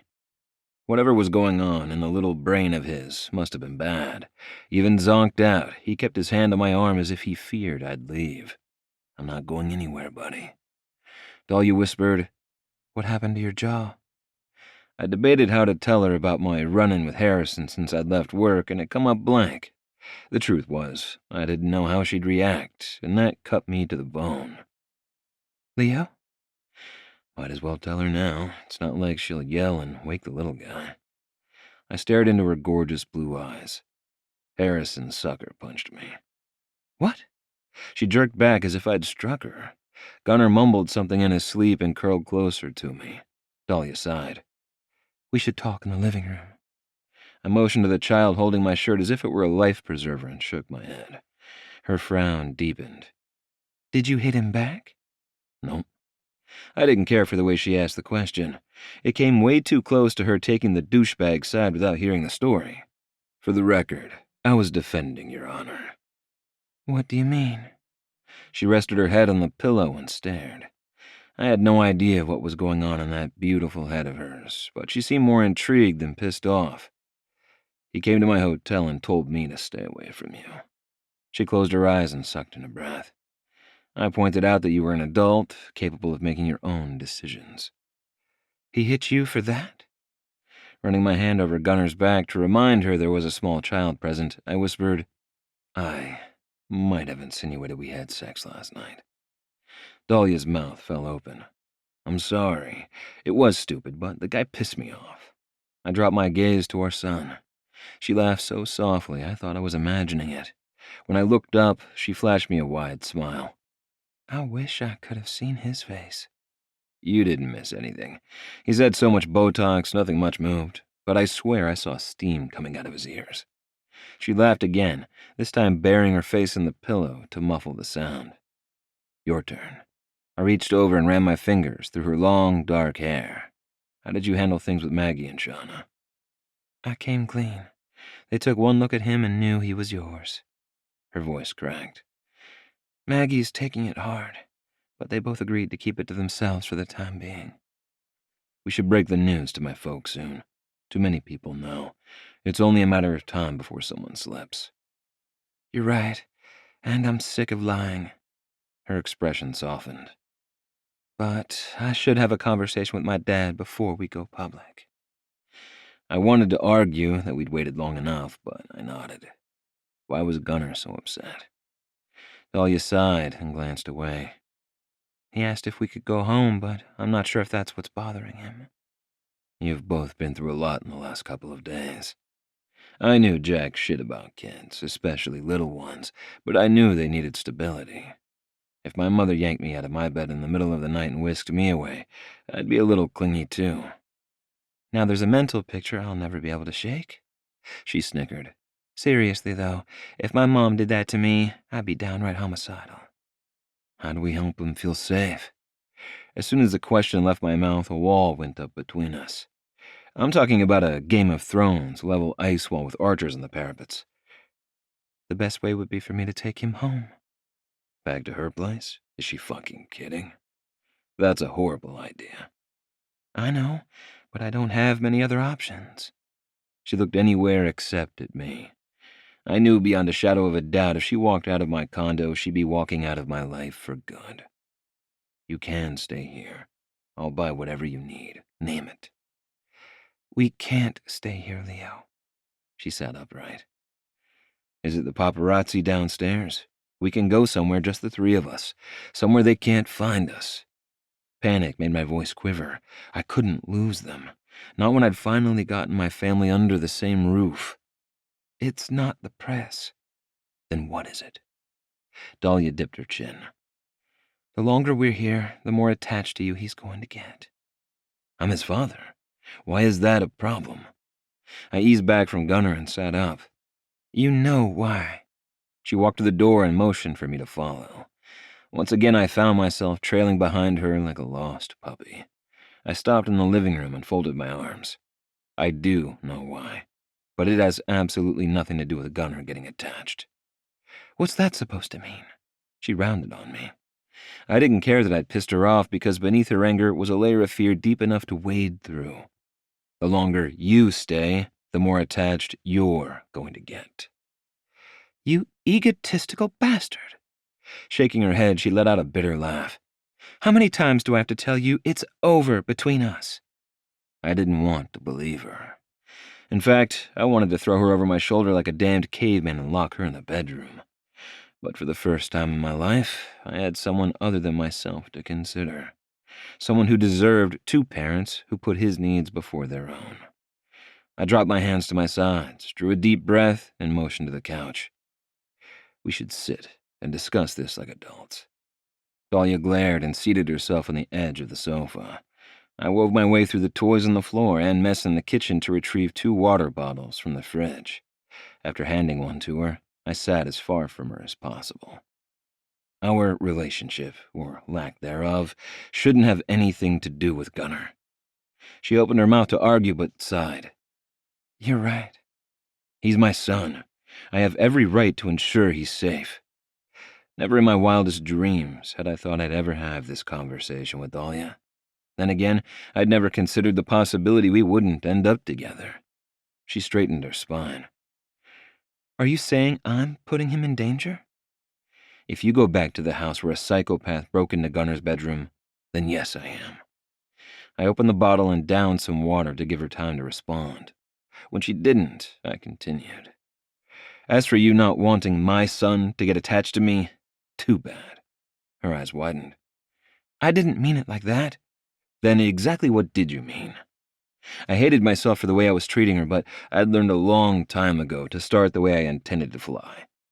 If Doll and I were redefining our relationship, I planned to set down some ground rules. starting with how we co-parent Gunnar. You saw the way he reacted when Ella hugged you. Like you were his— She clamped her mouth shut and closed her eyes. Father? My thoughts drifted back to the decisions we'd made while she was still pregnant. I'd screwed up big time. Not only had I let my fear cheat me out of a relationship with her, I'd missed every fucking one of Gunnar's milestones. Leo, why are you doing this now? Tears streamed down her face and seared their way through my soul. I should have done it long ago. I leaned forward and rested my elbows on my knees. I stayed away from the hospital when Gunnar was born because you didn't want to upset your dad. You think I wanted to go through labor alone? Her voice rose. We agreed it was best. No. You made the decision, and I honored your wishes.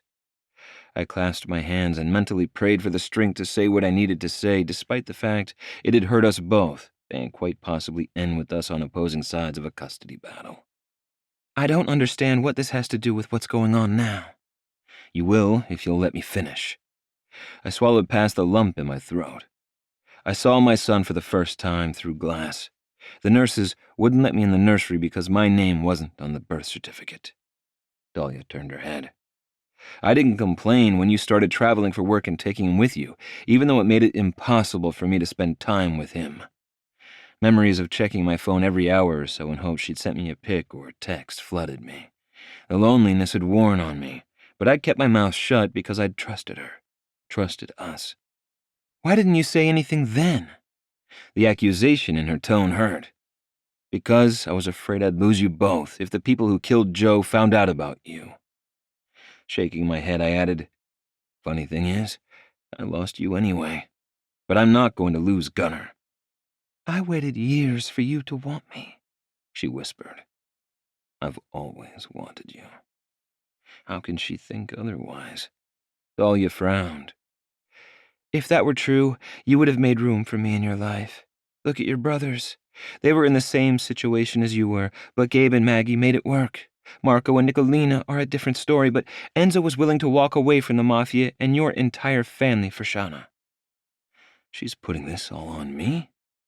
I wasn't the only one who had a family that needed walking away from. This is pointless.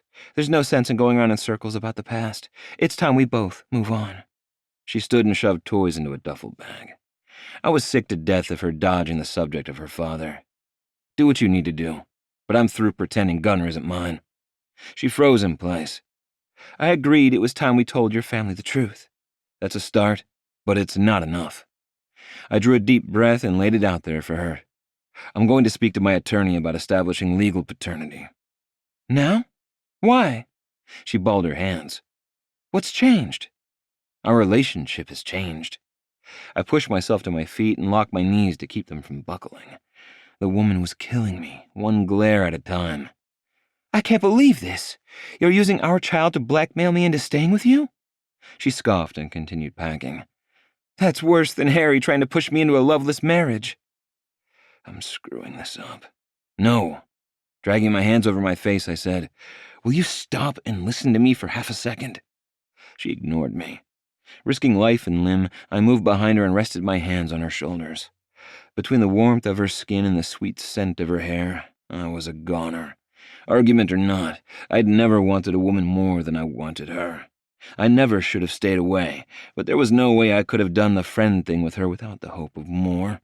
It would have been like cutting off pieces of my soul every time I saw her. Dahlia sighed and hung her head. Not a day has gone by since you pissed on that stick that I haven't wanted to be his father. I kept quiet because we agreed it was for the best at the time, but things have changed. She turned and met my gaze. The only thing that changed is I told you it was over between us. Right. But whether we're a couple or not doesn't change the fact he's my son. It's like we are saying the same thing but having two different conversations. She stormed into the kitchen. Resisting the urge to groan, I followed her. Look, I was always planning to claim him as mine. I just thought we'd be together. And since that isn't going to happen, you're forcing the issue. No, damn it. Listen to me. You can leave. I pointed to the door. I'm not stopping you. Move on. Go live your life, fall in love, do whatever the hell you want. That's your call. I'm going to establish legal paternity of my son regardless of whether you stay or go. Her eyes widened. Oh. I'm not doing this to hurt you, doll. It's killing me that I am. At the absolute end of my rope, I took a step back and laid myself bare. Don't you get it? My singular goal since the day we met was to make you happy. If it takes losing you for that to happen, I'll do it. I love you that fucking much. She gasped and covered her mouth. You do? My brain stuttered. Of course I do. A smile ghosted across her lips and her expression softened. I had no clue what the hell was going on with her. All I knew was that I'd done something right because for one brief moment, she'd looked at me the way she used to. I struggled to remember the last time I'd uttered those 3 little words to her. Too damned long ago. Did she really not know? I'm a moron. Tentatively, I drew her into an embrace and kissed her temple. I love you, Dahlia Elizabeth Calhoun. You've owned my heart since college, and it will kill me if you walk out of my life. I'll stay. She tilted her face up toward mine, but pulled away before I could kiss her. But that doesn't mean I'm ready to pick up where we left off like last year didn't happen. Like I told you before, I'll wait for you this time. The conversation had left me with a severe case of whiplash. Worst still, I had zero fucking clue if she'd agreed to stay because she loved me or because she hoped to talk me out of getting attorneys involved. Not that it mattered. I was Italian. One of my ancestors had invented the whole "the end justifies the means" routine.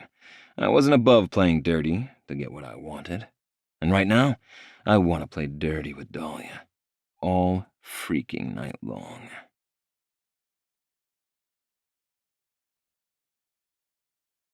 Chapter 17. Dahlia.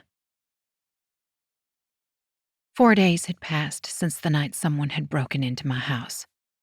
It amazed me how much could change in such a short amount of time.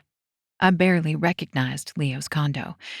The place had always felt like an upscale bachelor pad, but now it had a daycare chic vibe going on.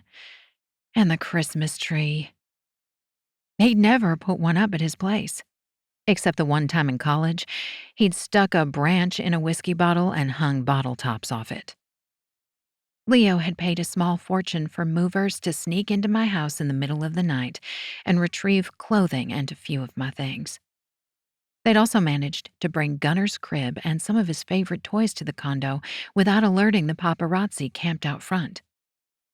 The condo wasn't the only thing that had changed. For the first time in over a year, I let my guard down with Leo.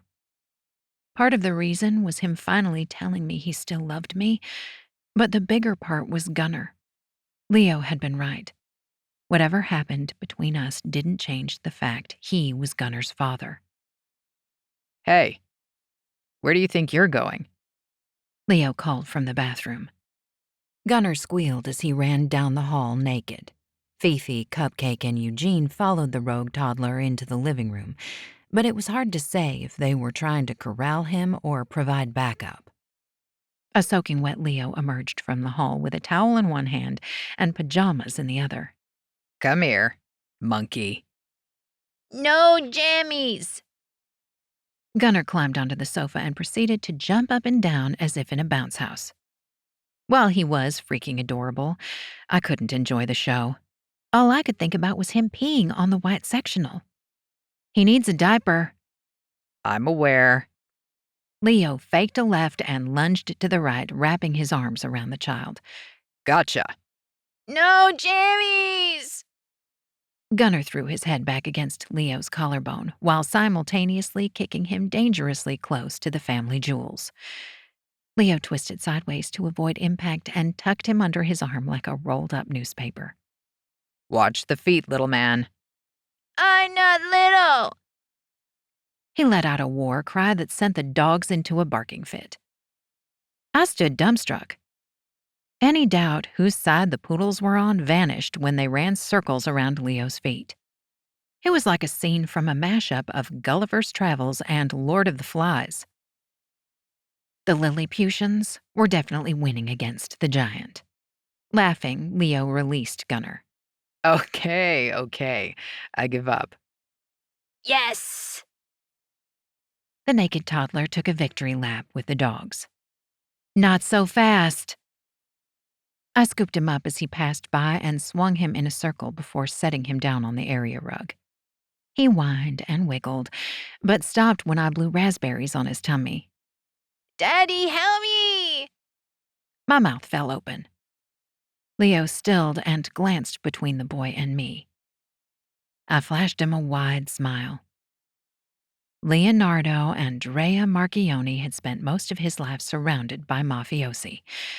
He was hands down the strongest man I knew, but his son calling him daddy for the first time brought tears to his eyes. Daddy isn't going to save you from the mommy monster. I growled and tickled Gunner silly. No, no, mommy monster! He giggled and squirmed and reached for his father.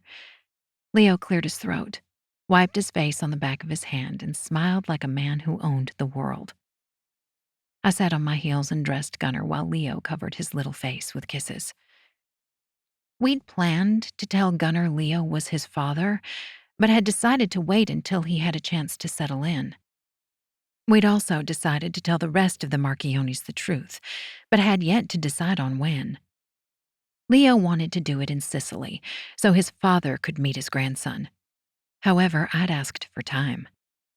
The entire ordeal would go over much smoother once we determined, once and for all, if we were going to be a couple. Leo had been right about one thing.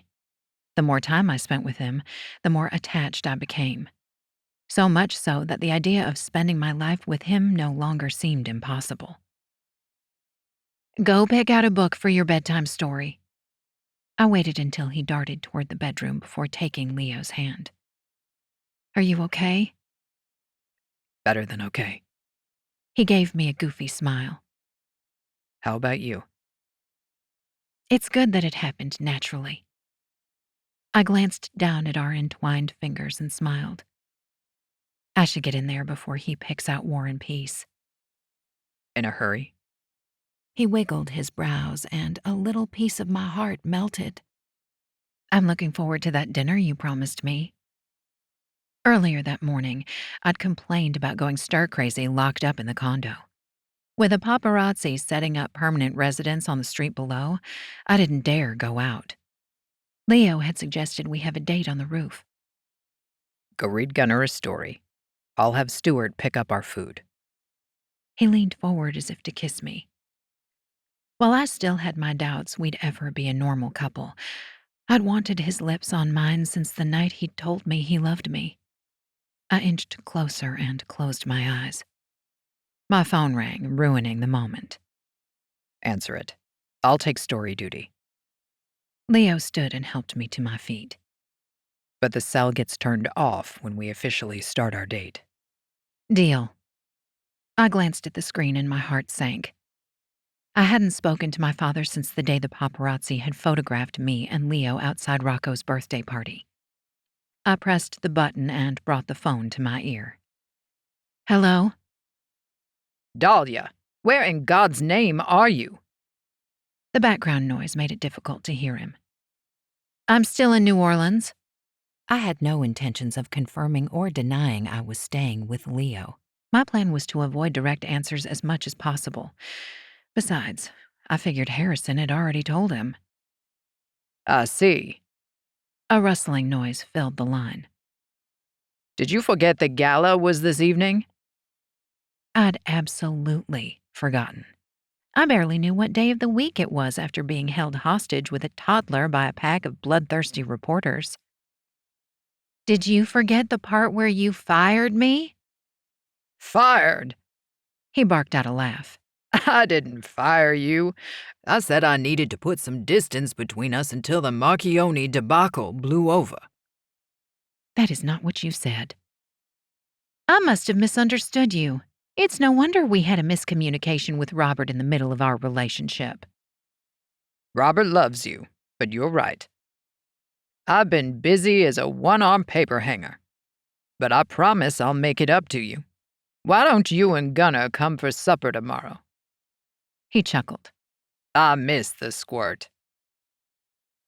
Leo had plans to go fishing with his brothers from before dawn until late afternoon. I could do something early if I could slip past the paparazzi. How about brunch? You know how cranky Gunner gets in the evenings.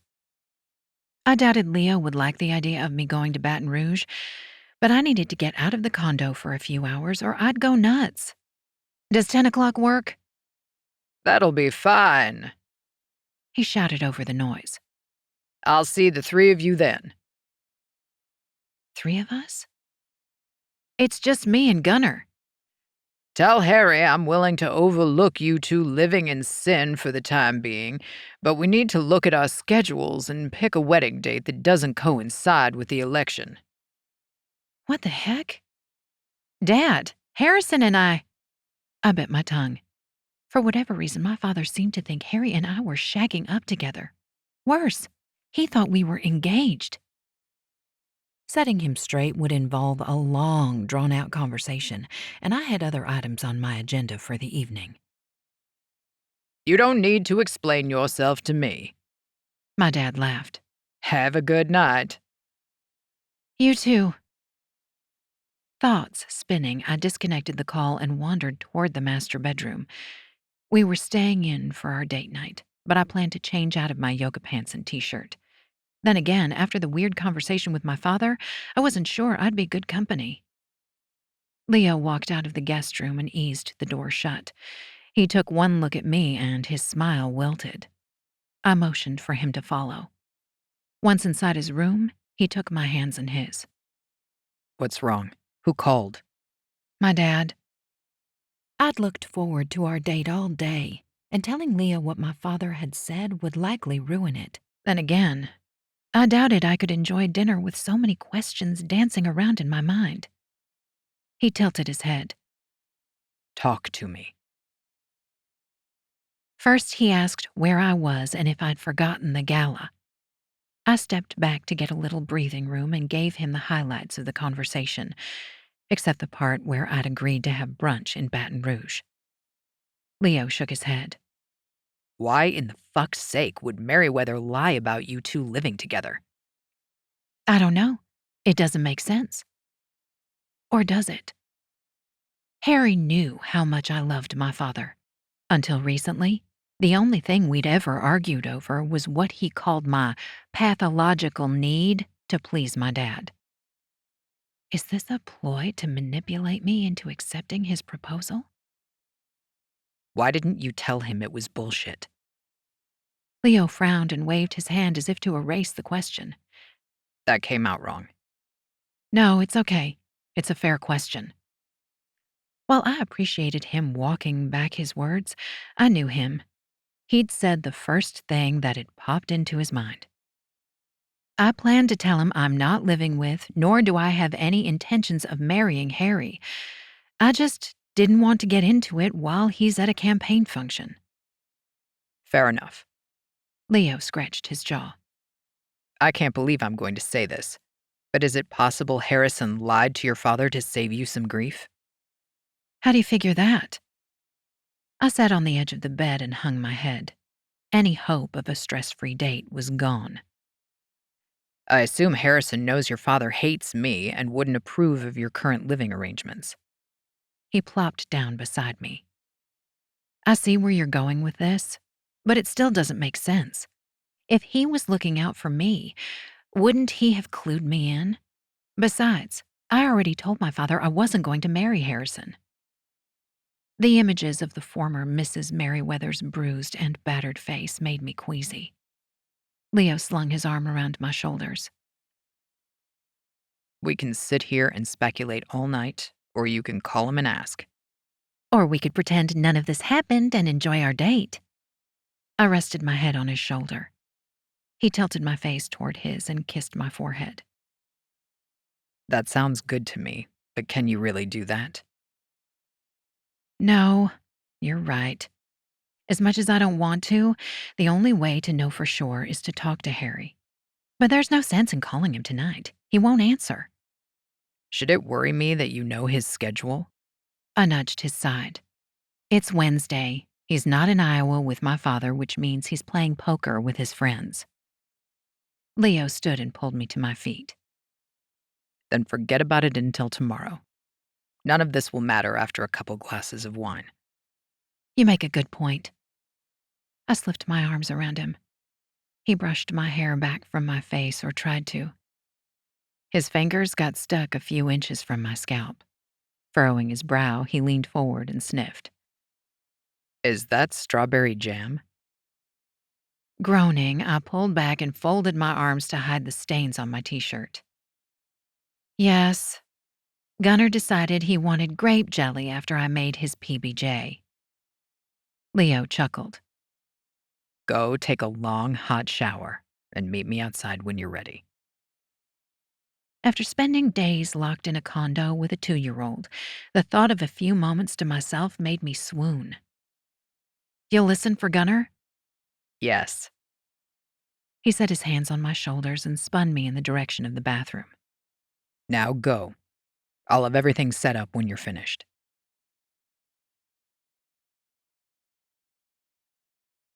Chapter 18. Leo. Candles and a couple of strands of Edison bulbs illuminated my rooftop deck. Beyond the child-proofed railing, the French Quarter glittered and gleamed. Somewhere in the distance, a musician poured his soul into a saxophone. A bluesy rendition of "Have Yourself a Merry Little Christmas" filled the air. I lit the last of the standing heaters and opened a bottle of Dahlia's favorite wine to breathe. I tidied up Gunnar's toys inside and lowered the lights. The warm glow from the Christmas lights added a hint of playful wonder that I fully intended to take advantage of. Dinner on the deck, kisses on the rug by the tree. Come hell or high water, our first date in over a year would be perfect. Stuart came through the front door carrying takeout from Enzo's restaurant. Judging by the aromas drifting up from the bags, my brother hadn't let me down. Then again, Enzo was a Michelin star chef. Surely he could handle a romantic dinner for two. Need anything else? Stuart turned to me. No, I'm good. Take the rest of the night off. I followed him to the door. I'll be back before you leave for the Gulf in the morning. I'm heading out around 5. He clamped a hand on my shoulder. Good luck tonight. She's something special. That he'd spoken so freely surprised me. As a general rule, bodyguards were seen and not heard. He clenched his jaw. I didn't mean to. Don't worry about it. You've earned the right to speak freely after being assigned to my mother for a year. Punishment for betraying Marco or not, I wouldn't wish that on anyone. He chuckled and opened his mouth to say more, but my ringing phone interrupted him. Stuart gave me a quick nod and closed the door behind him. I checked the number on the screen inside. Leo Marchionni. Mr. M, this is Julia. Julia Carpenter? Did you get the information I asked for? I took the bags to the deck.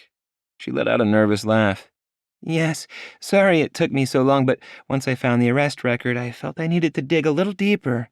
I'm so glad I did, once I found his wife. Arrest record? Married? What the unholy fuck is she talking about? Julia, slow down and tell me what you found. I plated the salads and poured the antipasti into a serving bowl. Right, sorry. I emailed you the documents. She drew a deep breath. Merriweather was arrested for domestic abuse. His ex-wife pressed charges, but they were dropped. Dropped? Did she recant her story? The spoon fell from my hand and left an oil stain on the white tablecloth. I had a hard time picturing Dahlia with anyone other than myself, but never in a million years would I think she'd get involved with the kind of guy who'd hurt his wife. Yeah, but she was beaten up pretty bad. The thing is, there's still an order of protection against him. Even weirder is I could find no record of his wife after it was issued. It's like she changed her name or left the country or... Right. I didn't need speculation. I needed to know what had happened to her. Anything else? I'm just getting started. Julia laughed, but this time it lacked any traces of nervousness. She seemed quite proud of the job she'd done. He was accused of assault, battery, felony stalking in high school, and twice more in college. Nothing stuck. I sank into a chair. Not surprising. Anyway, I reached out to his victims, but only one of them would speak to me. Julia sounded as disgusted as I felt. She said she reported him, but the university and the police discouraged her from pressing charges. Suddenly, the balsamic glazed chicken wasn't appealing. Anything else? She said he went nuts when he found out she'd gone to the authorities. Her voice lowered. She claims he assaulted her sexually. That son of a bitch. I couldn't imagine Dolly was such an asshole. I needed time to process what I'd learned, but the shower had cut off several minutes earlier. She'd be joining me for our date sooner rather than later. I don't get it. I mean, I know his family has power, but how did the media not get a hold of any of this? Julia spoke in a high, uncertain voice that reminded me of her young age. I'm sure there are more women out there. I'm going to keep digging. Make sure you cover your tracks. The last thing either of us needed was Harrison finding out someone was looking into his background. Were you able to find out when he arrived in New Orleans? Not yet, but I'm working on it, she sighed. Please, tell me you're going to make him pay. I'd love to, sweetheart, but that's not how the world works. Justice doesn't always prevail. Sorry that took so long. The hot water felt too good to... Dahlia noticed the phone in my hand and covered her mouth. Thank you, Miss Carpenter. I'll be in touch tomorrow, after I've had a chance to read the reports. I disconnected before she could reply. Everything okay? Dahlia tilted her head. I had two choices. One, tell her what I knew about Harrison fucking Merriweather and ruin our evening, or two, tell her tomorrow and give her one night in the middle of the shitstorm to relax. I chose the latter. Nothing either of us needs to worry about tonight. I pulled her chair out, ready to officially start our second first date. So ready. She seated herself and pressed her hand to her stomach. Everything looks delicious. Dahlia wore jeans and a form-fitting black sweater that made her breasts look amazing. She'd taken the time to blow-dry her dark hair. I couldn't be sure without tasting her mouth, but I suspected she'd applied a little lip gloss. Filling our wine glasses, I said, You look beautiful. You're just saying that because I put on something other than yoga pants and a baggy t-shirt. No, I'm saying it because it's true. I ran my hand through her silky hair. No jelly. She laughed and leaned into my touch. I had to wash it twice to get it all out. I motioned to her plate. Dig in. This smells amazing. She took a bite, moaned, and closed her eyes.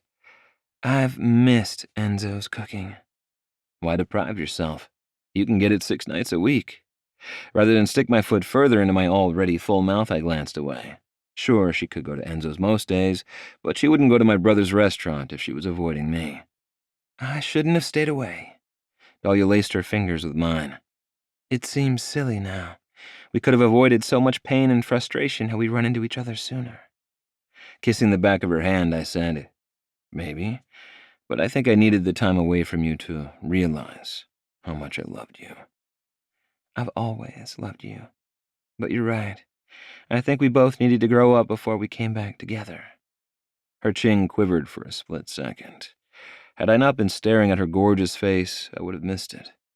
She pulled her hand free and turned her attention back to her food. I didn't mind. In fact, I understood. We'd planned the date to give us a break from the craziness in our lives. We'd promised to keep it fun. Nothing heavy. A get-to-know-you-again meal. However, my mind drifted back to Harrison. I had a hard time believing Dahlia knew anything about what he'd done to his ex-wife or the other women. I knew her.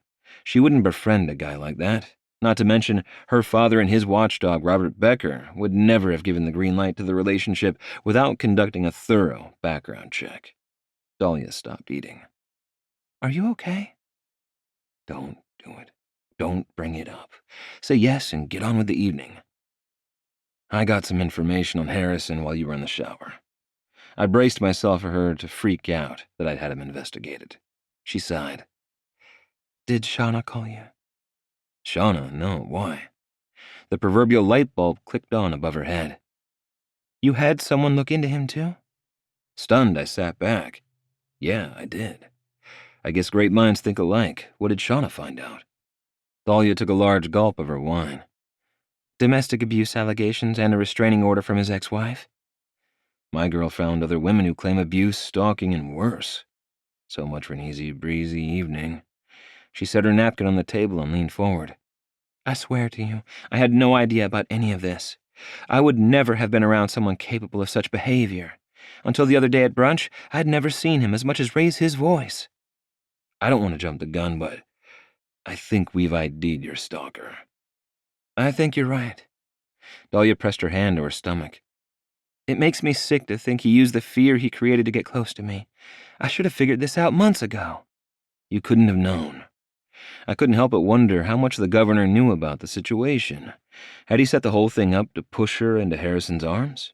More likely, he'd hatched the plan to frighten her into towing the party line. However, I chose to keep those thoughts to myself. I saw the shadow of the man who broke into my house. It wasn't Harrison. Dahlia frowned. He must have hired someone. I doubt he'd risk a breaking and entering charge. True. If I had any hope of salvaging the evening, I needed to get her laughing. It's kind of ironic. I was a card-carrying member of the Cosa Nostra the entire time we were together, but Senator Kendall turned out to be the violent one. She smiled and shook her head. Close enough. Want me to turn on some music so we can dance like we used to? I brushed a stray lock of hair from her eyes. I'd like that. I stood and offered her my hand. Alexa, play Dahlia's mix. The sweet, smoky notes of Willie Dixon's I Can't Quit You, Baby filled the night air as I drew her into my arms. Dahlia rewarded me with a slow grin and a slower roll of her hips. She draped her arms over my shoulders and swayed to the sultry tune. You remembered? How could I forget? I slid my hands down her back. We made love for the first time to this song. Her eyes fluttered closed, and I took it as an invitation to kiss her. Dahlia had the kind of lips men dreamed of, soft and full, demanding and delicate, capable of the sweetest whispers and the most wicked sins. We kissed and danced and explored each other's bodies through 3 full songs. She pulled back and tilted her head. Leo Marchionni, are you trying to seduce me? I struggled to make sense of her mixed messages. She'd spent days telling me we couldn't pick up where we'd left off. Did I dare push for sex on our first official date? I'm not sure how to answer that, doll. I want you like I want my next breath, but I'm in no rush. Swaying to the music, she lowered her gaze to my mouth. Then let's take it nice and slow. In the bedroom. Her soft voice obliterated my willpower like a sledgehammer on glass. I pulled her to my chest, slid my hands to her thighs, and lifted her from the ground. Dahlia let out a breathy laugh that went straight to my cock. She laced her fingers behind my neck and wrapped her legs around my waist. Before I could say a word, she crushed my lips with hers. The woman might have suggested we take it nice and slow, but her kiss said she wouldn't have minded hot and fast against the wall. I thanked God I'd spent the previous year working out my frustration in the gym. Otherwise, I might have embarrassed myself while carrying her into the condo. She was doing a damn good job distracting me. Kissing a line down my neck, she whispered, Forget the bed. The couch is closer. I want you in my mouth. I tripped over one of Gunner's toys, but Dahlia didn't seem to notice. She'd taken full advantage of our aligned bodies to grind against me. I made it to the edge of the couch and dropped to my knees. Dahlia broke the kiss long enough to yank her sweater over her head. Jesus, Mary and Joseph. No bra. I needed to slow things down, to look at her, to savor the moment, but my brain had disconnected from my body. Easing her back, I lowered my mouth to her pale pink nipple and lost myself in the feel of her flesh. God, Leo, that feels so good. Her back arched. So damned good. I fumbled with a button and zipper on her jeans. After what seemed like an eternity, I managed to peel the damn things down her mile-long legs. Holding my gaze, Dahlia ran her hand from her chin between her breasts and to her navel. It took every ounce of my self-control not to drive into her right then and there, but it had been too long since I'd had the pleasure of seeing her naked. I intended to take my sweet time getting reacquainted with her body. I'm feeling a little underdressed. She tugged at my shirt. We can't have that, now can we? I unbuttoned my shirt as fast as I could, but evidently it wasn't quick enough for her. Dahlia opened my belt and jeans. Rather than tugging them down, she slid her hand inside and cupped my cock. I saw stars. Needless to say, I lost my pants in record time. Finally naked, I settled between her thighs. The first taste of her sent me back in time to the first time I'd gone down on her. She'd never experienced oral and had been coming out of her skin nervous. It had taken her for freaking ever to come. The second time, she relaxed enough to allow me to learn her body. A little trial and error later, shy Dahlia became an addict. It might have been a year since I'd touched her like this, but I hadn't forgotten how she liked it. I felt like a fucking rock star when she shattered within a couple of minutes. But I needed to get control of myself. If I didn't, it'd be over before it ever got started. Tell me what you want. You inside me. Now. She pulled me up her body. Need a condom. I'm still on the pill, and it's only been you. She bit her lower lip as the unasked question hung in the air between us. I haven't been with anyone else. Haven't even thought about it. She nodded. I held her gaze and joined our bodies. Each small fraction forward ignited a fire inside me, until I struggled to hold back. She wrapped her thighs around my waist and planted her heels against my ass, but I held in place. Slow and steady wins the race. Dahlia was having none of it. She rocked against me, but I refused to go deeper. Please, I'm not made of porcelain. I'm not going to break. I drew her earlobe between my teeth and eased in a little more. I could feel her frustration, but also her growing desire. I had no intention of slamming into her like a hormonal teenager, no matter how much I wanted to. Please, Leo. Screw it. Why am I torturing both of us? I thrust forward, burying myself inside her to the root.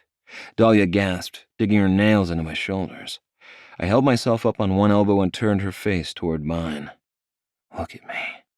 She opened her eyes and held my gaze as I drew back and pressed forward, over and over. Her moans grew more urgent and her thighs trembled. She came apart so suddenly that it seemed to take her by surprise. My body took over from there. After I'd regained the ability to breathe, I pulled her against my chest and brushed my lips across her cheek to her mouth. The kiss felt different, almost reverent. I eased to my side and pulled her along with me. You're amazing. I miss that so much. She closed her eyes and snuggled closer. Me too, babe. Me too.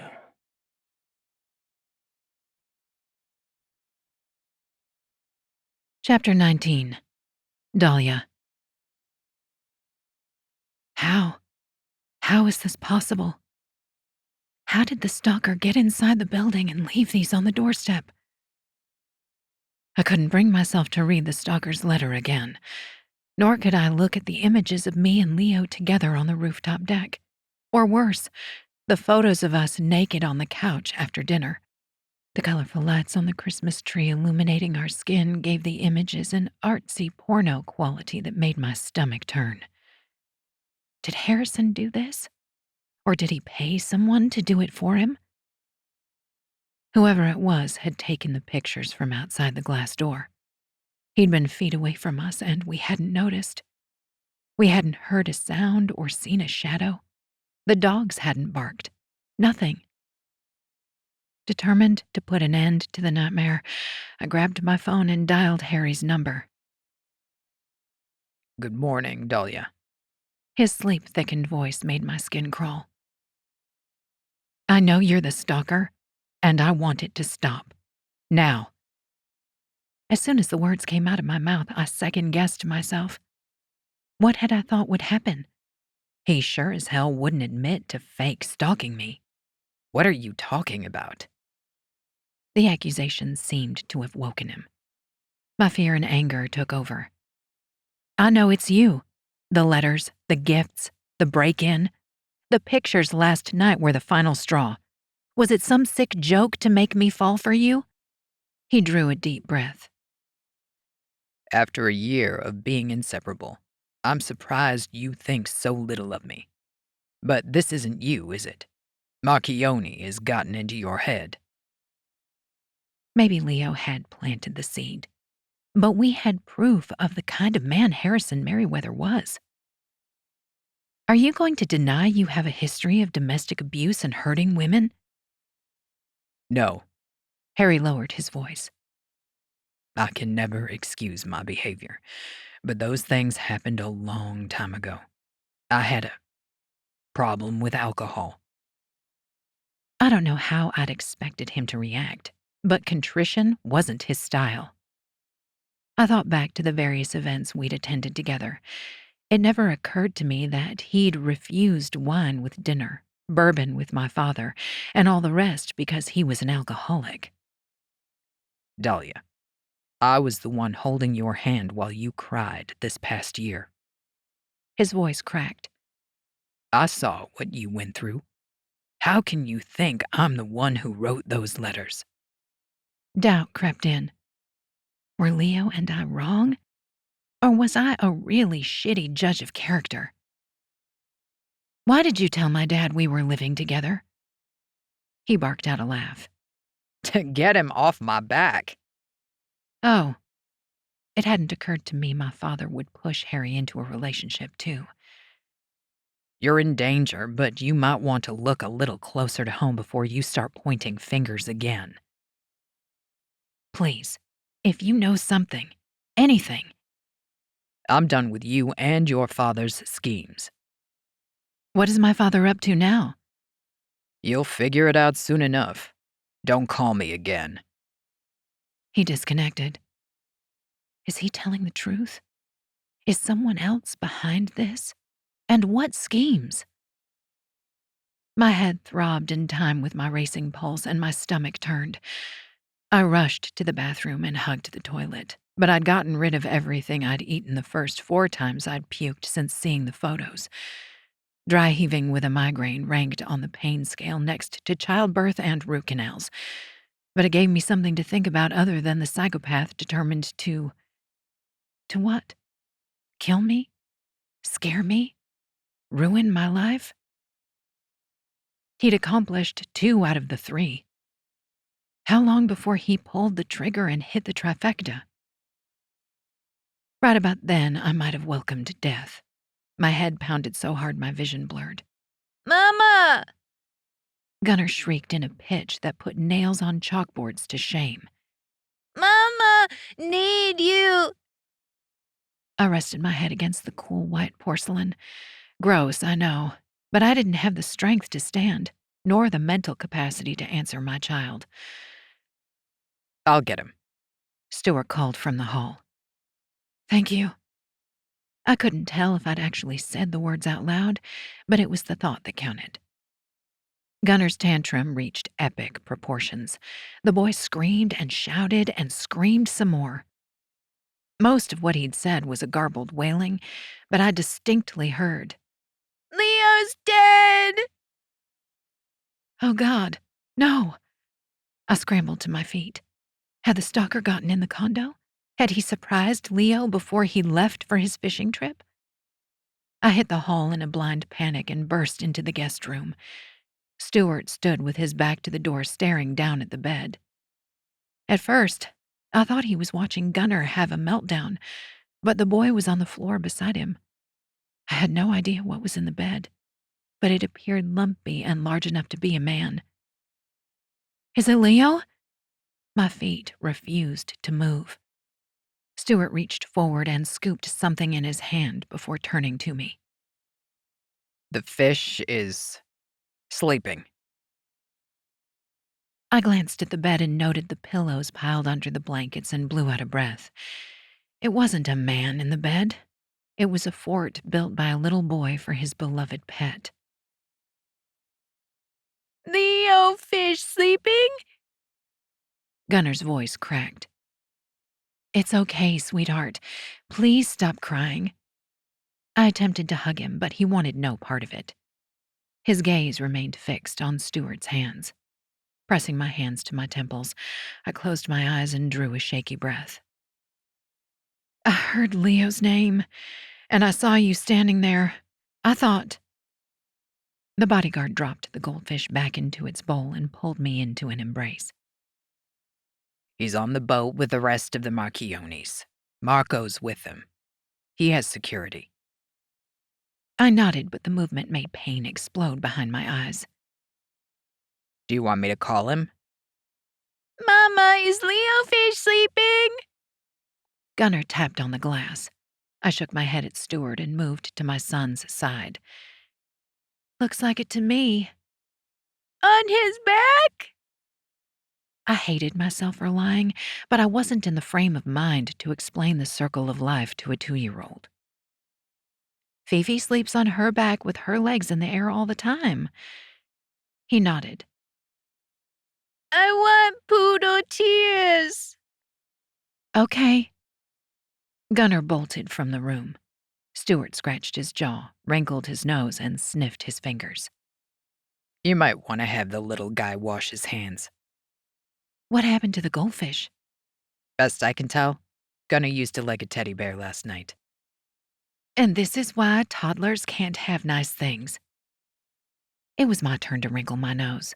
At some point during the confusion, the migraine medicine had finally kicked in.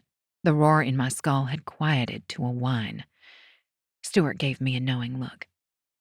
Go lie back down. I'll keep an eye on Gunnar until you feel better. As much as I would have loved a little more sleep, I didn't have time. I'm expected in Baton Rouge this morning at 10. Would you mind driving me? Of course not. His shoulders tensed. Does Leo know you're leaving the condo? No, but it's been a horrible morning. The package. I shook my head as if that would rid me of the memories of those damned photos. I need my dad. I'll need a 5-minute heads up to check outside before we leave. Stuart didn't look happy, but it wasn't his place to question my decisions. He was mine and Gunnar's bodyguard, not our jailer. 2 hours later, I walked into the governor's mansion. No amount of primping could hide the fact I'd spent most of the morning puking or crying or both. That I'd managed to pull myself together enough to make the trip was a miracle in and of itself. But I couldn't stand the thought of being in the condo without Leo. Dahlia, darling. My mother floated down the grand staircase like Scarlett O'Hara with a martini glass dangling from her fingers. Mimi! Gunnar made a beeline for his grandmother. Look at you. I think you've grown a foot since the last time you visited. She pulled the boy into an embrace, but her gaze never left me. Bad morning. Migraine. I nodded to her cocktail. A little early, isn't it? Is it? I hadn't noticed. She released a dramatic sigh and held her hand out to Gunnar. Come on, Squirt. Let's go find Granddaddy. He did a happy dance as he trailed behind his beloved Mimi. Complicated dynamics between mothers and daughters were as old as time, but mine ranked up there with Joan Crawford's Mommy Dearest and Carrie Fisher's relationship with Debbie Reynolds. Someone could make serious cash if they ever turned our story into a movie.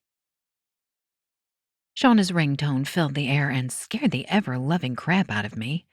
Who knew girls just want to have fun could induce such panic? Ducking into the parlor, I whispered, Hi, Shauna. I'm at my dad's. Can't talk. I'll be quick, but it's important. The hair on the back of my neck stood on end. Whatever she had to tell me was bad for her to use her work voice.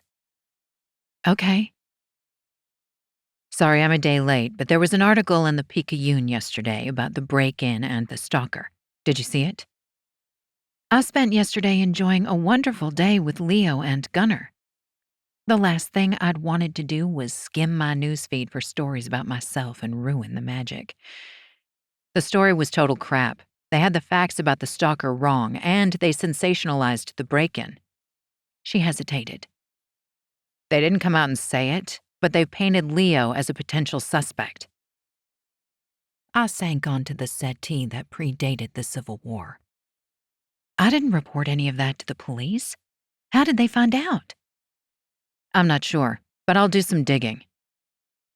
Is this what Harry was referring to? Did my father do this? Thanks for letting me know. Once again, I had a sick feeling.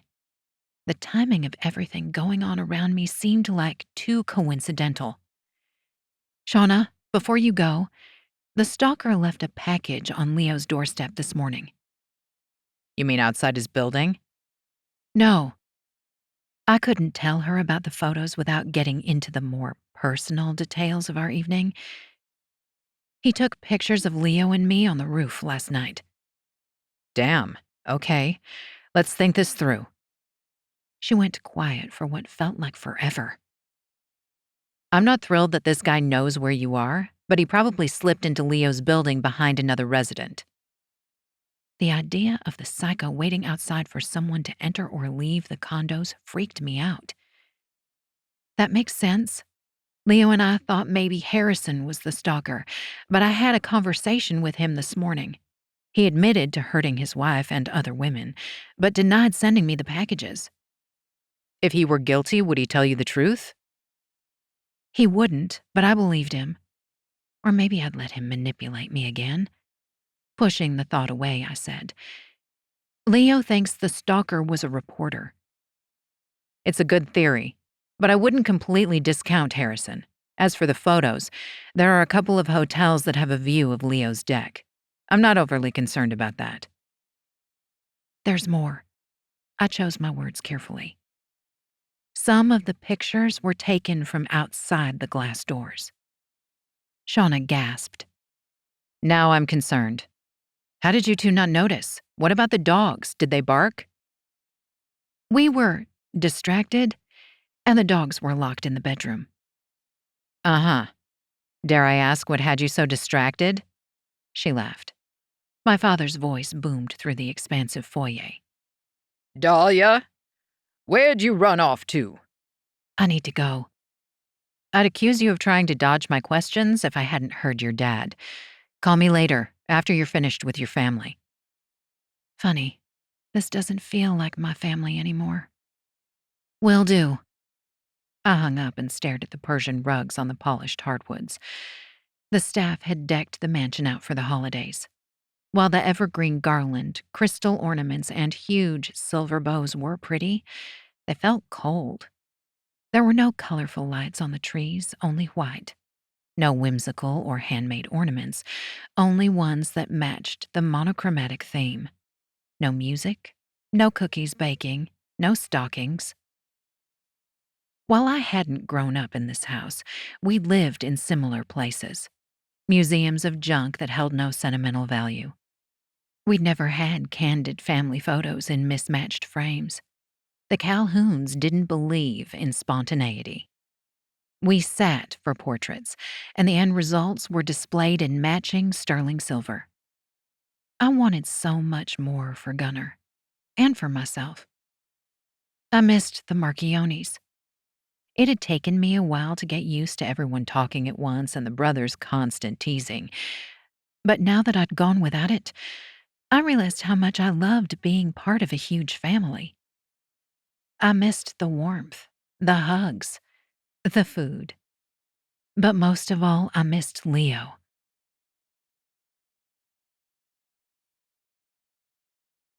Chapter 20. Leo. Thanks to the invention of the MRI, scientists had debunked the myth that human beings only use 10% of our brains. But my brothers hadn't gotten the memo. After annihilating a couple cases of beer, I doubted any synapses fired in their gray matter. You've been warming that chair for over an hour. Dante gave me a drunken glare. Seriously, what's up with you? I knew him too well to cower. The only place my baby brother was a threat was on the computer. Besides the woman I loved being harassed by a psychopath, I deadpanned. Marco held his arms out at his sides. We all have problems, bro. But look around you. We're in the middle of the freaking Gulf of Mexico under a bright blue sky. This is no place to mope. I'm not moping. I glanced inside the cabin at Gabe and Enzo. They'd kicked back and were deep in conversation, likely about fatherhood or wives or current mortgage rates. Gabe caught me staring and frowned. He said something to Enzo and the two knuckleheads joined the rest of us. This time, Dante narrowed his eyes at our brothers. What's up with the two of you? You've been gossiping like a couple of old ladies at Sunday Mass since we left the marina. Thankful to have the attention off me, I sat back to enjoy the sun. Enzo nodded in my direction. Something you want to tell us? About? He and Gabe exchanged glances, and I knew. Shauna and Maggie hadn't kept mine and Dahlia's secret. Not that the revelation surprised me. Maggie had looked downright shell-shocked when she'd left the condo. Shauna, on the other hand, had grinned like she knew the winning lotto numbers. Fine, yes, I have something to tell you. I took a swig of my beer. You're all a bunch of pains in my ass. Enzo folded his arms and rocked back on his heels. Very funny. Now spill it. I opened my mouth to tell him to go to hell, but a reel howled from the aft side of the boat before I had the chance. Grab it! He stared as if I'd spoken in Swahili. Marco darted toward the sound. I motioned to the bowed rod. This is a fishing trip. You have a fish. I'm on it. Gabe moved quicker than someone who'd consumed his body weight in beer should have been able to and shouldered Marco out of the way. The big jerk gripped the pole with both hands and yanked it hard enough to snap the line. Turning to Enzo, I said, Gabe sucks at this. You might want to go help. Damn it. This conversation isn't over. He hurried away. Good freaking riddance. Dante plopped down beside me and pulled out his phone. What was that about? Who knows? How's the signal? I hadn't checked my messages since the previous evening. Although I knew Dahlia was safe in Stuart's capable hands, I had an overwhelming urge to hear her voice. He hitched a shoulder. Satcom, it works great. When it works. The show on the other side of the deck kept me entertained while waiting for my cell to power on. Great job setting the hook, Gabe. I added every bit of admiration I could muster to my voice. The more I sucked up, stroked egos, and smiled, the less likely they'd be to bust my balls about Gunner. Gabe flipped me the finger. Shaking my head, I scrolled through my messages. 6 from Julia Carpenter to call her. Seemed she had breaking news on Meriwether. The last message referred me to a website. I clicked the link and waited for the gossip rag article to load. Holy shit. Dante sat upright without taking his eyes off his phone. Leo? I think you have a problem, man. What? My first thought was something happened to Dahlia and Gunner. Dante shoved his phone in my face. He'd loaded the same webpage that Julia had sent me. My brain misfired. What the fuck? He's yours, right? Dante squinted. Yeah, he's mine. However, the internet claimed Harrison fucking Meriwether was Gunner's biological father. The reporters had gone so far as to include a photograph of the lying SOB with my son and Dahlia. Dante lowered his voice. One look at the kid, and I knew he was a Marchionni. I tore my gaze from the phone. Why didn't you say anything when you dropped off the tree and fish? He shrugged. I figured you'd tell me when you were ready. Leo, a little help over here.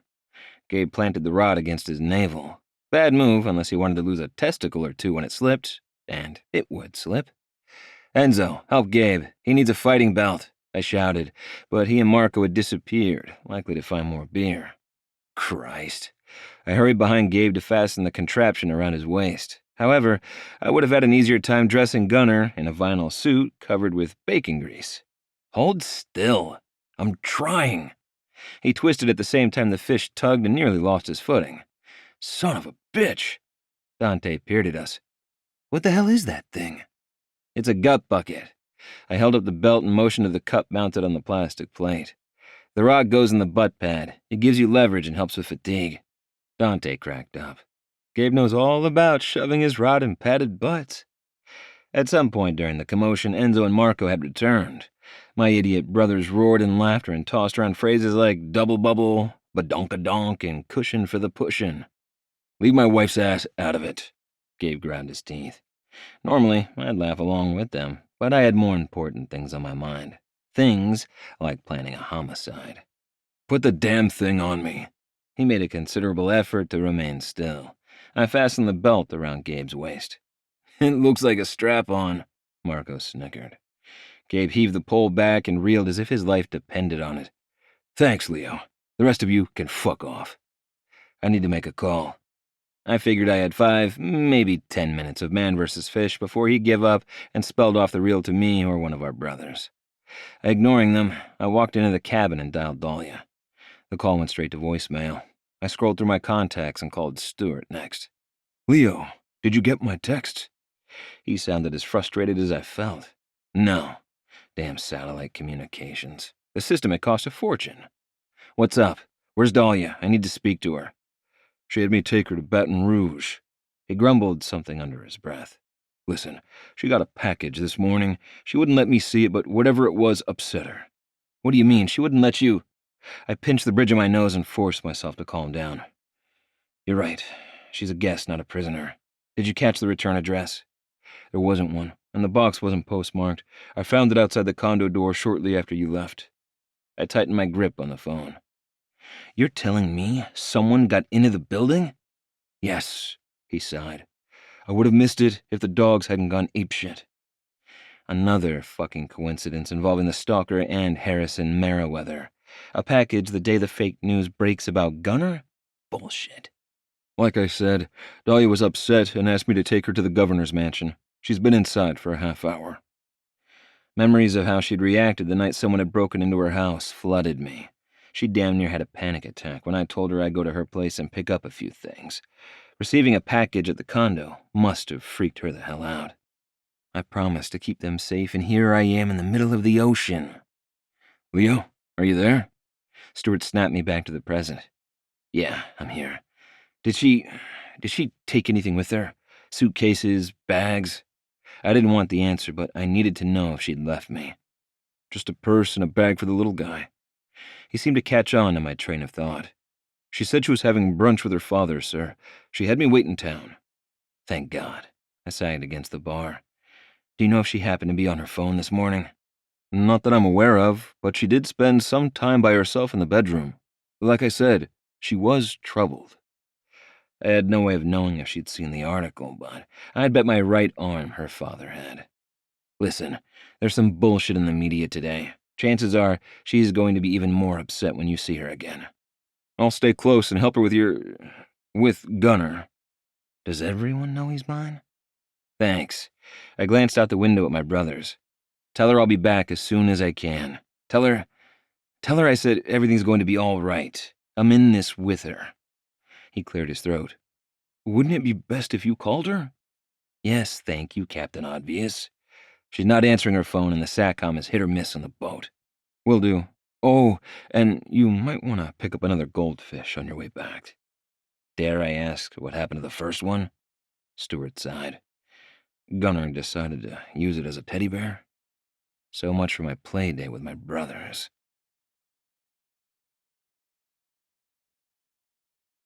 Chapter 21. Dahlia. There you are.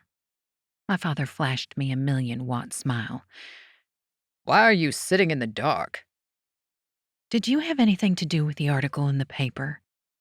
I don't know what possessed me to ask. Leaking that sort of garbage wasn't his style. However, I wouldn't put it past Robert to make a statement about the stalker and hint that Leo was involved. His face fell. I'd hoped you wouldn't see it until we'd had a chance to talk. My mouth moved, but nothing came out. He might as well have punched me in the stomach. It would have hurt less. Robert spoke with Harry. It was their idea. Since you're engaged now, they thought it would solve a lot of problems. He shoved his hands in his designer slacks. I don't see how lies solve anything. Actually, it might have put me and Gunnar in danger. I stood and forced him to look up an inch or two to meet my gaze. The stalker is getting more desperate. He found me at Leo's and took pictures from outside the sliding glass door. I don't understand. What does Harrison claiming Gunnar as his son have to do with Leo Marchionni? His eyes widened. What in the Sam hell were you doing at that man's house? Does Harry know? The room tilted. What are you talking about? The news article. My dad frowned. Holding up my hands, I took a step back. Harry told the world Gunnar was his? He wouldn't, would he? I couldn't imagine Harrison going to the media and lying about being the father of another man's child. Then again, I never thought he'd beat his wife or hurt women he dated. And the conversation we'd had? I'd believed his lies. The press release went out late last night. The color drained from my father's face. What article are you referring to? Shauna called to tell me about a story that ran yesterday about the stalker. They alluded that Leo was a suspect. Now, answer my question. Some reporter contacted Harry asking how he felt about you having a child with Leo. Harry and Robert thought if they gave the press a love story, the press would lay off the Marchionni angle. I can't believe this. I'd suggested the same thing to Robert, only I'd planned to tell the truth. He glared. I never would have agreed to it had I known you were lying to me about your relationship with Leo Marchionni. He's a criminal. I'm not the one who's been lying to you. I have never stayed the night at Harrison's place, let alone moved in, nor have he and I had sex. Never? No. If you must know, the only man I have ever been with is Leo. It was my father's turn to gape. That's right, Dad. The man you chose for me to marry has been feeding you a steady diet of bullcrap. I'm sure he had his reasons. The stress of the previous few days caught up to me. The fear, the helplessness, the anger. All of it boiled up and came out of my mouth. I'll tell you his reason. He's an entitled bastard who can't take no for an answer. You want to talk about a criminal. What about Harrison? He beat his wife so severely she was hospitalized. And that's not all. A handful of women have accused him of stalking and worse. Last time I checked, rape was illegal. That's enough. Robert Becker stepped forward and ran his hand from the back of my father's head to his shoulder, tenderly. He leaned into the touch before he caught himself and stiffened. What the hell? How dare you speak to your father in that tone? Robert clasped his hands behind his back and pointedly avoided making eye contact with his employer. My mind spun like a carnival ride. How many times had I walked in on their hushed conversations, questioned the need for Robert to spend so much time in our home, overheard my mother crying about their sham of a marriage. Harry's comment came back to me. We aren't your parents. I'm not asking you to live a lie. That's it. I've officially lost my mind. There's no way my dad and Robert Becker are romantically involved. Dad glanced from me to Robert. Are any of these accusations true? You know how these things happen. Most of the women threatened to go to the press when Harrison ran for the state senate. They changed their tunes when he refused to pay them off. Robert rolled his eyes. As for the ex, Mrs. Merriweather, you of all people know that every story has two sides. Bile rose in my throat. What a complete crock of shit. Before we got off the topic of Harrison, I decided to lay it all out there. Dad, have you heard anything from the private investigator looking for my stalker? My father glanced at Robert, who shook his head. Nothing? I couldn't imagine the guy had been working on the case for a year and hadn't turned up anything. I believe Harry is behind it all. Robert scoffed. You think Harrison Merriweather broke into your home? No, but he could have paid someone to do it. My father's eyes widened. Dahlia, I'm as shocked as you are to learn about his past, but I highly doubt Harry had anything to do with it. I didn't need to win the argument. I'd planted the seed. That was enough. Regardless, you should know I've hired my own PI and plan to go to the police with everything if the harassment doesn't stop. You're going to ruin this family. Robert turned an odd shade of magenta. This family? Don't you mean the campaign? I arched an eyebrow. He rounded on me with his hands balled at his sides. Enough. My dad rubbed the center of his chest. Ignoring Robert altogether, I knelt in front of my father and took his hand. I apologize for losing my temper. Maybe I'm wrong about Harrison's involvement with the stalking, but Leo is Gunner's father. I won't allow anyone to take that away from him, not even for you. Robert scoffed. Waylon, you must put a stop to this. It'll ruin everything we've worked for. Think about the campaign, the White House. My father glanced between us and sighed. He's right, Dahlia. I'm sorry, but you have to end things with Leah once and for all. No. I don't know what he saw in my expression, but his shoulders sagged ever so slightly. You're still in love with him. He spoke as if stating a simple fact, like the sky was blue or the sun would rise. Of course she is. My mother walked into the room. I've been trying to tell you that for years. She has? I wasn't aware my mom had paid enough attention to notice. Robert gave my mother a look that would have made Attila the Hun cringe. She pretended to ignore him, but the glass in her hand trembled. She's afraid of him? My father sighed. Dahlia, is this true? Yes, I'm in love with Leo. It felt incredible to admit my feelings without preamble or guilt. However, I'd had this argument with him so many times, I knew what came next. And before you say it, he's not a mafioso. Leo owns a hotel and restaurant. His family risked their lives to break ties with the old world. I'm aware. I've made it my business to keep tabs on the Marchionnis. He tilted his head. Does he treat you well? I'm not hearing this. Waylon, think about what this will do to the campaign. Robert marched around the settee. You're not seriously going to allow this to stand. This doesn't concern you. He nodded to the door. We'll talk about what you did and did not know about Harrison Merriweather and why you insisted on that damned article later. Robert gawked for half a second before storming out of the room. My father turned his attention back to me. Is what you said about Harry true? Nodding, I said, I'm surprised you didn't know. Robert does background checks on all of my friends. My mother choked on her martini. Glad I'm not the only one he keeps tabs on. He glanced between us.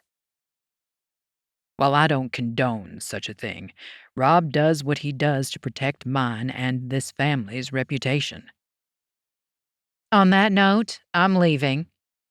Mom set her empty glass on the antique credenza. The food is getting cold. He waited until she flounced out of the room and turned his attention back to me. Don't worry about Robert.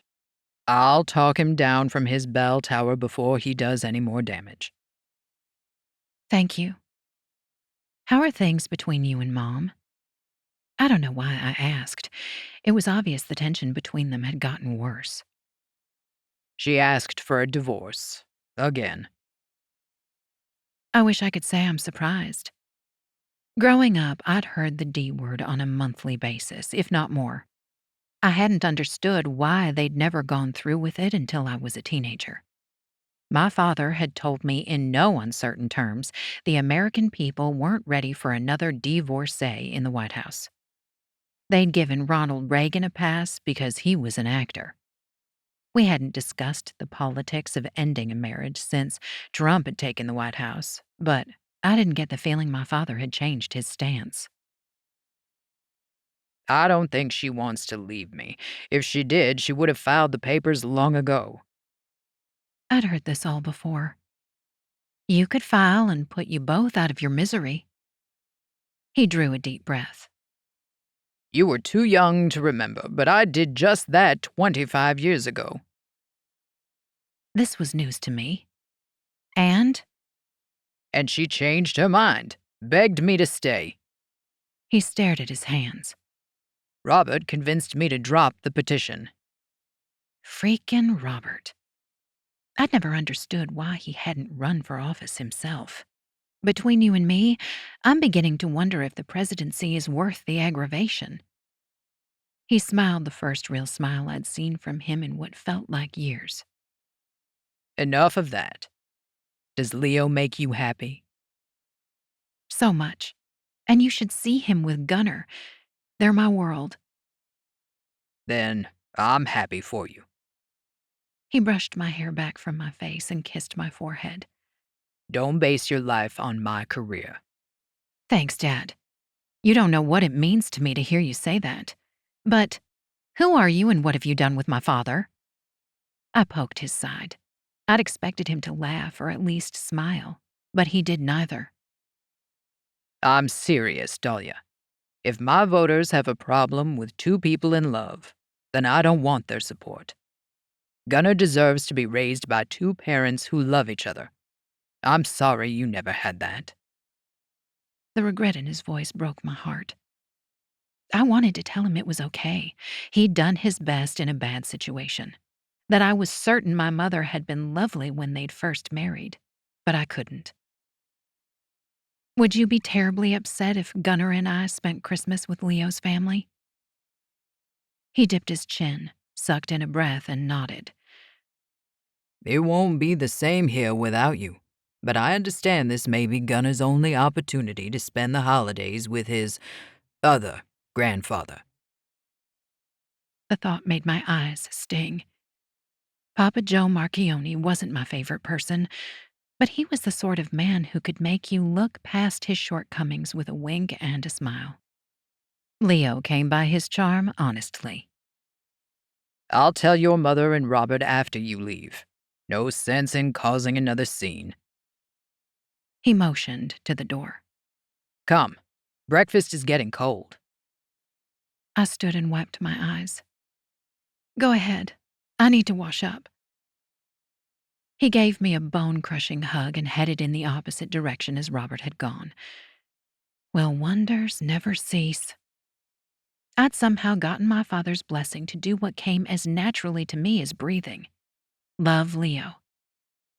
I felt as if I were walking on the clouds, which was why I didn't hear Robert approaching until he grabbed my arm and spun me to face him. Let go of me! I tried to break free, but he tightened his grip and pressed closer. I won't let you destroy Waylon. One way or another, this thing between you and Marchionni is over. He shoved me away from him and stormed off. Dumbstruck, I wiped his spit from my cheek.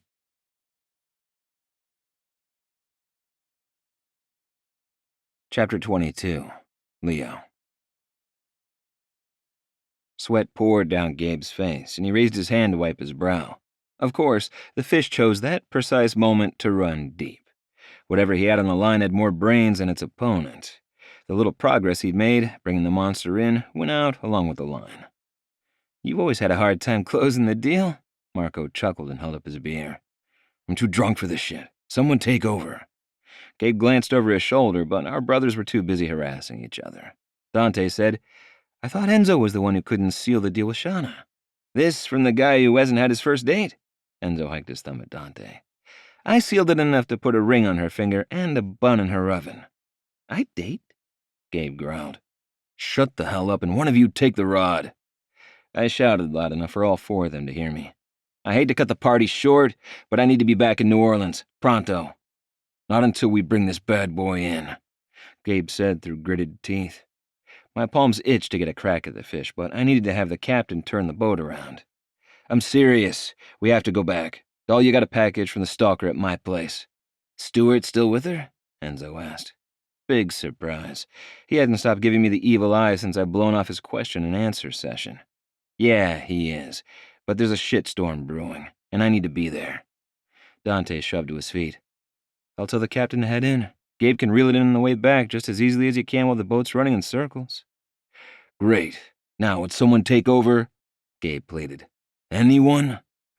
Evidently, the sun and the alcohol had dimmed my brother's enthusiasm. 4 hours in the middle of the ocean could do that to a man. Marco and Enzo exchanged glances, but neither made a move. Despite my foul mood, or maybe because of it, a grin tugged at the corners of my mouth. I couldn't help but tease them. After all, they'd given me non-stop grief. Come on, what will your wives say when you tell them all you caught were sunburns and hangovers? They stared with equal degrees of drunken haze and consideration. Take the damn pole, or I'm throwing it in the ocean. Gabe had turned a rather unhealthy shade of red from the exertion. On your left. I buckled a gut bucket around my waist, eased to his side, and took the rod. He heaved out a sigh and a slew of curses. It's all you. I'm done. Okay, but I'll need you to hook it once I bring it to the surface. I leaned back and reeled until the rod nearly bent in half, then pushed forward, keeping the tip up. Over and over, back and forth, I danced with the fish on the other end of the line. The tango reminded me a bit of the situation with Dahlia. I could heavy-hand it and risk losing her, or I could finesse her until I wore her down. Enzo took advantage of my being stuck in one place to harass me again. You might as well admit it. Gunner's your son, isn't he? Yeah, he's mine. When no one reacted, I glanced back. My brothers stood shoulder to shoulder, staring, although none seemed all that surprised. And you're just now telling us about it? Why? Gabe shook his head. I thought it was a possibility way back when, but you denied it when I asked outright. Enzo said, it wasn't just him. Dahlia's been lying to Maggie and Shauna for years. Still struggling with the fish, I said, we lied and have regretted it, but it was necessary. Dahlia and I found out she was pregnant a month before Joe and Rebecca were murdered. Someone sucked in a breath. Dante rested his hand on my shoulder. That sucks, bro. But what are you going to do about the article? What article? Marco asked. I jerked the rod back and accidentally landed an elbow on Dante's gut. Sorry about that. You might want to move over and keep your mouth shut. Dante didn't take the hint. If anything, he decided to hit me back where it hurt. I'll show you. 5 minutes later, they'd all read the story of Harrison and Dahlia's fictitious relationship. How the couple had been together years before and had broken up. How the two had reconciled and planned to be a family. My brothers lined the railing, splitting their attention between me and the water. Gabe spoke first. This is some serious bullshit. What are you going to do about this? Marco asked. Not for nothing, but you'd better tell Ma about the kid before she gets wind of it from someone else, Enzo said. Times like these, I wished I was an only child. I don't know, and I'll tell Ma when I'm damn well ready. The line went slack and the guy shouted. They'd evidently caught sight of the monster. It's huge, Dante gasped. I swear it's a marlin. Can't be. They run in the summer. Gabe leaned over the railing. The catch ran deep, turned, and burst from the surface in all its glory. A sailfish. A freaking sailfish. If that isn't a sign, I don't know what is. I couldn't believe it. We'd used the wrong rigging, the wrong bait, and it was the wrong time of the year, and we're in the wrong spot. Still, we'd managed to hook the holy grail of sport fishing. Once again, the situation reminded me of Dahlia. The circumstances were all wrong, but we were so freaking right. My muscles screamed in protest, but the adrenaline flooding my bloodstream urged me on. A flash of color beneath the water caught my attention. I almost had it. Get the gaff ready. Easy on the run, or you'll end up making a bird's nest of the line. Enzo eased alongside of me. I got this. Imagining the fish beneath the surface strategizing its escape made my pulse race. And then the line went slack. He was a worthy opponent, to be sure. You lost him. Enzo gave me a half smirk, half frown. Tighten the line fast. He's heading for the boat, Dante shouted. I shook my head and moved to set the rod down. Bullshit. They don't... The fish sailed into the air a few yards from us. Its beauty stole my breath. The long, silver body glistened beneath the onyx-colored fan of its dorsal fin. I damn near dropped the rod. Reel! Gabe leaned over the railing. I need that gaff! I turned the crank with every ounce of strength I could muster. The line snapped. Son of a bitch! I slammed the pole into the mount. Gabe, never one to let sleeping dogs lie or lost fish swim, turned to me. When do we get to meet our nephew? Now? He's going to do this now? I bent at the waist and rested my hands on my thighs. Looks like none of us can close a deal, Enzo chuckled. The bastard. He's already got the girl. All he has to do is reel her in. Marco wiggled his brows. Gabe deadpanned. Let's just hope the line doesn't snap. Are you four done yet? I glared up at them. They have a kid together. She'll come around. Dante laughed. Wait until you see Gunner. He is Leo's mini-me. He's right. Even the reporters outside the condo commented on the resemblance. Dante, you're a genius. I stood upright. All I needed to do was convince Dahlia to make a statement with me and Gunner by her side. There was no way anyone could miss the fact he's mine. And if they do? Enzo asked. A paternity test would end any speculation. Gabe spoke from experience on that one. I freaking love this plan. Harrison fucking Meriwether will be crucified in the court of public opinion. Enzo scratched his jaw. Will Dahlia do that? I mean, this could easily turn against her if the press thinks she doesn't know who knocked her up. Damn it. Gabe nodded slowly. Be very careful how you handle this. And then there's the stalker. This from Dante, who up until that moment I'd thought was on my side. So what do? I resisted the urge to kick the side of the boat. With my luck, I'd end up with broken bones and a permanent limp. Dante clamped a hand on my shoulder. Simple. You convince Harrison Meriwether to admit he lied. Enzo motioned to the crystal blue water. He'd have a better chance of jumping in and catching that fish with his bare hands. Maybe. Maybe not.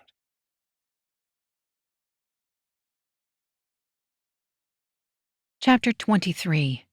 Dahlia. Though it had been freshman year of college when I took Psychology 101, I'd never forgotten Maslow's hierarchy of needs. The bottom layer of the rainbow-colored triangular diagram contained things like air, food, water, shelter, and sex. The next layer consisted of safety and security.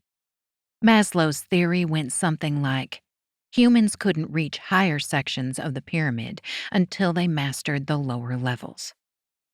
After leaving the governor's mansion, I realized I was bouncing back and forth between the lower two levels like a freaking pinball.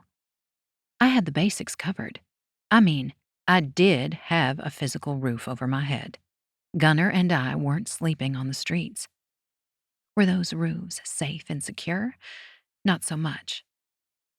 The stalker had robbed me of any sense of well-being in my own home and at Leo's. Until I managed to put an end to the fear, I would never move to the next level: belonging and love. Try as I might, I couldn't remember the labels of the top two layers of the pyramid. I blamed Leo for that.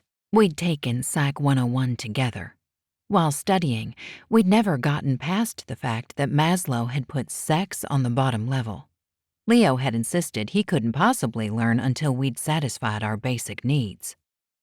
His seduction attempts hadn't worked. At least, not until junior year.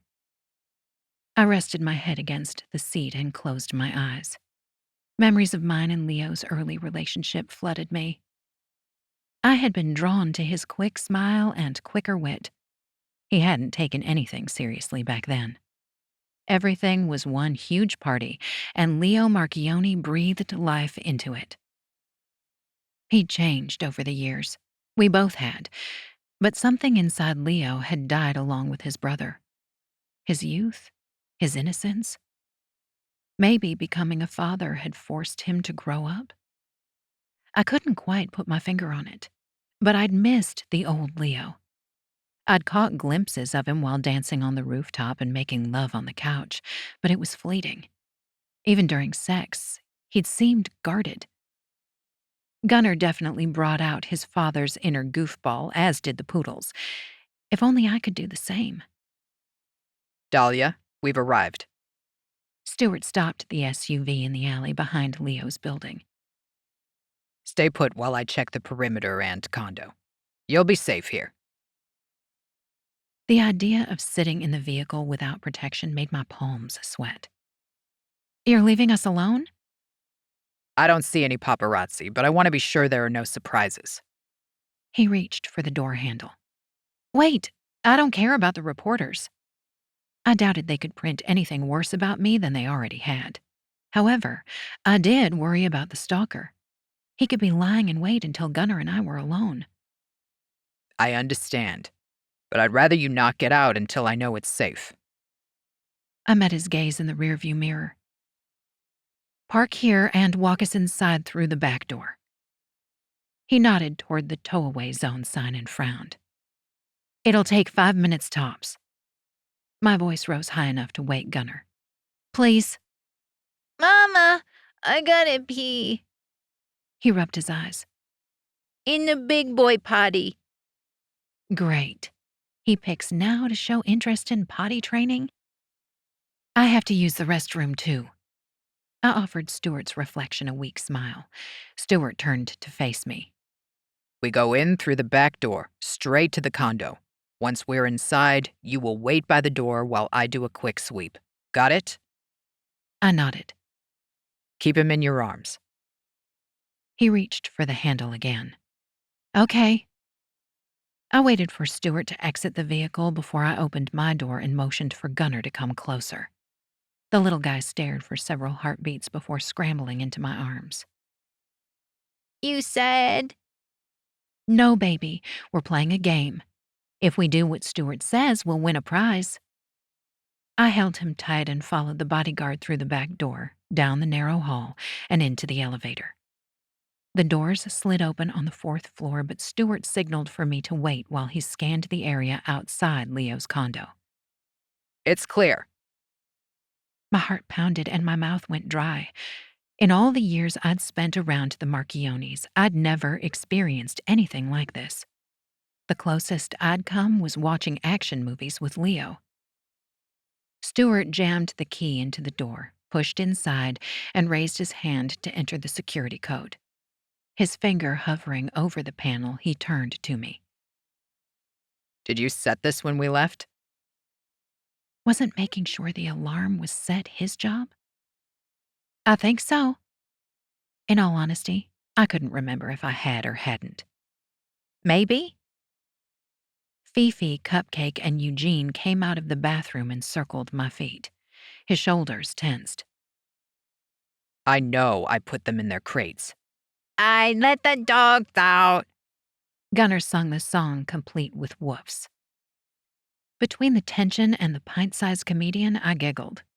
Stuart gave me a look that had me feeling like a scolded child. Wait here.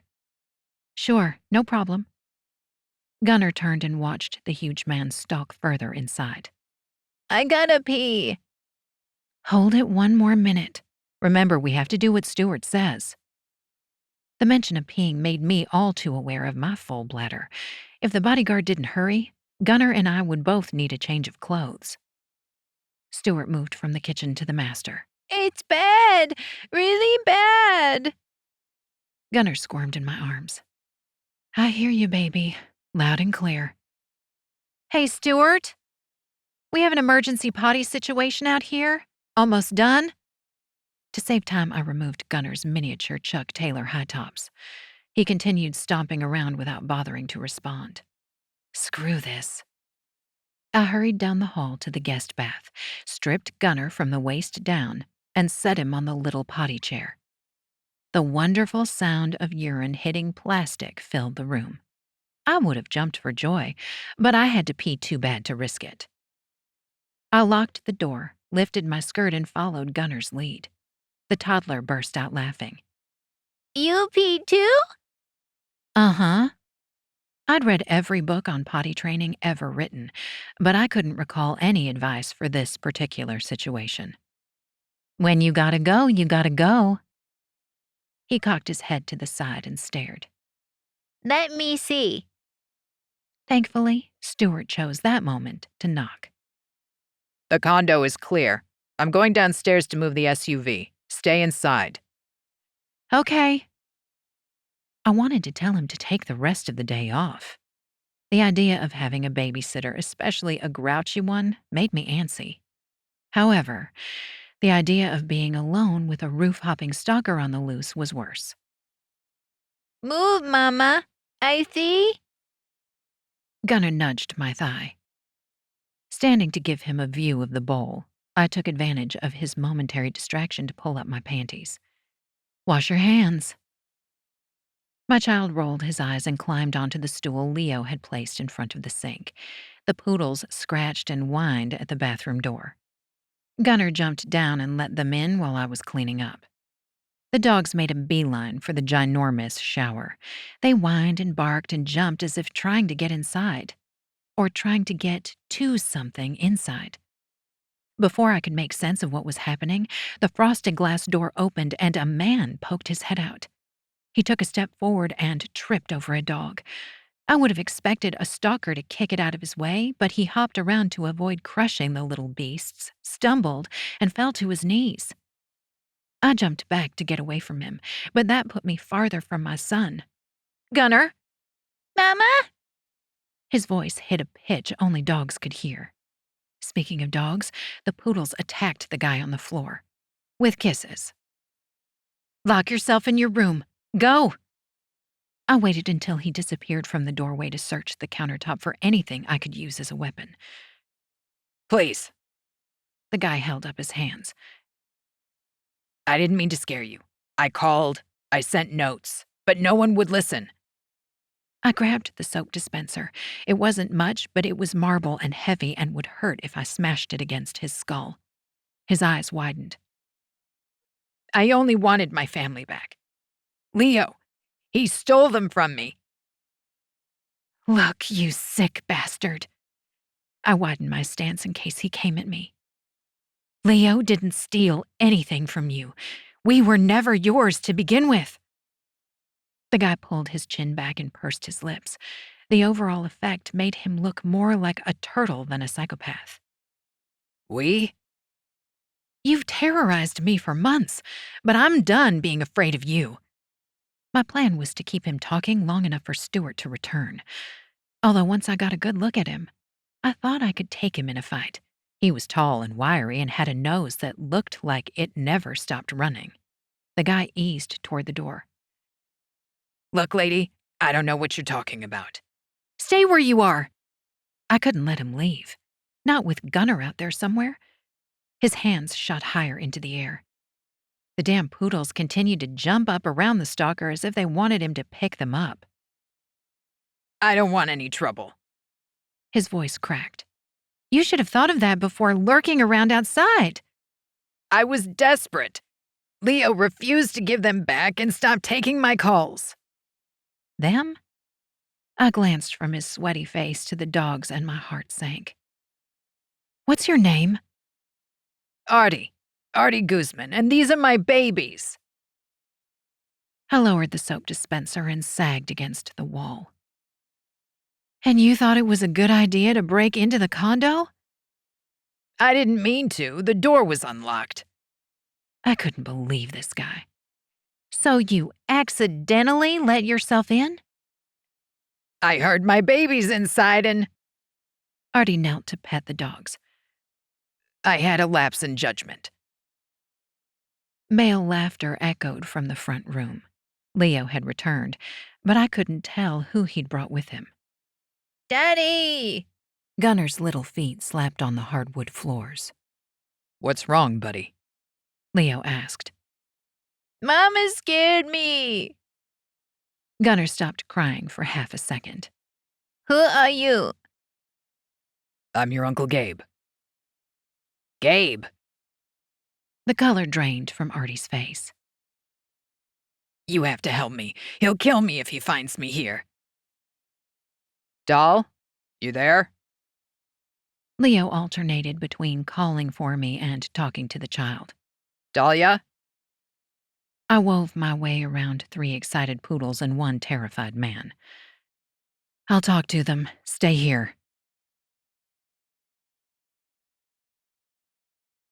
Chapter 24. Leo. Where's your mom?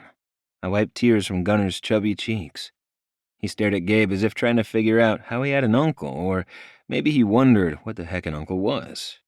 Whichever the case, the toddler clung to me like he had the night the stalker had broken in his bedroom window. Mama's in the bathroom. Gunner pointed down the hall. With the bad man. My blood froze. Gabe, take him. My brother slid the toddler from my arms without a word. I had no doubt in my mind he'd protect my son as if he were his own. I went into the kitchen, took my gun from the hidden safe, and slipped it under my shirt so Gunner couldn't see it. Meeting Gabe's gaze, I whispered, "Get him out of here." "I'm not leaving. We'll be outside the front door." Good enough. I waited until he disappeared, clicked the safety off, and made my way down the hall. Dahlia came out of the bathroom wide-eyed and pale. She glanced from my face to the firearm and gasped. "It's all right. I'm okay." I'm not proud, but my first thought was she had Harrison Merriweather in my house. My second thought was that I was a complete idiot. Lowering the gun, I said, "Who's in there?" She winced. "Maybe put that thing away before we talk." Okay, maybe I'm not as much of an idiot as I thought. Answer me. She jolted at the sharp tone in my voice, but recovered quickly. Narrowing her eyes, she stared until I gave in and headed back to the kitchen. Where's Gunner? I had Gabe take him outside when I thought the stalker had you captive in the bathroom. I need to check on him. She took a step toward the front door, but I grabbed her arm. He's fine. Dahlia stared at the Glock. I didn't know you still had weapons in the house. Is she that freaked out, or is she avoiding telling me who's in the bathroom? 2, both in safes. One in the bedroom and one in the kitchen, as always. Her frown deepened. I don't like it.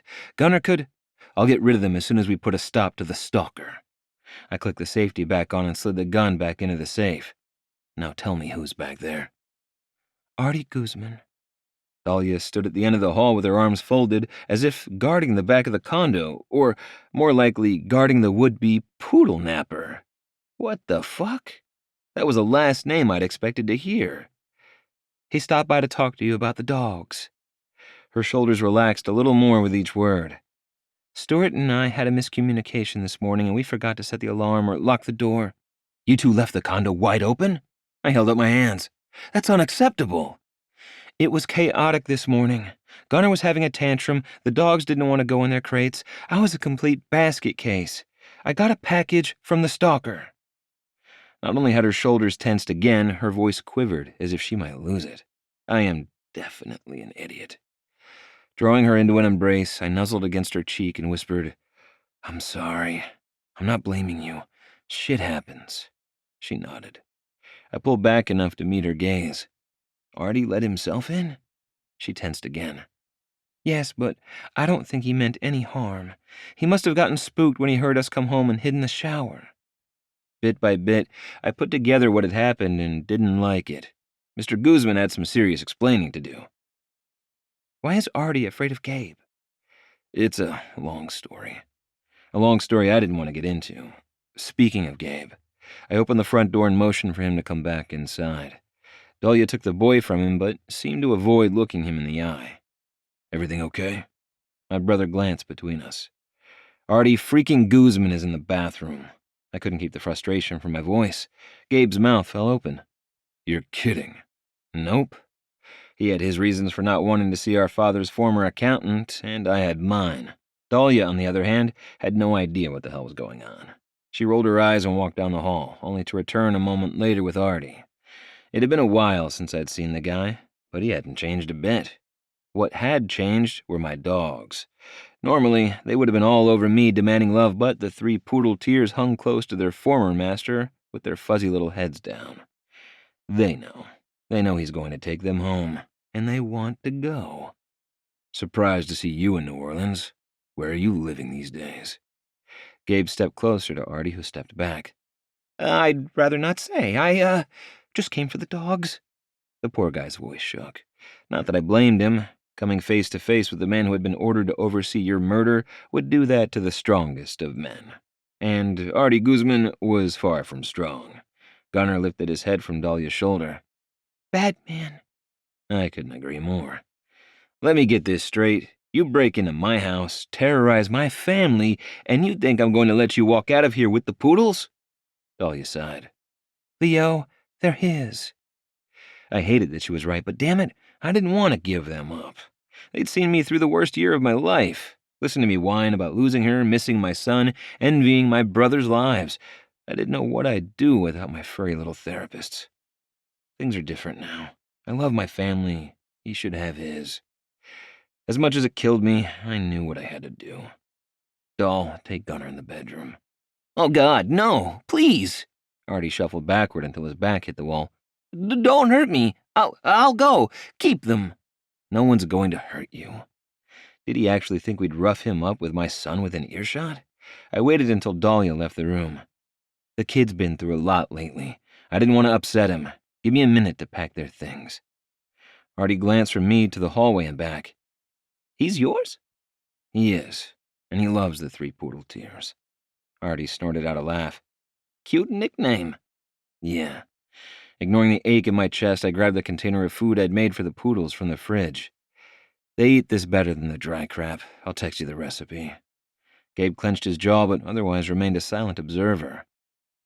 You love them? Artie's voice rose an octave. Of course I love them. I patted my thigh, but the dogs remained by Artie's side. He shook his head. But you're a mobster. Things have changed, Gabe said. Artie tilted his head. How is your father? He's in Sicily, under the care of a hospice team. I put the dog's bowls and toys into another bag. I wish I could say I was sorry, but he's not a good...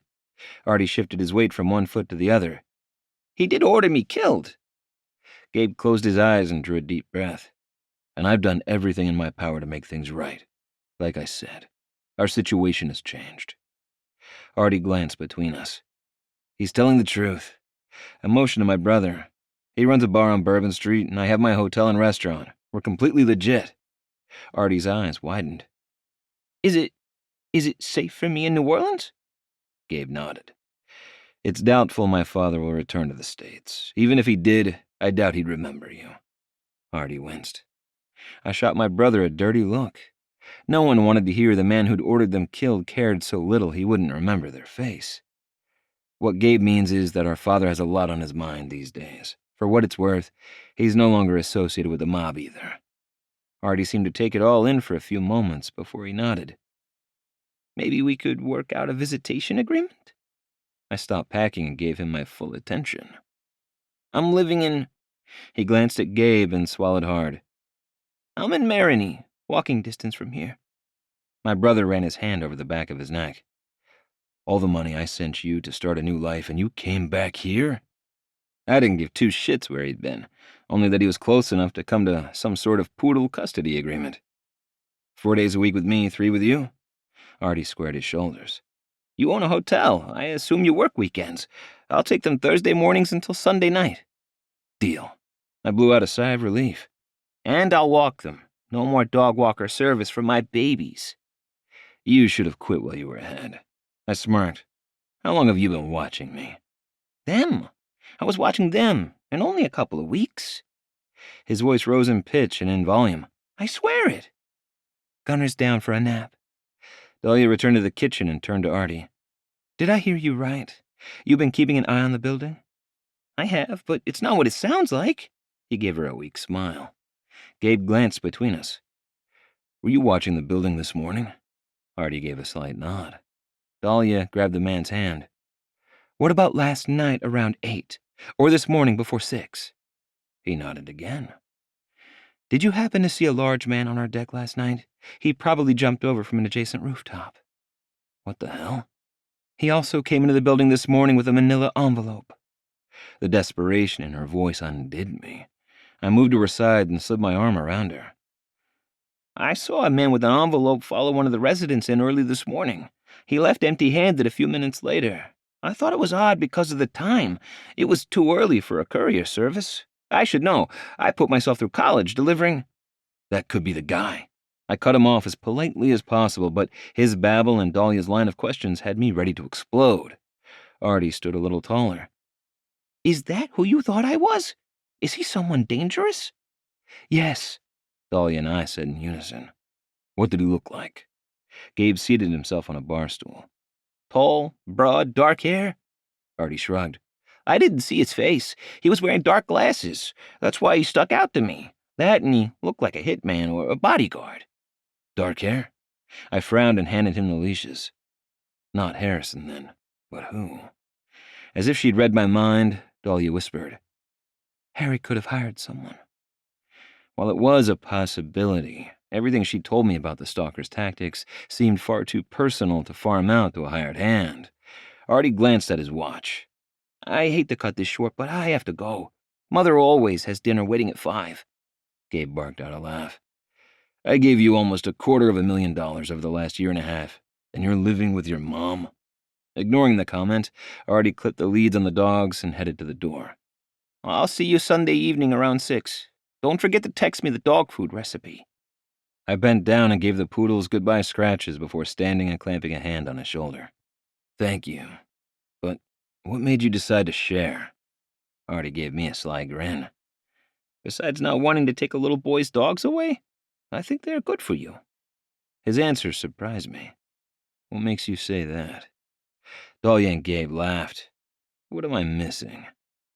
I never would have thought a former mobster, could love them as much as I do. I was wrong. With that, Artie Guzman and the 3 poodle tears left my condo.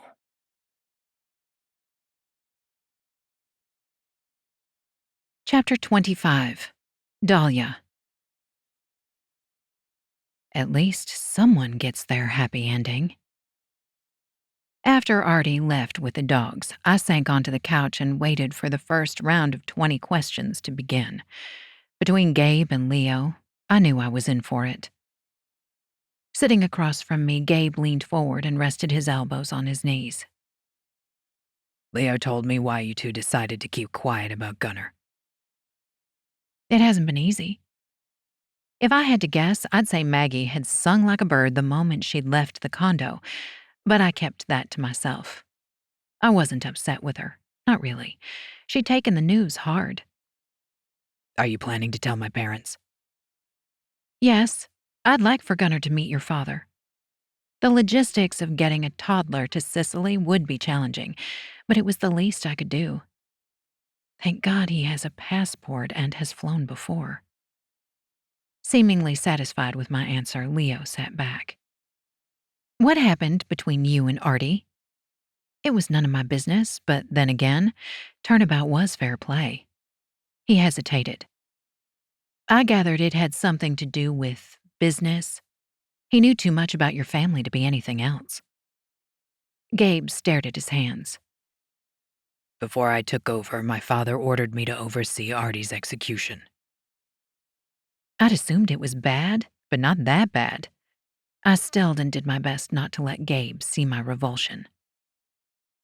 I wasn't the one who was supposed to pull the trigger, but I couldn't allow it to happen. I lied to my father's man. I told him I'd take care of it. Walked Artie into the swamp, gave him all my cash, and told him to run. He spoke without inflection, but I could tell by the hard set of his shoulders that the ordeal had scarred him. That must have been horrible. Gabe nodded. I've been supporting him ever since then. Suddenly, the idea of taking Gunnar to Sicily lost its appeal. Leo returned from checking on Gunnar and plopped down beside me. How are you holding up? I hitched a shoulder. Stuart told you about the package? Yeah, what was in it? I really didn't want to get into this in front of Gabe. 8x10 glossies. Why do you ask if Artie had seen someone on the roof? Leo scratched his jaw, and I knew the instant he put the pieces together. His eyes widened and his mouth fell open. Photos of us? On the couch? Yes, here after dinner. I swallowed hard. Gabe furrowed his brow. I'm not following. The fucker was on the deck taking pictures of us having sex. Leo growled. A little more detail than I would have liked, but I was too tired to argue. Gabe winced and glanced at the white leather sofa as if regretting sitting on it. You need additional security. Leo shook his head. No, what we need is to catch this guy and put an end to him once and for all. I'd heard him use that tone before when speaking about the persons responsible for his brother's murder. I hadn't liked it then, and I didn't like it now. Especially not after the conversation about Artie Guzman's relationship with the Marchionnis. I'd prefer we let the police handle it. Gabe nodded, but Leo continued to glower. I mean it. You can't be a father to your son if you're in prison for murder. My throat tightened at the thought. Leo's expression softened. I'm not going anywhere, sweetheart. But you didn't say you wouldn't resort to violence. I opened my mouth to protest, but Gabe interrupted. Maybe it's time the two of you got out of town. Go to Sicily for Christmas. Leave as soon as possible. In the meantime, talk to Marco about more security. I hated the idea of leaving New Orleans, and Sicily was no longer my first choice of destinations. However, bringing Marco into the mix would take Leo a step closer to the mob. Let's go to Florida. We can leave tonight. Leo smiled for the first time since he'd returned from fishing, but it faded just as quickly as it had come. As much as I'd love that, running away is prolonging the inevitable. We have to catch this guy. Gabe frowned. There's another problem to consider. You two suspect the stalker is a reporter. Do we need to worry about the images hitting the tabloids? I shot to my feet. Oh, God, I didn't think about that. That's all we need. Another story in the paper. Leo gave me a look that told me he'd seen the recent article or articles. I had nothing to do with the story about the break-in or the other. Leo narrowed his eyes. There was a story about the break-in? I should go. Gabe stood. You two have things to discuss. No, stay for just a moment. You've thought of things we've missed. Besides that, I figured I'd save Leo the trouble of relaying the information later, and myself the need to call Maggie. Frowning, he took a seat. I settled beside Leo again. Shauna told me about an article in the Picayune yesterday. Somehow the paparazzi found out about the stalker. Leo pressed his lips into a line, but he didn't seem all that surprised. If anything, he seemed irritated. I took his hand. They're hinting it's you. Gabe cursed under his breath. Leo tightened his grip on my fingers. No mention of Harrison and Gunner in that one? No. My father told me Robert and Harry wrote that press release. He would have told me if they'd sent the other. Leo sucked in a breath. I may have had something to do with the story about the break-in. It was my turn to glower. What did you do? I offered the reporters outside double the going rate for any photos of the person who broke into your house. Gabe made a sound in his throat somewhere between a groan and a growl. On that note, I am going to leave you two alone to work this out. Leo pushed to his feet and followed his brother to the door. The two spoke in hushed tones, but I ignored them. I couldn't handle one more thing. Once again, it seemed like the men in my life had lost their minds. Leo returned to the sofa, only this time he sat across from me in the place Gabe had abandoned.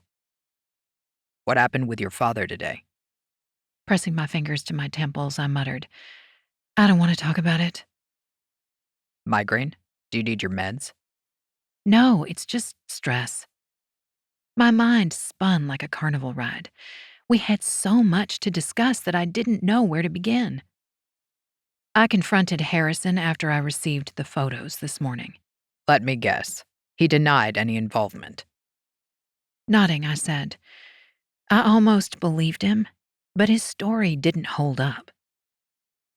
I'm going to make arrangements for you and Gunner to leave town. He rested his arms on the back of the sofa and widened his thighs. Between the man-spreading and cocky set of his jaw, I wanted to scream. Did he honestly think he had the right to make that sort of proclamation? Not to mention, he'd argued with my idea of going to Florida.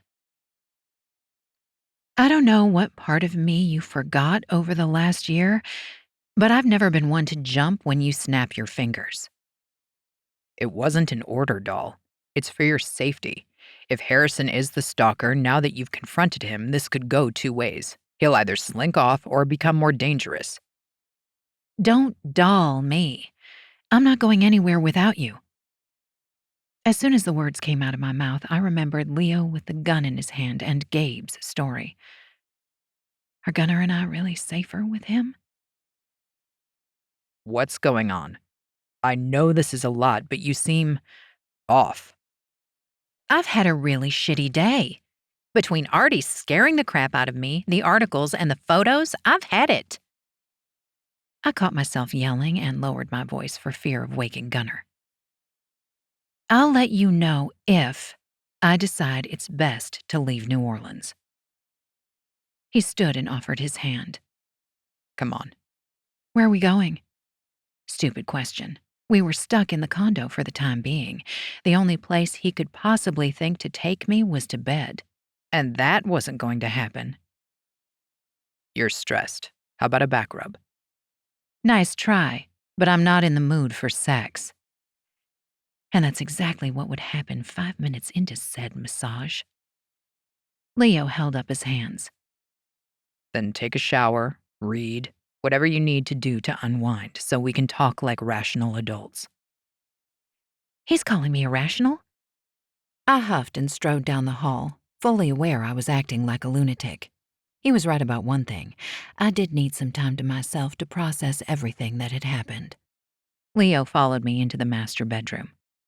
Look, I'm going to give you space, but I need to apologize first. Hoping against hope he'd apologize for acting like some sort of vigilante out for justice, I turned to him. I had no idea the reporters would turn the tables on me about the stalker. I'm sorry. Thank you, but that's not it. My chest tightened. He had no way of knowing what was really bothering me, and I doubted I could verbalize it without hurting him. Talk to me. He ran his hands from my shoulders to my elbows. Over the years, we'd shared our deepest, darkest secrets. I'd never hesitated to tell him what was on my mind. Until recently. As good as it felt to be with him again, we still had a wall between us to tear down. He sighed and stepped back. When you're ready to talk, I'll be here. I don't want you to ask Marco for help. I could tell by the way he flexed his hands that he didn't like what I'd said.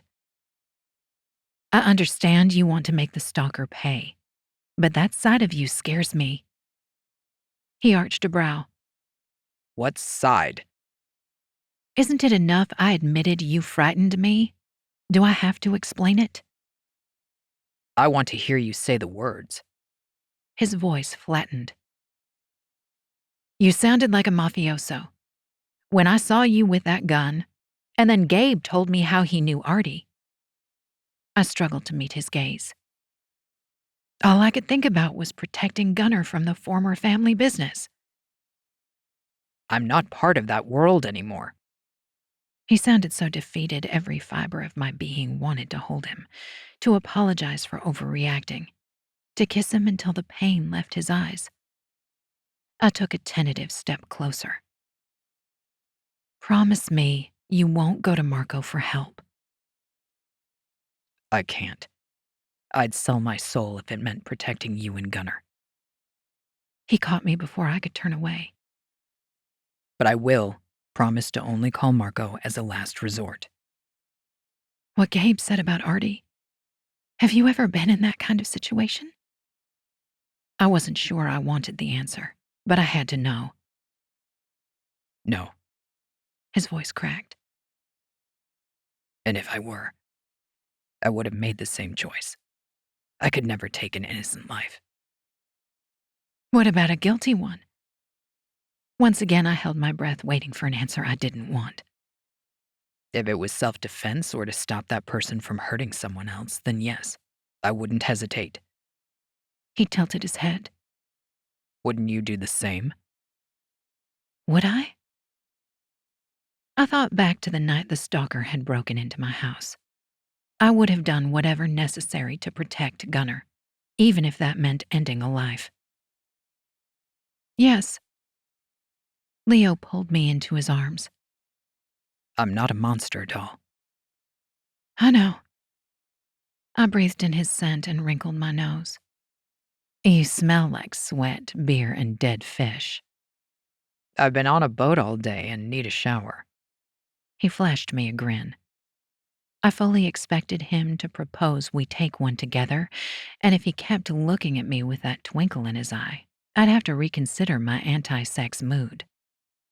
Speaking of dead fish, Dante's bringing a replacement for Gunnar's later tonight. Leo chuckled. Can he pick up a tank with a lock on it?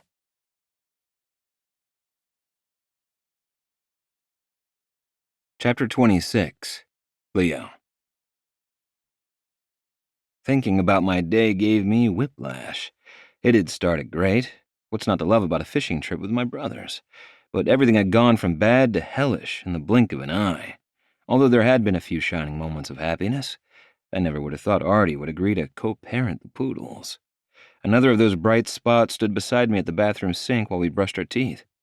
There was something so weirdly intimate about tandem oral hygiene. A dance of rinsing and spitting, timed perfectly to avoid getting in each other's way. I leaned closer to the mirror to check for rogue nose and eyebrow hairs. What are the chances of getting Harrison to publicly admit he lied about Gunner's paternity? Somewhere between fat chance and never gonna happen. She spoke with toothpaste in her mouth. Then we need to get some dirt on him. Something so juicy he'd rather be humiliated than have it come out. She rinsed and spat. Sean is trying to track down his ex-wife and the women who accused him of abuse. That could work, if one of them is willing to threaten to go public. It's a long shot. Dahlia frowned, and then her face brightened. I forgot to tell you the good thing that happened at the governor's mansion.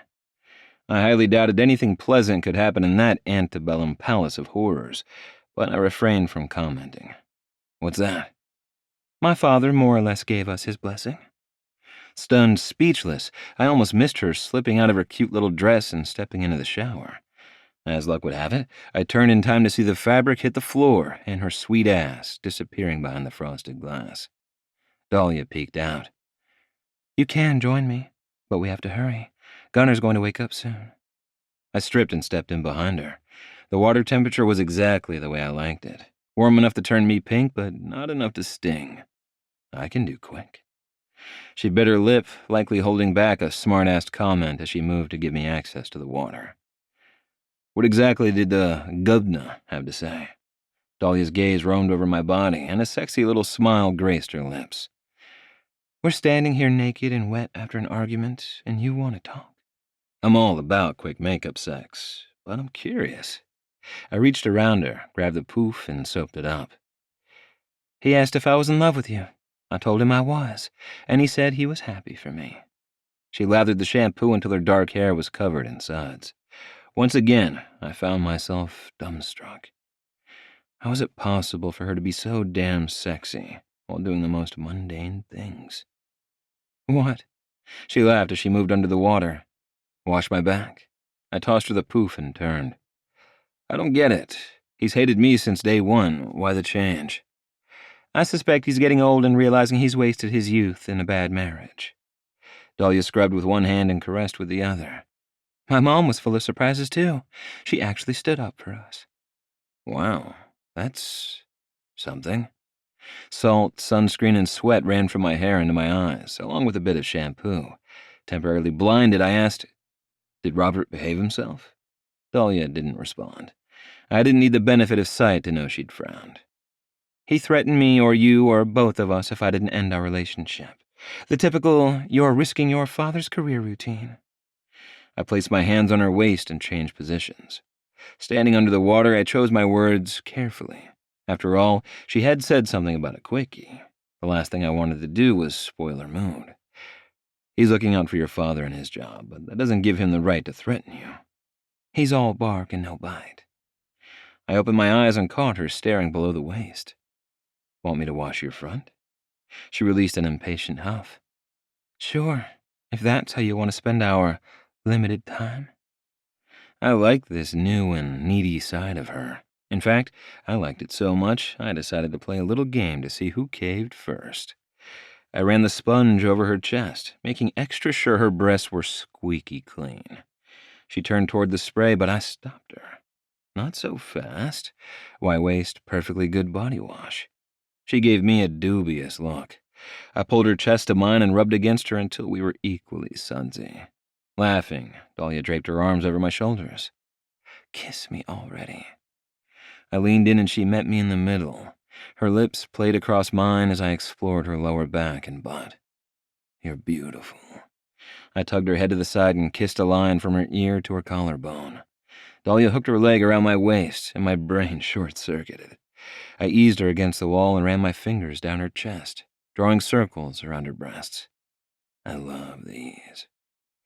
They missed you today. God, I loved this woman. Is that right? Yes, but they're feeling neglected. You didn't even kiss them hello. She watched as I leaned forward and flicked my tongue over her nipple. Her half-lidded smile almost killed my resolve to tease her. Almost. I slid my hand down her belly. Dahlia's breath caught. Leo. I released her breast and moved to the other. She wobbled, but I had no intentions of letting her fall. I want you. In a minute. I dropped to my knees and stared up at her while running my hands over her hips and thighs. We don't have time for this. Dahlia closed her eyes and rested her head against the cool marble wall. It won't take long. I eased her legs apart. At the first stroke of my tongue, she hissed out a breath. Should I stop? I licked her again. Don't you dare. I added my fingers to the mix, stroking, sucking, biting, teasing, until she tangled her fingers in my hair and held me where she wanted me. Exactly where I wanted to be. On my heels with my face buried between her legs. Dahlia's thighs quivered, but that didn't stop her from grinding against my mouth. I'm going to come. Don't let me fall. I braced her with my shoulders and doubled down, working her faster and harder. She held her breath, her body tensed. It was as if my entire world zeroed in on pushing her over the edge. Dahlia cried out for me to stop, to continue to finish her, and then she shattered. I didn't stop. Not when she tried to squirm away, not when she begged, not when her body shuddered with aftershocks. Enough! Dahlia sagged, bent in half over my head and shoulders. I pushed to my feet and wrapped my arms around her limp body. Let's get you dried off. Give me a minute to catch my breath, and I'll return the favor. Liking the sound of that, I dried her, wrapped her hair in one towel, her body in the other, and repeated the process on myself. Without the towel turban, of course. Once I had her in bed, I brushed her damp hair from her eyes. Remember how to breathe yet? You're awfully full of yourself, Marchionni. What can I say? I'm proud of my skills. She ran her hand down my chest and wrapped her hand around my cock. I'd like to see more of these skills of yours. Is that right? Mm-hmm. Take me from behind. Dahlia wiggled her brows. Have I mentioned how much I love doggy style? I flipped her onto her stomach and grabbed her hips. I remember. With her on all fours, I couldn't resist leaving a handprint on her creamy white ass. She let out a half yelp, half moan, and I thrust inside her. Between the foreplay in the shower and the current rush of sensations, I had to work hard to keep myself in check or it'd be over entirely too quickly. She lowered her chest to the bed. Her dark hair splayed across the white sheets, eyes closed, lips parted.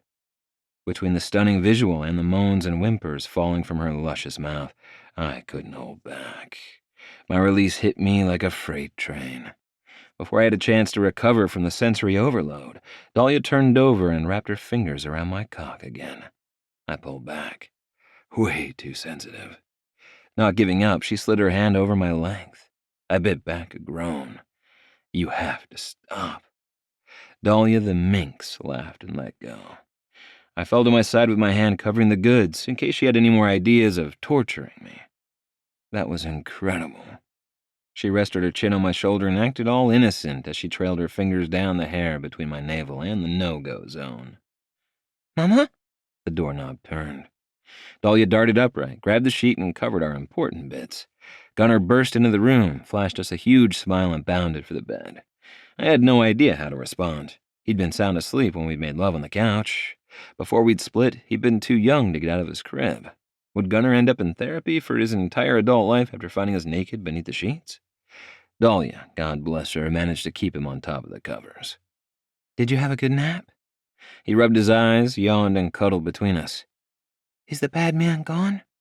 Yes, but he's not bad. He surprised me is all. She bugged her eyes out at me. Great. How do I explain this? His name is Artie. He's Fifi, Cupcake, and Eugene's owner. I smoothed back his wild curls. Where are they? His green eyes widened. Shit. Dahlia rescued me again. They're having a sleepover at Mr. Artie's house. Uncle Gabe? I couldn't help but smile. I'd waited 2.5 years to introduce my son to my family. He had to go home to his kids. You remember Ella and Rocco? Dahlia asked. Gunnar seemed unimpressed. Bunny milk, please. She sat upright. Go to the kitchen. I'll be right there. He folded his arms. Daddy, get it. Go ahead, I'll be there in a second. He glanced between us and narrowed his eyes, as if wondering what we were up to. When neither of us flinched, he hurried out of the room and didn't bother to close the door. Dahlia burrowed back into the pillows. I can get used to this. So can I. For her, my taking care of Gunnar was a reprieve. For me, it was pure gold.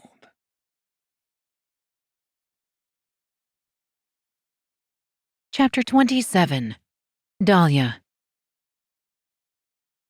I woke wrapped in nothing but the decadently soft sheets. The scents of bacon and coffee warmed me. Leo and Gunnar's laughter drifting down the hall was better than any music. I had no idea what they'd thought was so funny, nor did I need to know. That Leo could find joy with his son while our world spun out of control gave me hope. We'll get through this. I hadn't completely let go of my fears that Leo would trip and fall back into the Cosa Nostra, but I'd believed him when he said he didn't want that life. Listening to him play with Gunnar reassured me he had his priorities straight. The ringing buzzer in the front of the house ruined my good mood. Someone was at the door, which meant our bubble of domestic bliss was about to pop. Muttering to myself, I crawled out of bed and went into the bathroom to clean up. One look in the mirror, and I decided to hide out in the bedroom rather than greet whoever had stopped by. I'd fallen asleep with wet hair, which had dried into a complete mess. I had beard burn around my mouth and chin, and unless I was mistaken, a hickey on my neck. Hot sex did awful things to pale skin, and we'd gone at it numerous times the night before. A knock on the bedroom door sent me into a panic. "Just a minute." I snatched the robe from the hook and hustled to get my hair into what I hoped would pass for a messy bun. "We don't have a minute. We need to go to—" Shauna stood a few feet inside the room with her hands on her hips and her mouth hanging open. "Don't." I shot her a death glare. "All of this?"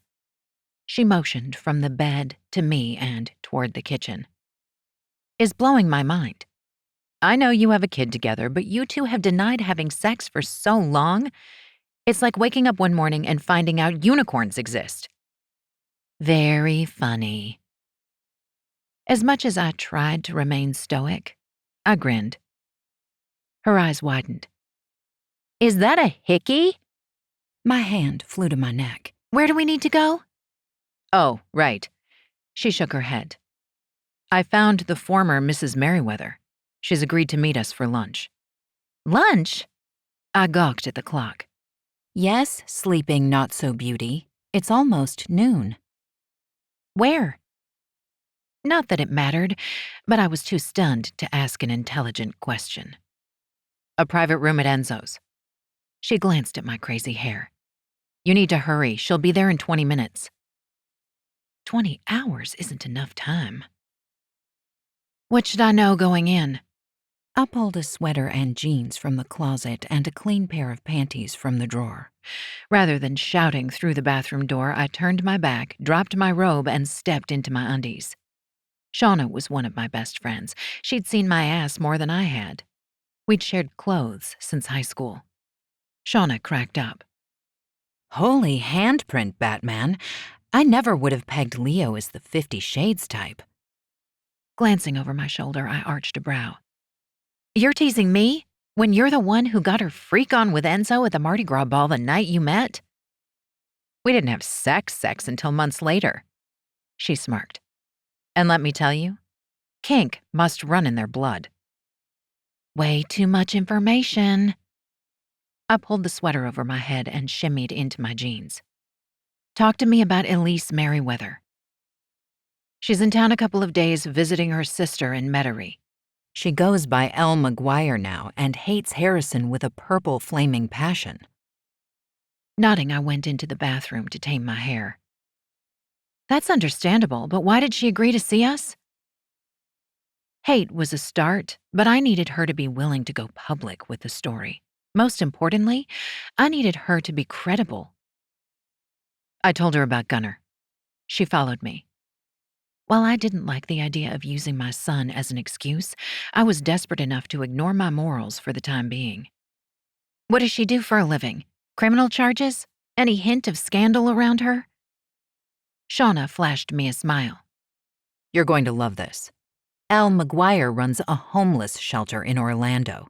She's married to the pastor of one of the largest churches in the state. And wait for it. She drummed her hands on the countertop. She has 5 adopted children, all from women who've died of drug overdoses.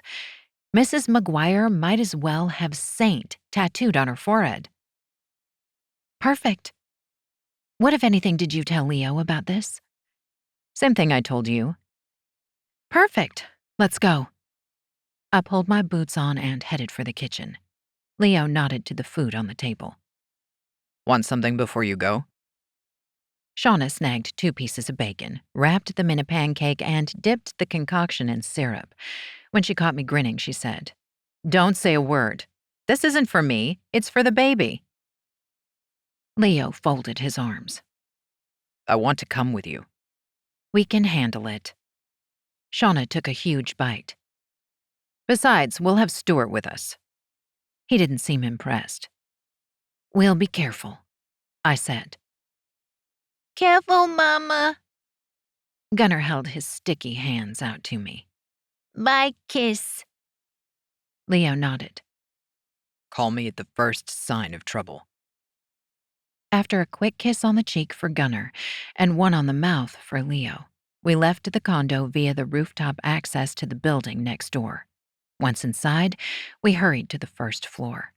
Stuart, even more vigilant than usual, led the way.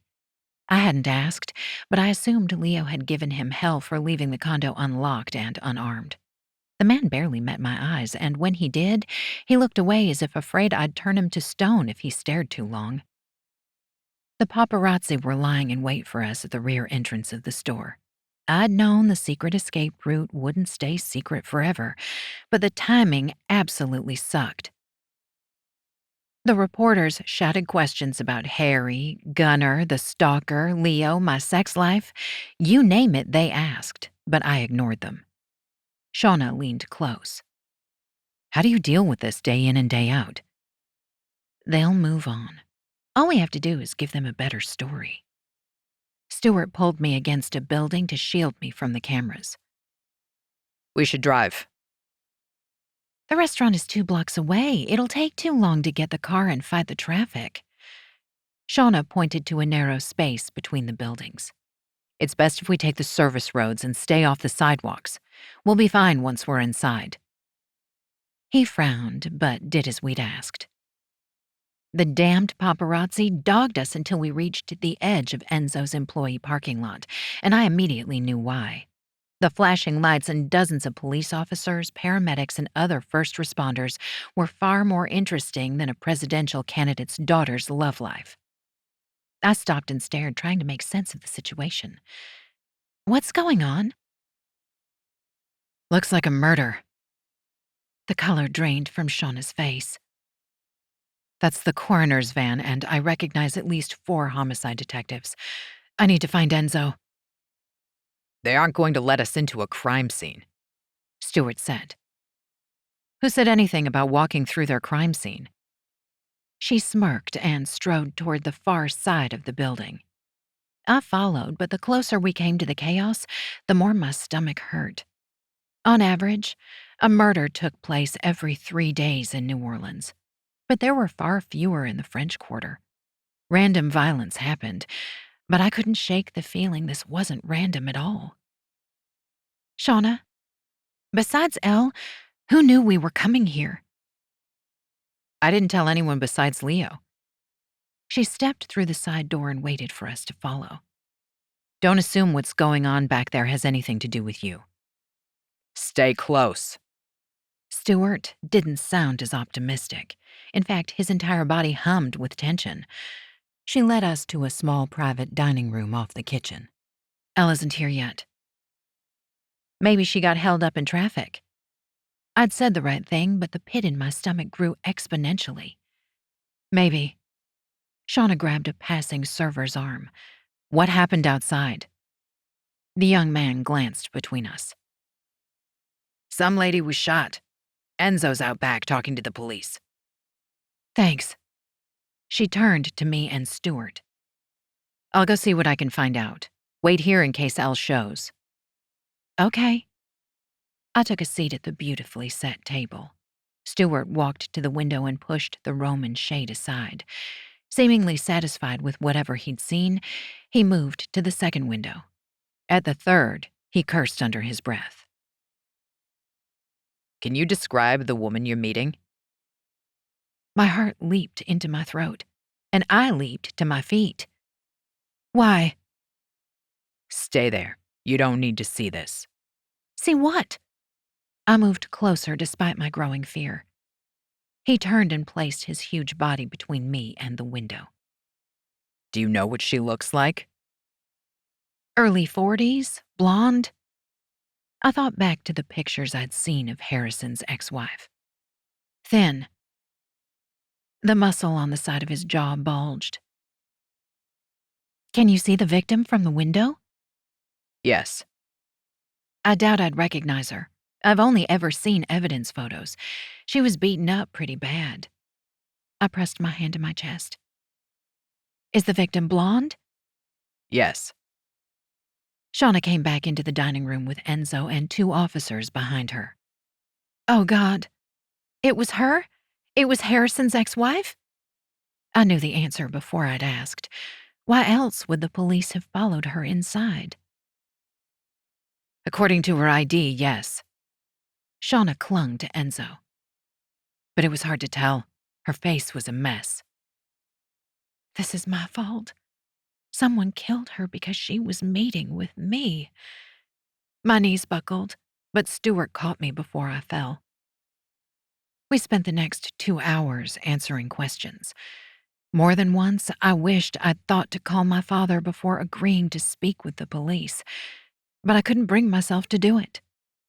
Partly because I didn't have the energy to wait for his lawyers to arrive from Baton Rouge, but mostly because he was involved in this somehow. Maybe not directly, but either Harrison or his people had killed Elle McGuire. For the second time in their lives, 5 children had lost a mother. A husband had lost his wife. A congregation, their first lady. And countless homeless people a champion. All because I needed dirt on Harrison. I'd have a conversation with my father once we were alone. It was time I got some answers. After the police left, Stuart cleared his throat. Are you ready to go home? Yes, please. I stood slowly to make sure my legs wouldn't fail me again. I had one of my colleagues bring my vehicle. Wait here until I call.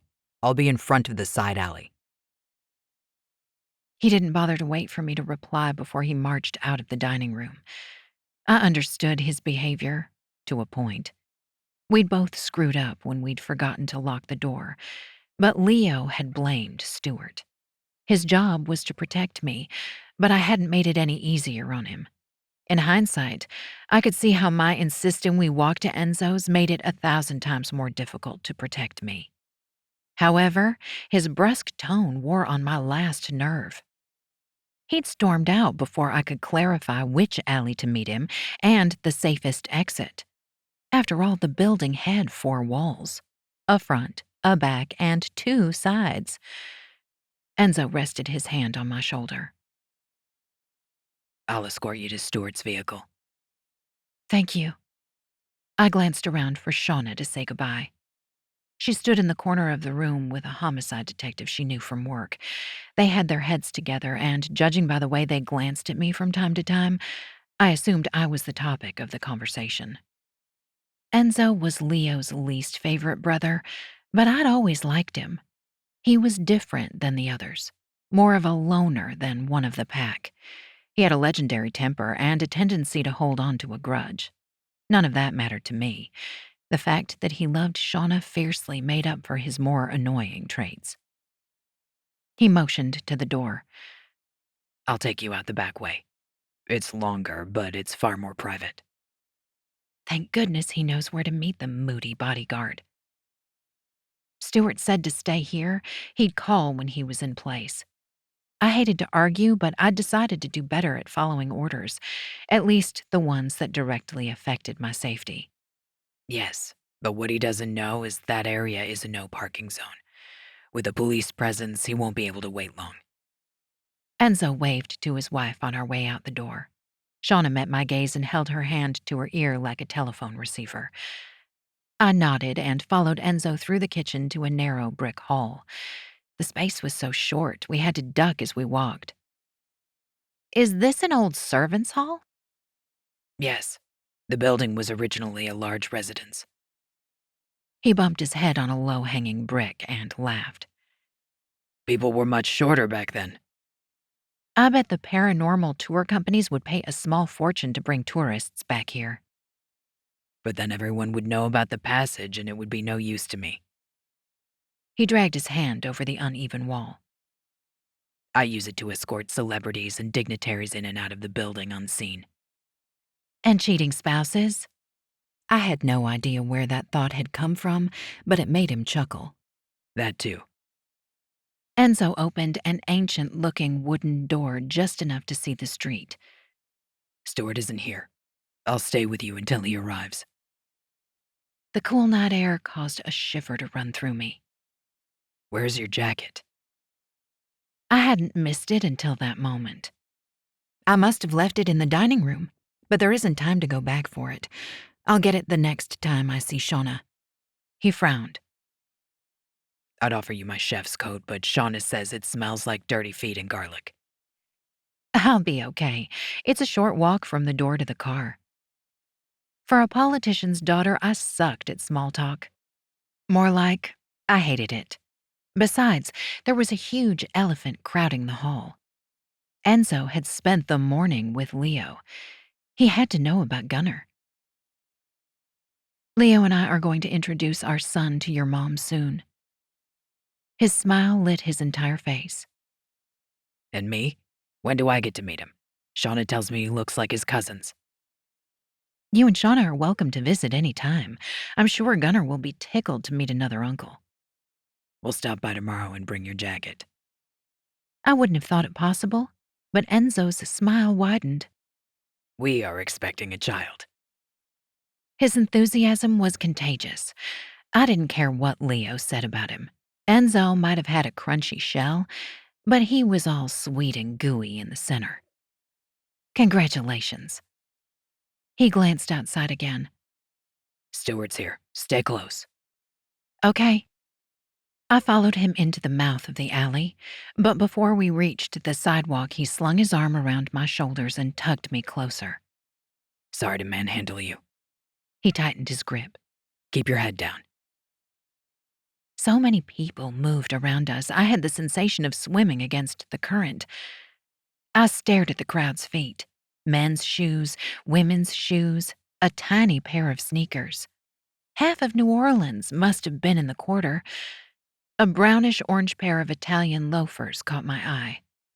Leo would love those. Enzo! A female voice called from the crowd. Two loud bangs like firecrackers sounded to my left. Enzo crashed into me as if someone had pushed him. At first, I thought he must have had a pen or a paring knife in his pocket because pain seared through my side. But then I saw it. Blood. Dark red blood stained the front of his white chef's coat. Warm liquid ran down my left side, and it felt as though someone had taken a blowtorch to my ribs. We were shot? Before I could sort it out, Enzo tugged me close, weaker this time, and stumbled toward the waiting SUV.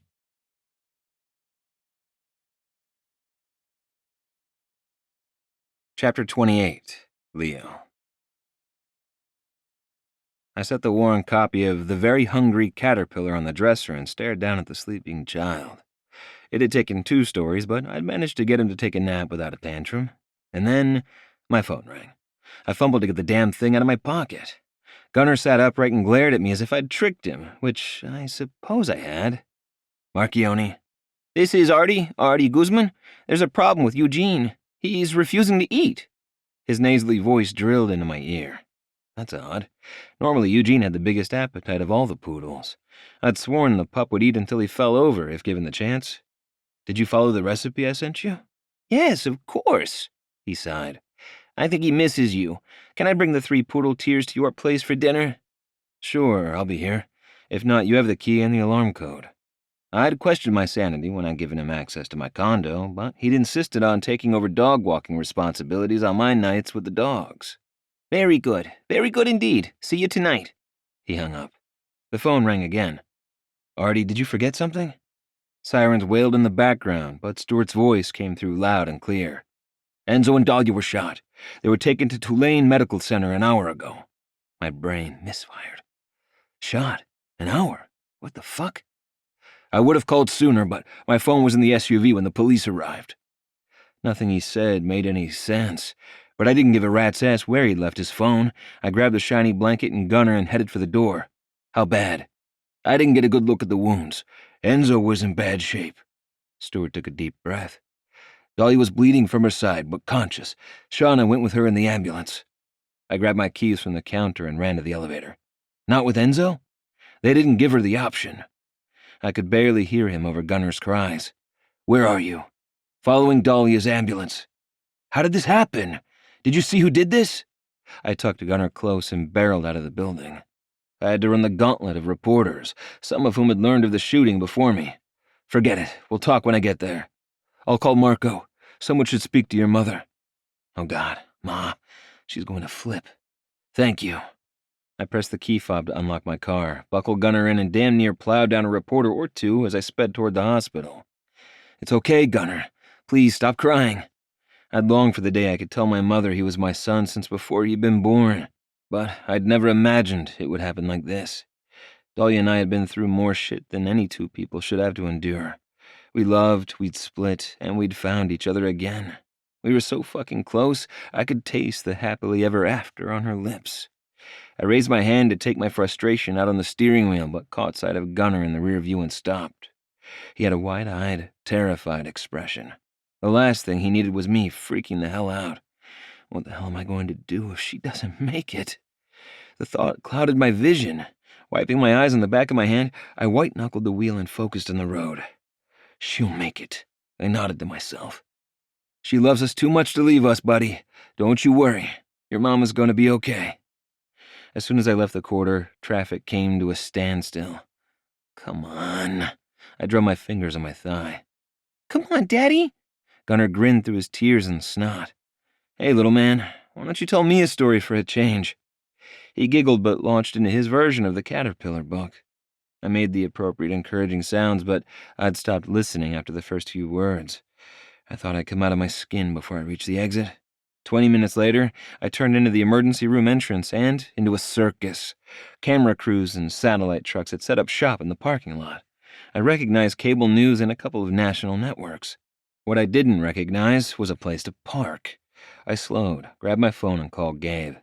Leo, where are you? His voice came out breathless, as if he'd run down 10 flights of stairs. We've been here for an hour. I assumed Shauna had called them. Too bad no one but the incompetent bodyguard had thought to notify me. Looking for a place to park. I left the house as soon as Stuart called. Pull onto the grass if you have to. Just get in here. Dahlia's doctor was looking for her next of kin. Those 3 words, next of kin, made it difficult to breathe. The last time I'd heard them was the night my brother and his wife had died in a car accident that hadn't been an accident at all. Some son of a bitch had tampered with their vehicle. Is she? I refused to finish the sentence. She's alive, but they won't tell us anything. Hang on. A rustling sound came over the line. A few seconds later, Gabe was back. I told them you were her fiancé, but they are trying to reach her father. Someone should call him, but it'll take him at least an hour to get here. I circled the lot again with no luck. The media set up camp. There's nowhere to park. He sighed. Listen to me. Park in the grass. If you're towed, we'll deal with it. I glanced at the sleeping toddler in the back seat. I'm going to the main entrance. Gunner doesn't need to have people shouting questions about his mom's condition. You brought him? What the hell was I supposed to do? Leave him home alone? I cut the wheel and headed for the front of the hospital. I'll have Maggie take him back to your place. Sure. I rolled past a mob of reporters outside the glass doors leading to the lobby. There's more reporters out front. I'd had it with the press. Screw it. I'm pulling into the portico. Be there in 5. Leo, wait. Ma's here. I figured. I disconnected, threw my phone on the passenger seat, and parked a few feet from the doors. I figured my car was a goner no matter where I left it. I might as well get as close as possible. Hell, at that point, I would have driven it into the lobby if it meant getting to Dahlia quicker. The questions started before I managed to unbuckle the little guy from his car seat. Reporters shouted bullshit about suspects, Dahl's condition, the governor's whereabouts, Harrison, the stalker, and my relationship to Ms. Calhoun. Ignoring every fucking one of them, I wrapped Gunner in the shiny blanket and pressed his head to my shoulder. The least I could do was hide his face from the vultures. If everything went to shit, there wouldn't be photos of me carrying him into the hospital the night he lost his mother. He struggled to look around, but I held him tight. It's okay. I've got you. You're safe. I'd said something similar to Dahlia. Fat load of good it had done. In the end, my promises had been empty. Someone had gotten to her, and Enzo. Shauna's pregnant, damn it. She must be a basket case. Once inside, I peeled the blanket back to give Gunner some air and speedwalked down the corridor. Daddy? He glanced around wide-eyed. Where are we at? We're going to meet your Uncle Gabe. Remember him? He's going to take care of you for a little while, okay? I wove through the maze of a hospital. Gunner nodded and shoved his thumb in his mouth. The emergency waiting room was standing room only, but I didn't recognize a soul. Where the hell are they? I strode toward the desk, but Dante caught up to me midway. His eyes were red and swollen, but he managed to smile. They're both going to be okay. Thank Christ.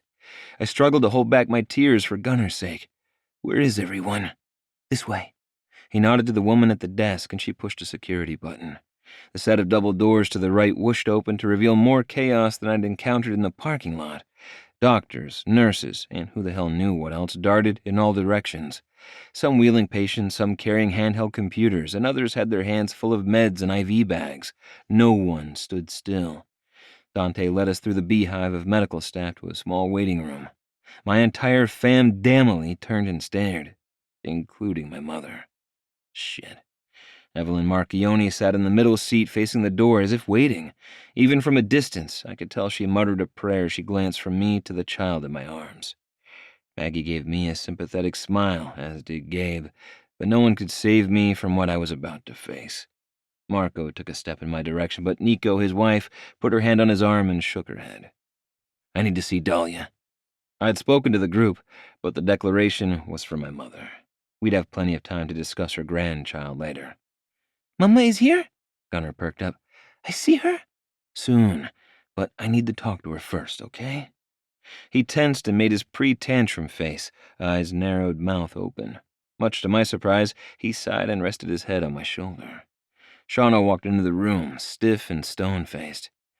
Enzo's in surgery to remove the bullet. There doesn't appear to be any damage to his internal organs, but the docs will know more once they get in and look around.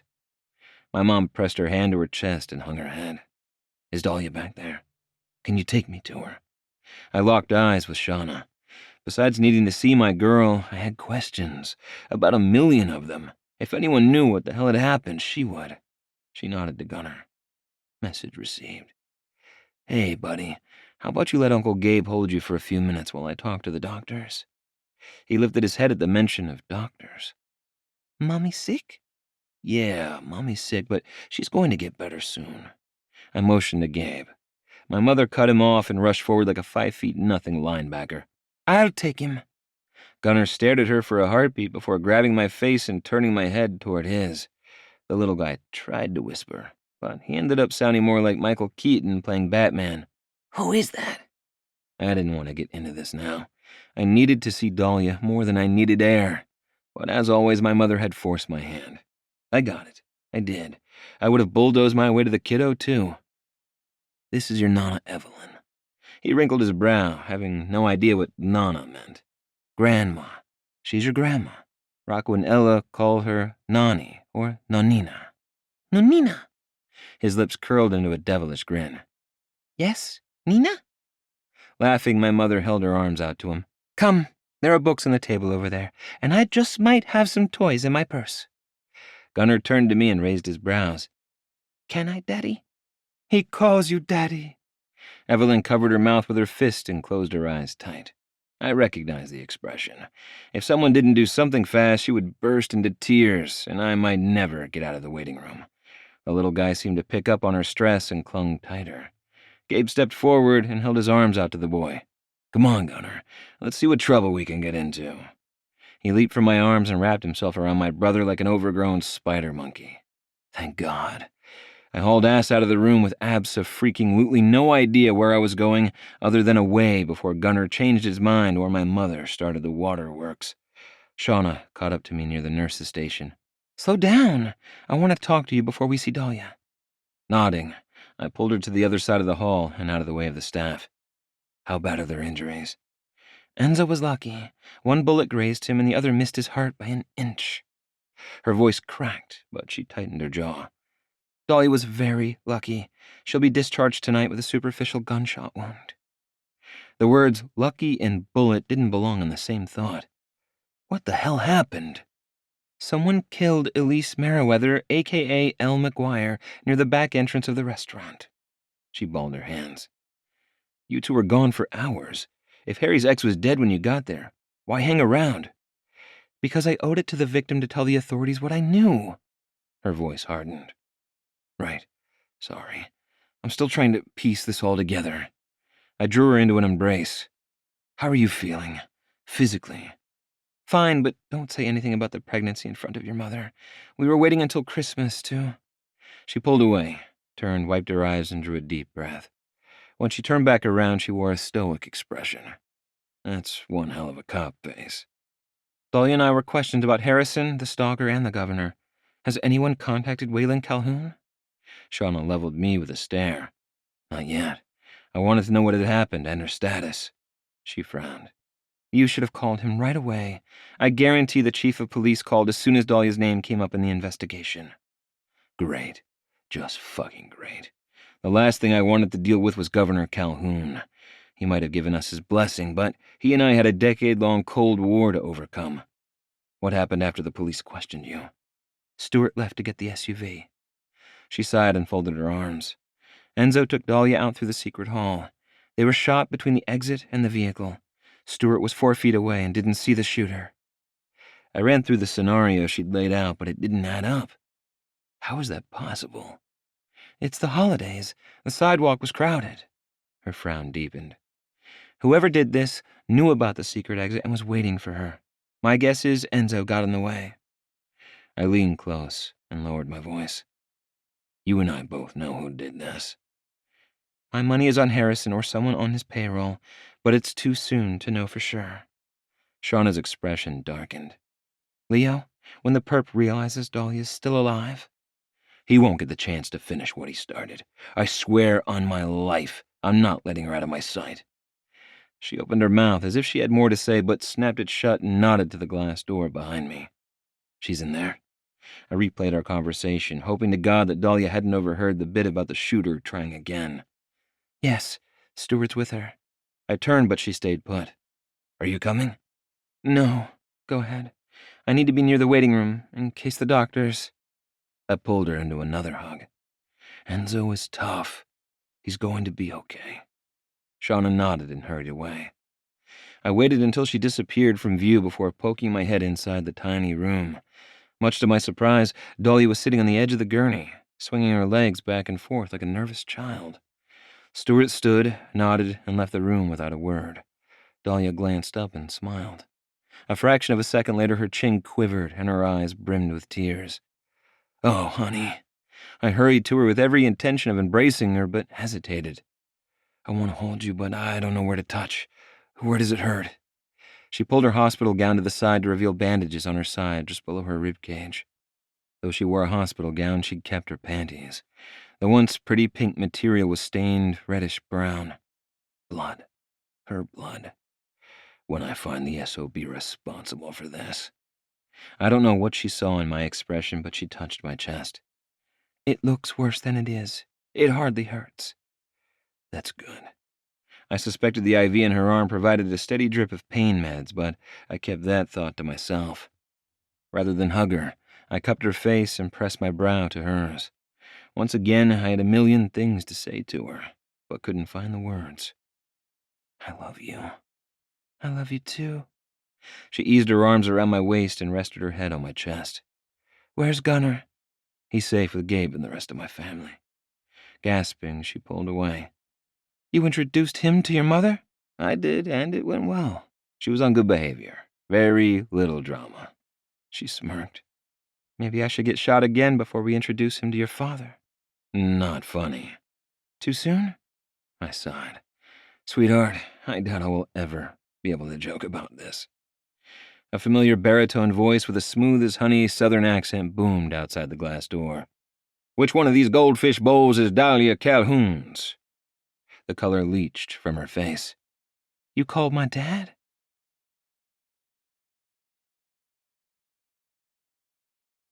Chapter 29. Dahlia. My father and Leo hadn't been in the same room since the day after someone had murdered Joe and Rebecca Marchionni. The visit had ended with me in tears and Leo banished from all things Calhoun, including me and the child growing in my belly. This time is different. Or is it?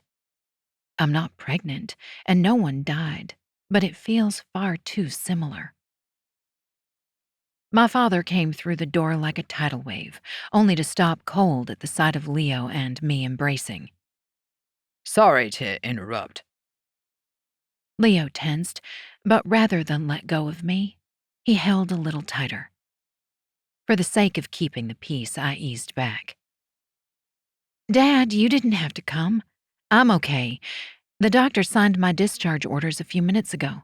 I'll be out of here as soon as the nurses do the paperwork. Nonsense. He glanced between Leo and me. I would have been here sooner, but I only found out you were hurt an hour ago. He hadn't come right out and accused us of keeping secrets, but his tone said it all. Leo ran his hand over the back of his neck.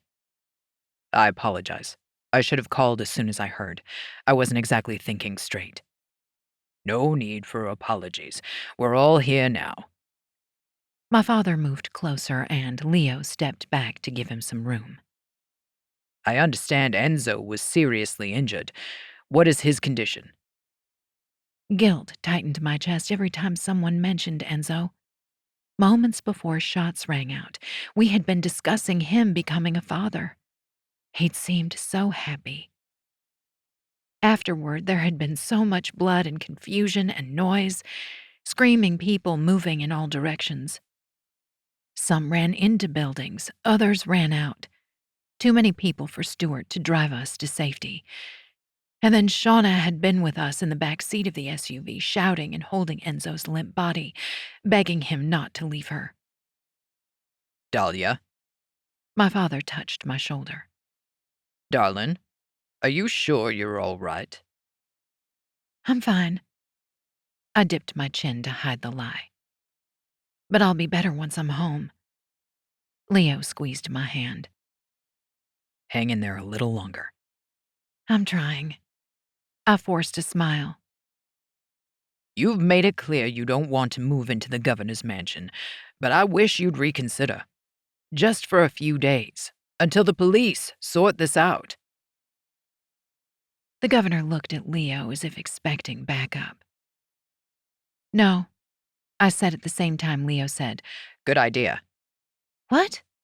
I couldn't believe he'd agreed. Has he lost his mind? Absolutely not. I'm exhausted. Gunnar's probably scared to death. We need to be in our own beds. I folded my arms, but the movement pulled the stitches on my side. A lightning bolt of pain shot from one side to the other. Easy there. Leo helped me to lie back. The extra security for you and Gunnar would be nice, but you don't have to make a decision right now. You're welcome to stay with her, Leo. My dad patted my calf. I'd like the chance to get to know the man who stole your heart all those years ago. Oh, he's playing dirty. I'll think about it, but not tonight. I hated the idea.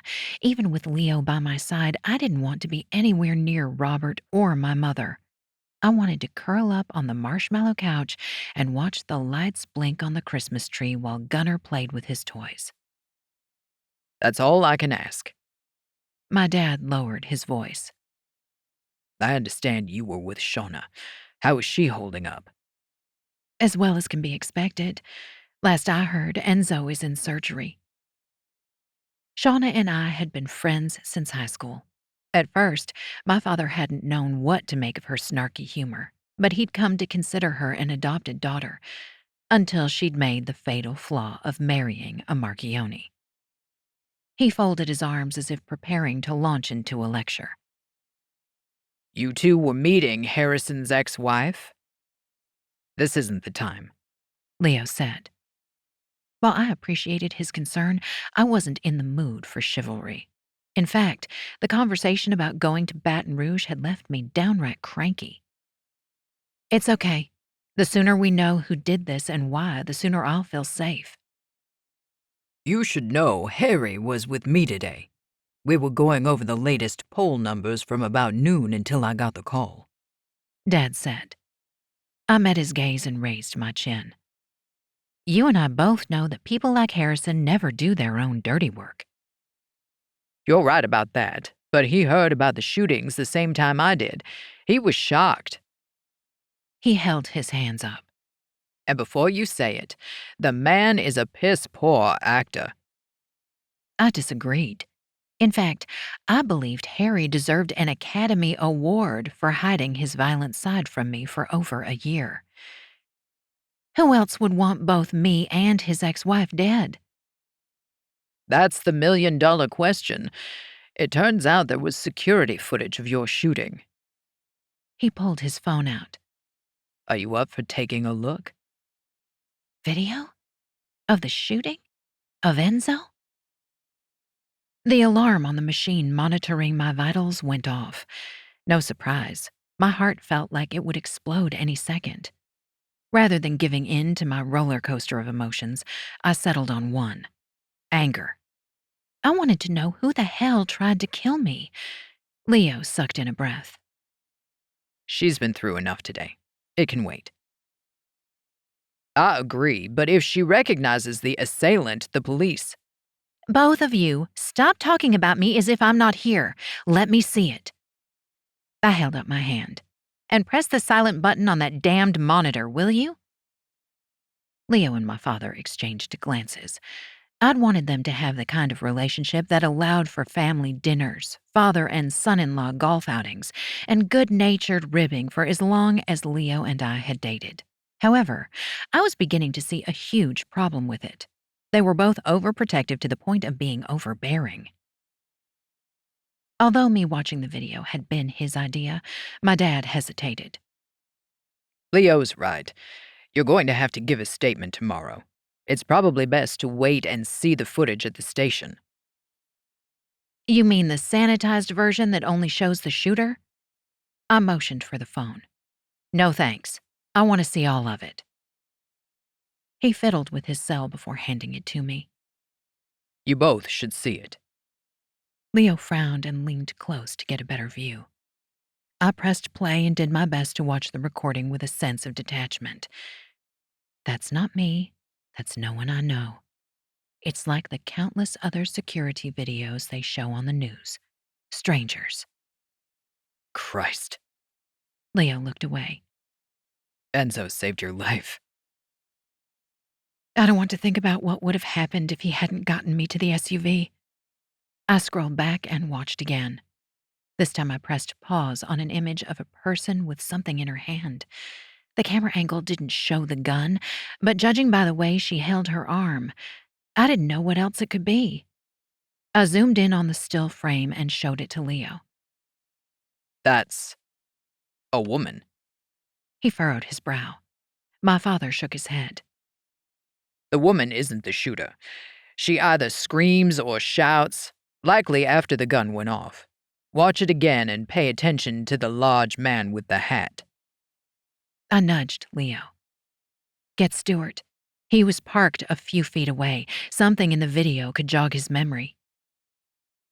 He asked the bodyguard to step inside. The three of us studied the video, pausing it and moving it in slow motion 3 more times.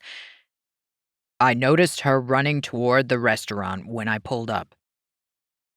You saw someone running toward my daughter and didn't think to stop them? My father glared. You're her bodyguard, are you not? No, wait. She knew Enzo. A shiver ran down my spine.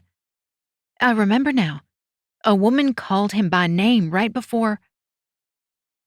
Leo zoomed in on the woman's face and scratched his jaw. Would you mind if I took your phone to the waiting room to show my family? If she's a friend or employee, one of them may recognize her. I'd known him too long to miss the lie. He knew something. He either recognized the woman or the man, or something else in the video. A mob hit? Another one? Just when we thought the Cosa Nostra was behind us?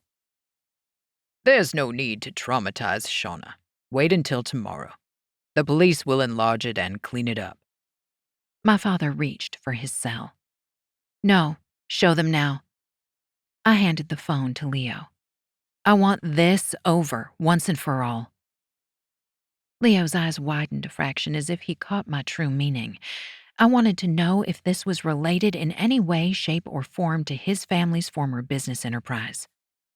My dad sighed. I'll need to come with you to enter the security codes. The phone has classified information. Leo met my gaze. Will you be okay here for a few minutes? Stuart will stay with you. Of course. I waited until they'd left the room before turning to Stuart. Who is she? He shifted his weight from one foot to the other. The picture is fuzzy in those glasses. Who do you think she is? Francesca Abruzzo. She goes by Frankie. I'd never heard of Francesca or Frankie specifically.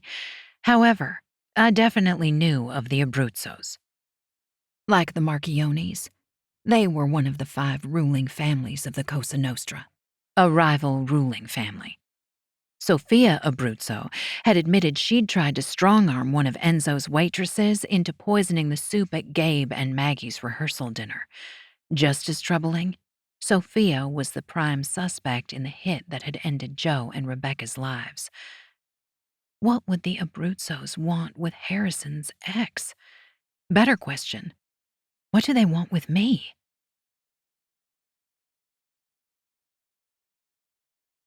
Chapter 30, Leo. I had a problem. A big one. I mean, huge.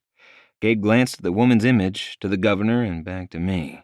He shook his head, but not before I caught recognition in his eyes. Marco took the phone, frowned, and showed it to his wife. Nico pressed her lips together, shook her head, and handed it to Dante. My youngest brother stared entirely too long. His olive complexion went pale, then red, then a sickly shade of green. He also glanced at Dahlia Calhoun before muttering, "I don't know her." He fucking knew her. I'd bet my right testicle he knew her very well. I caught him hanging around the 6th floor of the Marchionni Corporation several times. Specifically, I caught him hanging around a cubicle decorated with Star Wars figures and sci-fi posters, and a certain glasses and contacts at the same time wearing woman. What the hell does Julia Carpenter have to do with the shooting? Wrong place, wrong time? I highly fucking doubt it. My mother glanced at the screen and sighed. "This woman shot my son?" She might have played it cool, but she didn't fool me. Like the others, she'd likely seen Julia at the office or a work function. Hell, my family had made a point of hosting employee parties several times a year to keep up morale. The latest had happened the Friday night before Rocco's first birthday party. Although I didn't recall seeing Miss Carpenter in attendance. We don't know yet, Ma. Maybe nothing. I took the cell from her and handed it back to the governor. Thank you. It was worth a try. Let's hope the police have better luck. He glanced at the others in the room, and I held my breath. Dahlia Calhoun hadn't got to where he was by being dumb. In fact, he was one of the shrewdest politicians and businessmen I'd ever met. Sliding the phone into his pocket, he walked to where his grandson was playing with a couple of matchbox cars. He reached down and brushed Gunner's dark curls from his forehead before placing a kiss on his temple. I'll see you soon, Squirt. See you, Granddaddy. Gunner turned and wrapped his arms around the governor's legs. Calhoun knelt in front of the child. Your mama isn't feeling well. You're going to have to be extra good for her, you hear? Nodding, Gunner put his hands on his chest with his elbows sticking out like wings. I good. Right, Daddy? Hearing the boy call me Daddy brought a smile to the governor's face. That or Gunner's chicken impression, hard to say. There's no mistaking he's yours. My mother muttered under her breath in Italian, but for once in her life she kept her opinions to herself.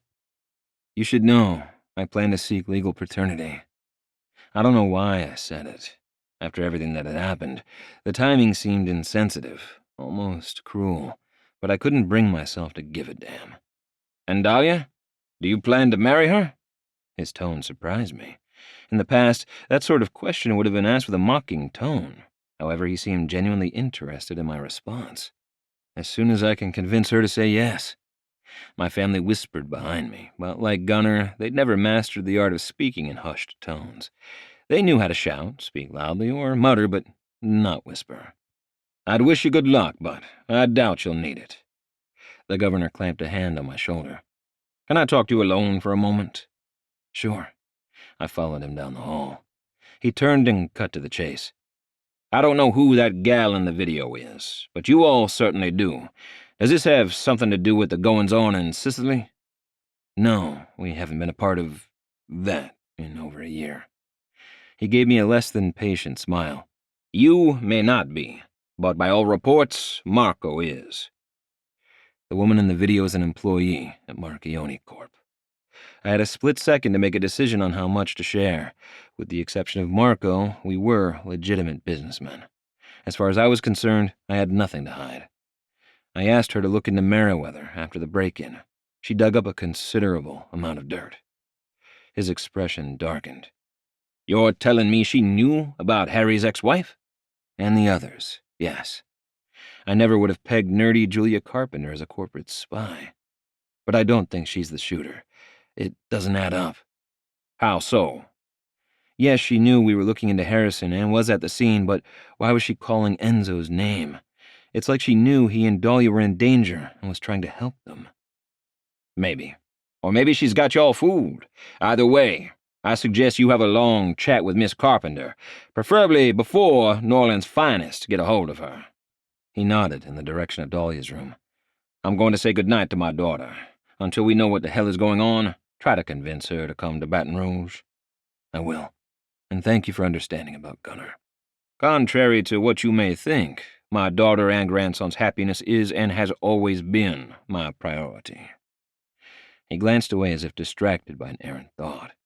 When he turned his attention back to me, he seemed shaken. Marriage is sacred, son, and can last a hell of a long time. It should never be entered into for any reason other than love. Watching Governor Waylon Calhoun walk away, I had the sense that I'd met the man behind the shiny political curtain for the first time. My heart broke for Dahlia, for the little girl she'd once been and the woman she'd become. The Marchionnis might have been loud and borderline batshit crazy, but we loved each other fiercely. I made my way back into the waiting room, and all eyes turned to me, except Dante. He sat beside Gunner with his elbows on his knees, staring at the floor. The hell? What did I miss? Is Enzo out of surgery? Shauna shook her head. Not yet. Leo, about the woman in the video. I didn't have time for this. I needed to come up with a plan and get back to Dahlia. I thought it was Julia Carpenter, but I wasn't sure. Why didn't anyone confirm it outright? Nico took a page from my mother's book and muttered something or another in Italian. Gabe folded his arms. She may be going by the name Julia Carpenter, but that's Francesca Abruzzo. The air left my lungs as if he'd sucker-punched me. No, that's ridiculous. How is it no one recognized her? Have I ever met Francesca Abruzzo? Growing up, I'd heard the name, but she was a good 10 years younger than me. Even if I would have run across her, I doubted I would have paid any attention to a little girl. Sophia, Francesca's sister, was an entirely different matter. Frankie was sent to boarding school in Connecticut when she was 14. Nico sighed as if she carried the weight of the world on her shoulders. She's my cousin, but I barely know her. Is she like Sophia? A murderous, power-hungry sociopath? No. This from Dante, who hadn't bothered to lift his head. My mother added, Frankie was sheltered from the life. As far as I know, she hasn't been back to Sicily since she was a girl. That's not good enough. I need to know what the hell she's up to. She lied to us to get the job. Is it that far of a stretch she's following in her big sister's footsteps? I met Marco's gaze. You're the capo, make the call. Find her and bring her to the house. You worry about Dahlia and your son, and let me worry about the business. He smirked. He fucking smirked? The bastard. This is my business if she shot Dahlia and Enzo. Mommy got a shot? Gunnar glanced around, likely having no idea how he'd gone from joking with his grandfather to sitting in a room full of angry people. My mother gave us a hard look before turning to the boy. The doctors are taking good care of her. She got a shot? His voice quivered. I don't think so, but we'll ask her when she's all done. I want Mama. He looked at me and let out a cry that would have made banshees jealous. Glaring at Marco, I crossed the room and picked him up. No! He kicked and struggled to break free. Nani, hold me. My mother, God love her, was on her feet and taking the frightened child from my arms in the blink of an eye. Murmuring sweet words to him in Italian, she pressed his head to her shoulder. This isn't over. I pointed at Marco. If you won't track Frankie down, I will. Don't step on my toes, big brother.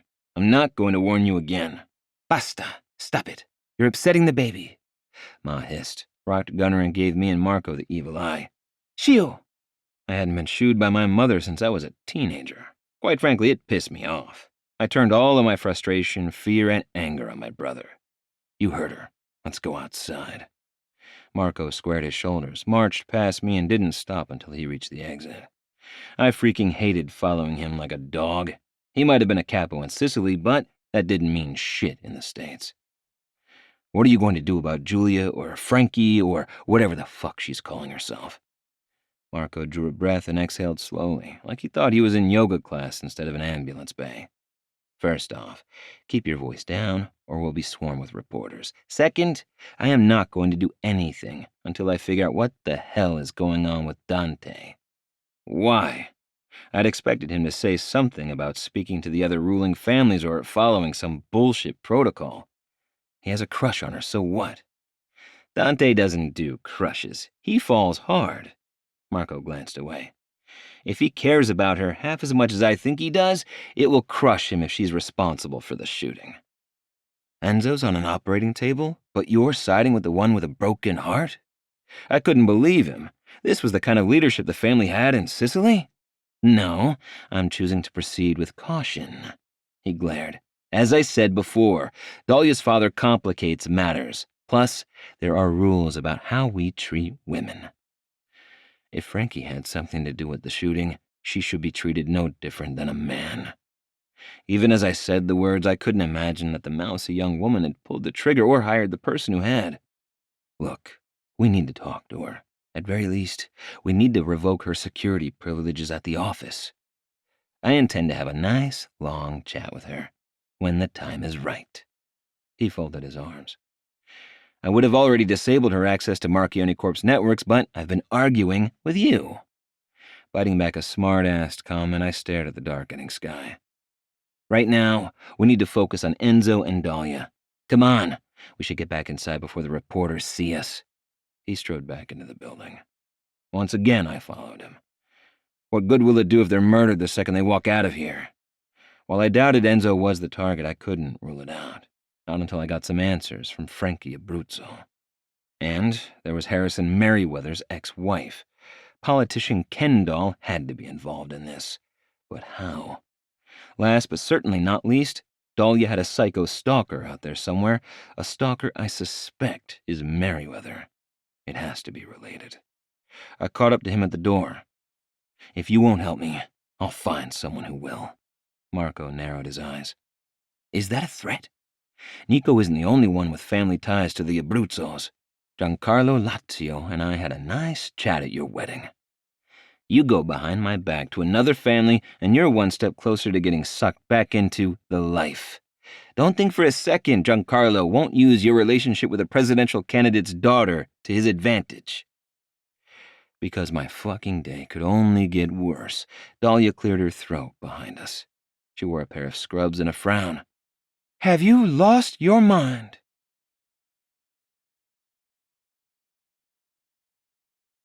Chapter 31. Dahlia. I thought getting shot was the low point of my day, but I was wrong. Maybe dead wrong.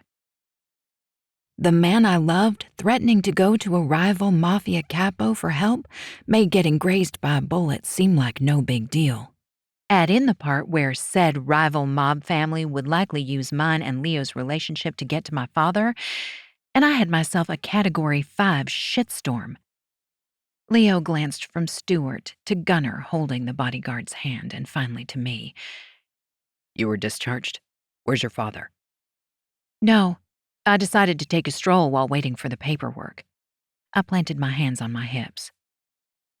Dad left once the nurses came in with the paperwork. Now, answer me. Is this what you're going to do every time things get tough? Turn to the flippin' mob? Marco held up his hands and took a step toward the waiting room. I should go see if there's any news on Enzo. The doctors came in a few minutes ago. He's in recovery and doing well. Sean is with him. I turned my attention back to Leo. You're honestly considering going to Giancarlo for help? You promised me you'd never do such a thing.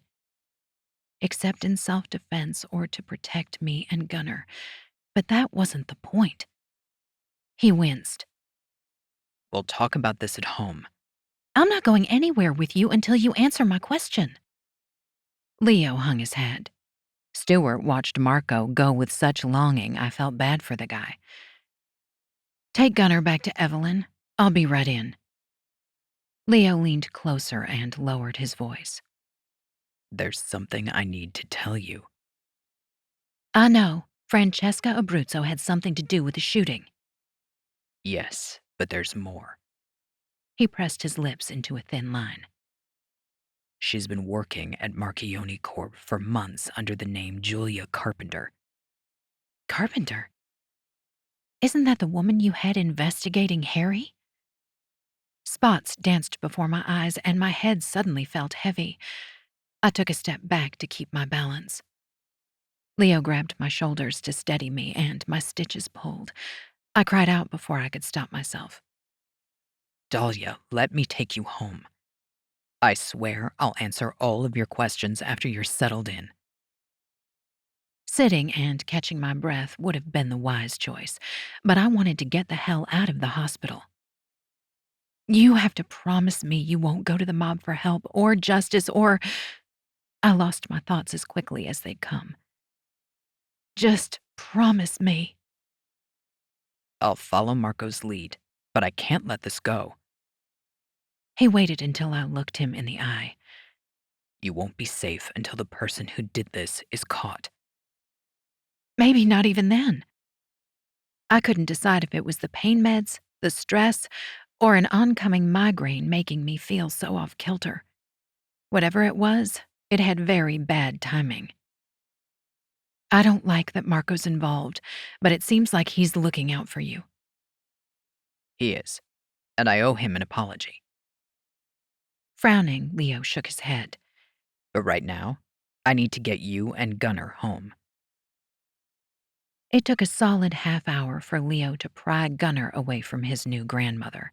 Surprisingly enough, Evelyn had no nasty comments or dirty looks for either of us. Then again, between Enzo getting shot and meeting her grandson for the first time, she had more important things on her mind. She's not going to let us off the hook for long.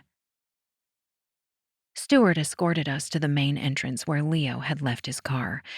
The tension rolling off of the bodyguard made me nervous. It made sense that he'd be extra vigilant considering what had happened to me and Enzo was on his watch, but I worried he'd stroke out if he didn't relax. Thank Christ.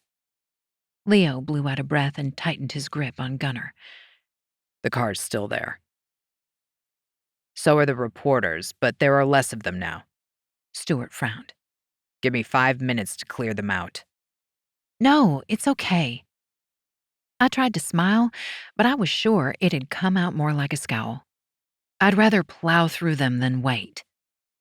Leo nodded and slung his arm around my shoulder. Stay close.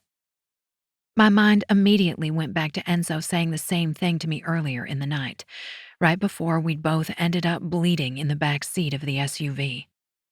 No, I'm okay. You need to focus on getting Gunner in the car. Stewart went out first and used his size to shield us from the cameras. When we reached the car, he jerked the passenger's side door open and stood guard as I eased myself into the seat. Leo hurried to the other side and deposited Gunner into his car seat. The boy wanted no part of the straps and buckles and fought him every step of the way. Come on, little man. Cooperate. I want your phone! The volume and pitch of his voice drilled straight through my temple. Camera flashes left me half blind and fighting nausea. Give it to him so we can leave, I pleaded. Be careful with it. A split second later, a clattering noise sounded from outside the car. I couldn't turn to see, but I had a sinking feeling Gunner had chucked the cell out the door. Gunner Joseph, that was not okay. The boy grunted. Oh yeah, he needs a timeout. Leo bent to pick up the phone. Fuck. Did he break it? Don't move and don't react. Leo reached in and calmly began to unlock the safety harness on the car seat. We need to get away from the car. I couldn't get the air into my lungs to ask what he'd seen, but my brain had no trouble filling in the gaps. The shooter? A bomb? The specifics didn't matter. We were in danger. I'm going to pull him out. When I say so, go inside. Make it look like we are arguing. Yell, scream, call me names. Meet me back at the waiting room. Leo's cold as steel voice surprised me. Anger I could handle. The edgy calmness freaked me out. Not to mention, the two people I loved the most were in the car and something was wrong. Seriously wrong. Gunner, me and Mommy are going to play fight. We aren't really mad at each other. It's a game. Do you want to play? Play fight? He sounded unsure. Yep. You get to scream as loud as you can until we're inside, okay? Okay, Daddy. The toddler didn't wait for the signal to start wailing. Now, doll. I flung the door open and I did as I was told. You son of a bitch! How could you? Behind me, Leo shouted his response, but I couldn't make out what he'd said over Gunner, the reporters, and my pulse pounding behind my eardrums. I hit the glass doors and resisted the urge to turn and see what the heck was going on. Stewart followed close behind me. Where are you going? What happened out there? I think Leo saw something under the car. I kept walking. As long as I could hear Gunner's fake screams, I knew they were all right. We're meeting in the family waiting room. No, I have a better idea. He pulled out his phone and dialed. Hey, change of plans. Meet us with the truck outside the ambulance bay. Love you too. The bodyguard's voice softened, reminding me he wasn't just an employee. He had more to lose than a job. He had a family. I take it that was Beth? My side hurt like hell, but I had to keep moving. Not only for my safety, for Gunner and Leo, for Stewart and Beth, for their kids. What had happened to Enzo would haunt me for the rest of my life. I didn't want any more collateral damage. Yes. I don't usually bring her along, but the police confiscated my SUV. I needed a ride. He dialed again.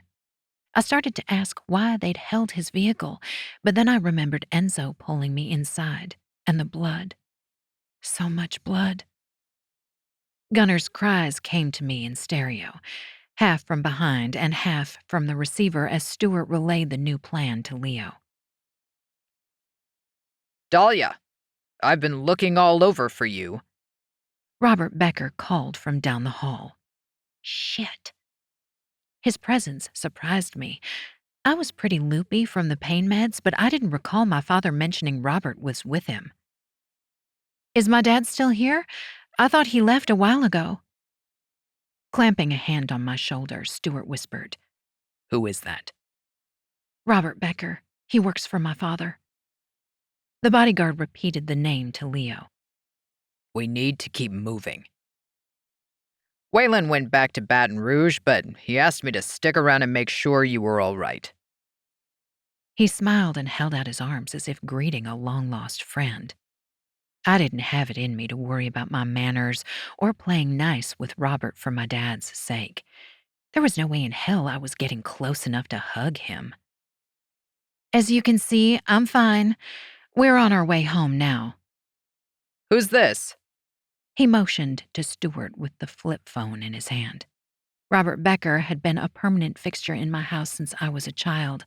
While I didn't know much about his personal life, or if he even had one, I knew beyond a shadow of a doubt he was an iPhone snob.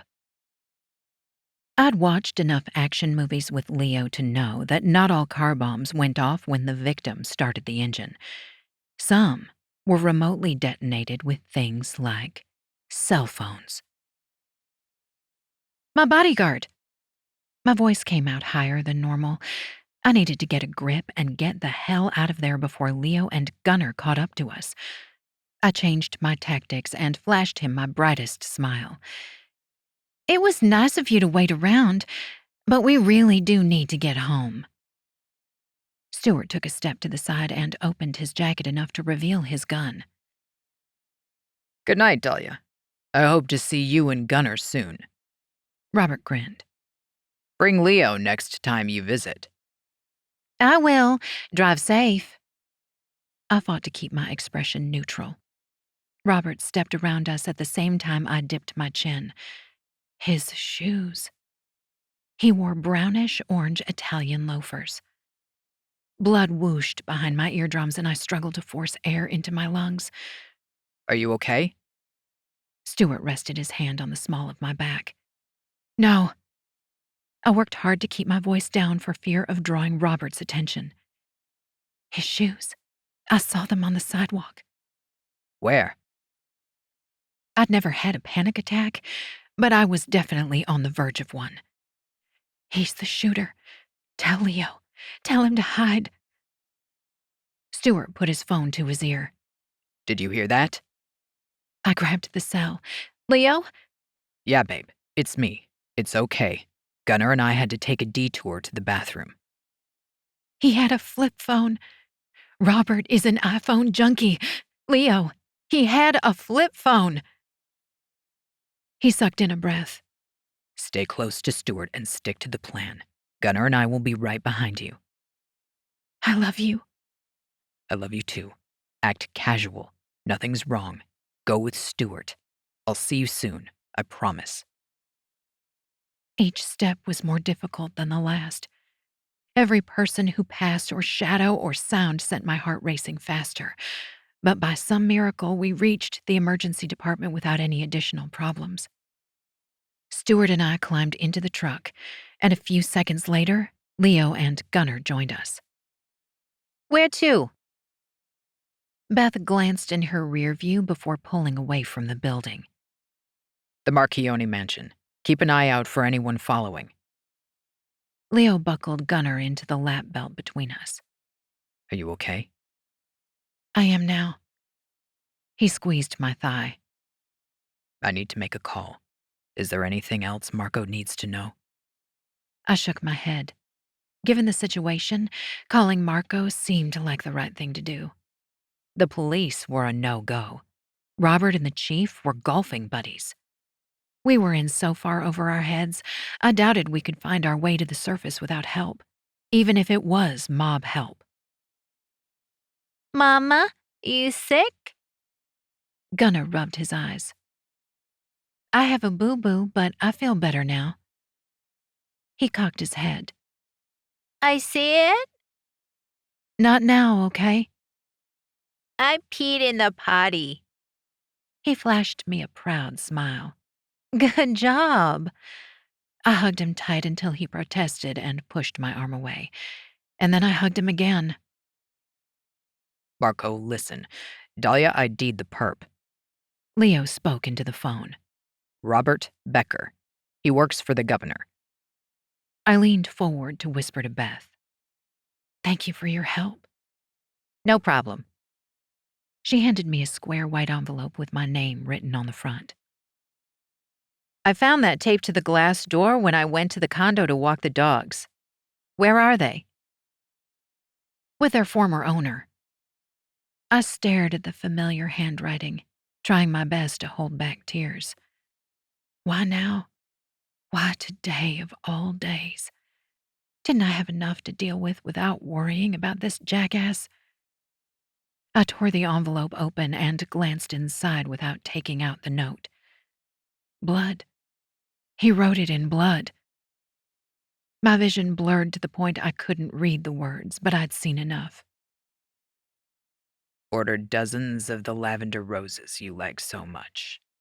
Next time, I won't miss. Turning my head toward the window, I fought to keep my breathing even. Is Robert responsible for this too? You okay, Mama?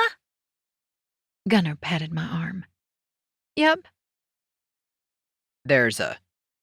Leo glanced at the child and frowned. Someone put a device in my rear driver's side wheel well. Dahlia and I are headed to Maz for the night. Maybe longer.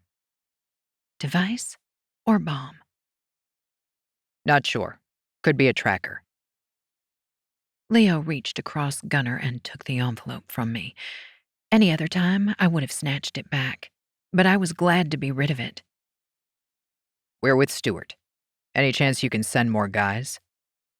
He scanned the note, his frown deepening more with each passing second. I realize this is a bad time, but could you let Shauna know Dahlia received another letter from the... Actually, you're going to want to see this one. I'll send a pic. He stilled and nodded, listening to Marco. I turned to Leo. It's Robert.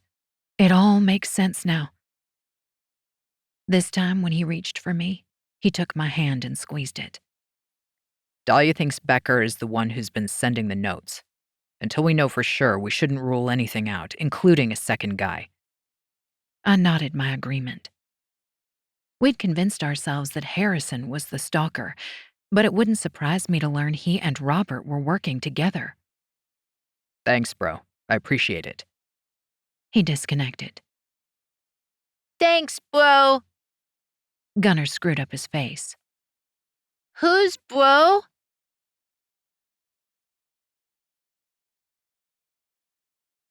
Chapter 32.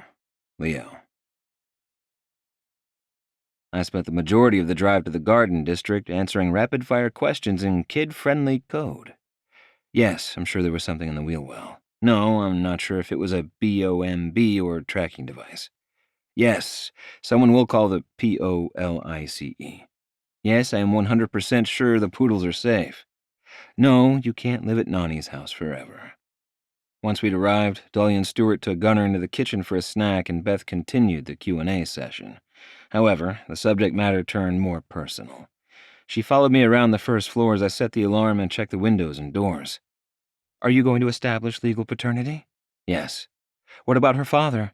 I thought the two of you didn't get along. Waylon Calhoun and I have a tentative peace agreement. I exaggerated a sigh. I need to make sure Dahlia's okay. Right, sorry. Nodding, she tagged along behind me. And you're absolutely sure this Artie fellow is taking care of the poodles? Yes. I met Stuart's gaze, motioned toward his wife, and mouthed, Help me. He frowned. Beth, come with me while I brief the on-site security team. She sucked in a breath as if planning to ask more questions, but let it go and followed him outside. Watching Gunnar work his way through a bowl of my mother's tortellini calmed me in a way not even a bottle of wine and a good book could. Once I managed to stop my mind from spinning, I was able to replay the events of the day with less emotion and more logic. Dahlia placed a plate of pasta on the table. I thought you might be hungry. I am, but I should be the one taking care of you. I motioned for her to sit. It's no big deal. All I did was toss it in the microwave. She sank into the chair. This place is like a fortress. We're safe here, right? It is, and yes, especially with half of Marco's team in the guest house. I grabbed a couple of water bottles from the fridge and joined her. Tell me about the shoes. Dahlia explained the mystery of the brownish-orange loafers in terms that wouldn't alarm Gunner. That an expensive pair of shoes had blown Robert's cover struck me as funny. Criminals, even the seasoned ones, made mistakes, but I'd never heard of someone getting popped because of their choice in footwear. We should have a sit-down with your father tomorrow. I hated to bring it up, but the governor needed to know what was going on. More so, we needed his help. Her hand flew to her throat. I didn't think about Dad. He could be in danger. I should call and warn him. Gunner glanced between us and stuffed another forkful of pasta into his mouth. It'll be better if we do this in person. I took her hand. My guess is Robert's doing this to protect your dad. He won't hurt him unless he's confronted. Her lower lip trembled. How would killing me help my dad? I wanted to kick myself for being an insensitive prick. First off, the guy is a nut job. Nothing he does is going to make sense to sane people, okay? Nut job. Gunner repeated the word over and over, nodding each time. Dahlia smiled at the toddler before glancing at me. Go on. He's determined to split us up. There's more than one way to do that. Seems he's chosen the permanent method. But if Robert is angry about missing his shot at me and goes back to Baton Rouge tonight... Her voice cracked. Aren't my parents in danger? She had a point. We will call as soon as we get the little man to bed. My phone buzzed, and I had never been so thankful to hear from Marco in my life. Any news? It was an explosive. His voice came across clipped. Remote detonation. You're damn lucky Becker didn't trigger it the second you opened the door. I don't feel lucky. I stood and walked to the far side of the kitchen. How's Enzo? Marco sighed. He's being moved to a private room. The chief of police was here and spoke to Shauna. Enzo will have taxpayer-funded security around the clock. Why? We know he wasn't the target. As soon as I'd asked, I knew the answer.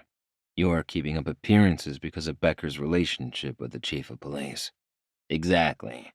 Plus, Enzo could remember something. Becker may decide to tie up loose strings. I hadn't thought of that. Is he safe? I have two of my best guys on him.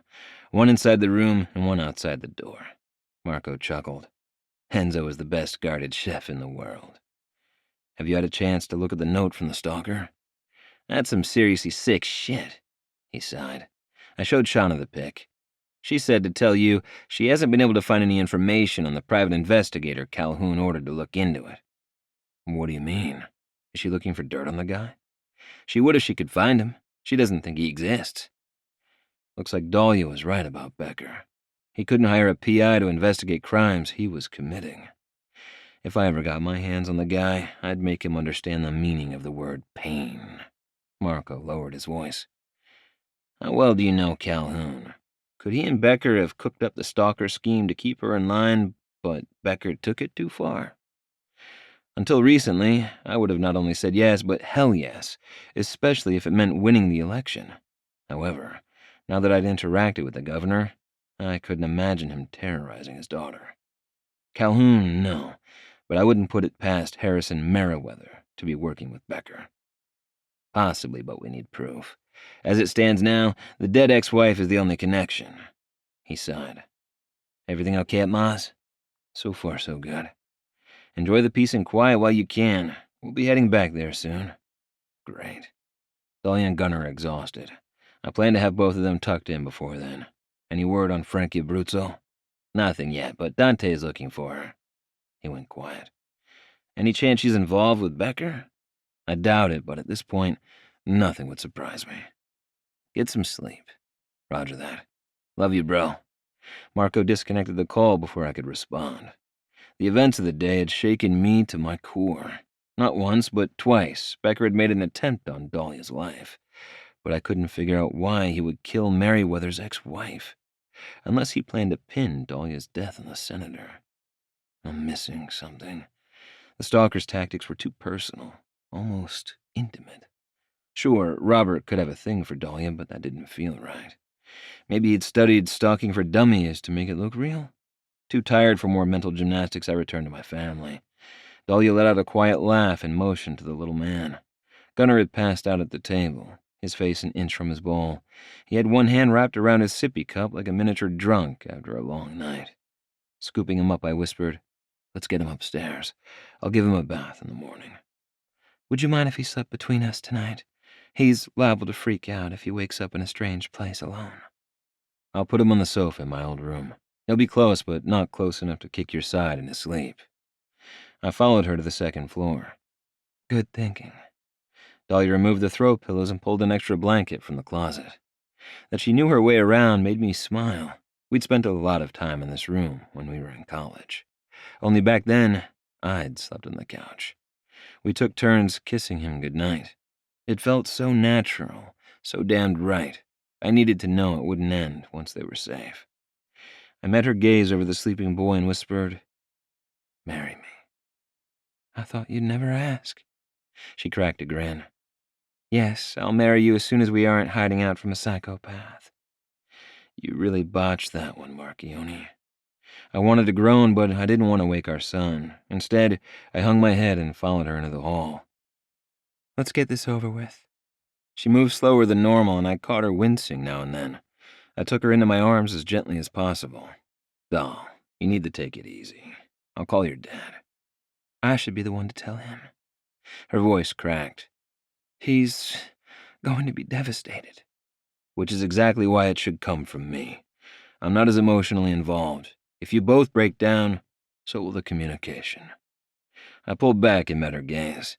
Worst case, I'll ask to speak to a security team. "Okay, that makes sense." She handed me her phone and followed me into the guest room across the hall. Scrolling through her contacts, I mentally rehearsed what I'd say to the governor. There was no playbook for telling someone their assistant of over 20 years had tried to kill their daughter, twice. Waylon Calhoun answered the phone on the second ring. "Hey, darling, everything okay?" "This is Leo. Dahlia and Gunnar are safe, but we need to talk." A rustling sound came over the phone. "Sure thing, son. Give me a minute to get someplace private." He's not alone. Shit. Could Becker have made it back to Baton Rouge? "Is Robert Becker with you?" "Rob's playing poker tonight with Harrison. Why do you ask?" His voice rose. I hadn't told him anything yet, but he already seemed stressed. "Is there any chance we can get someone from your security team on this call?" "You're worrying me. What's going on?" Rather than pussyfooting around the issue, I said, "We know who shot my brother and Dahlia. You and your wife are in danger." Dahlia sucked in a breath but didn't reach for the phone. "Does this person have a name?" Once again, he all but shouted. "What does Robert have to do with this? Is he in danger too?" "I'd rather share that when security is on the line." "Give me a moment, and I'll call you back." I pulled the phone from my ear and frowned. "You were right. He's not going to take this well." "Good idea getting his security team involved." She forced a smile. "If I didn't know better, I'd say you'd done this sort of thing before." I leaned in and kissed her cheek. Maybe once or twice. Exactly 3 minutes later, it rang. A Baton Rouge number without a contact name popped up on the screen. "Marchionni. This is Hogan, the head of the governor's security detail.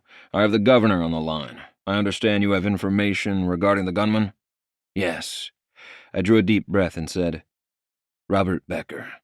Dahlia recognized his shoes at the hospital this evening. Calhoun barked out an incredulous laugh.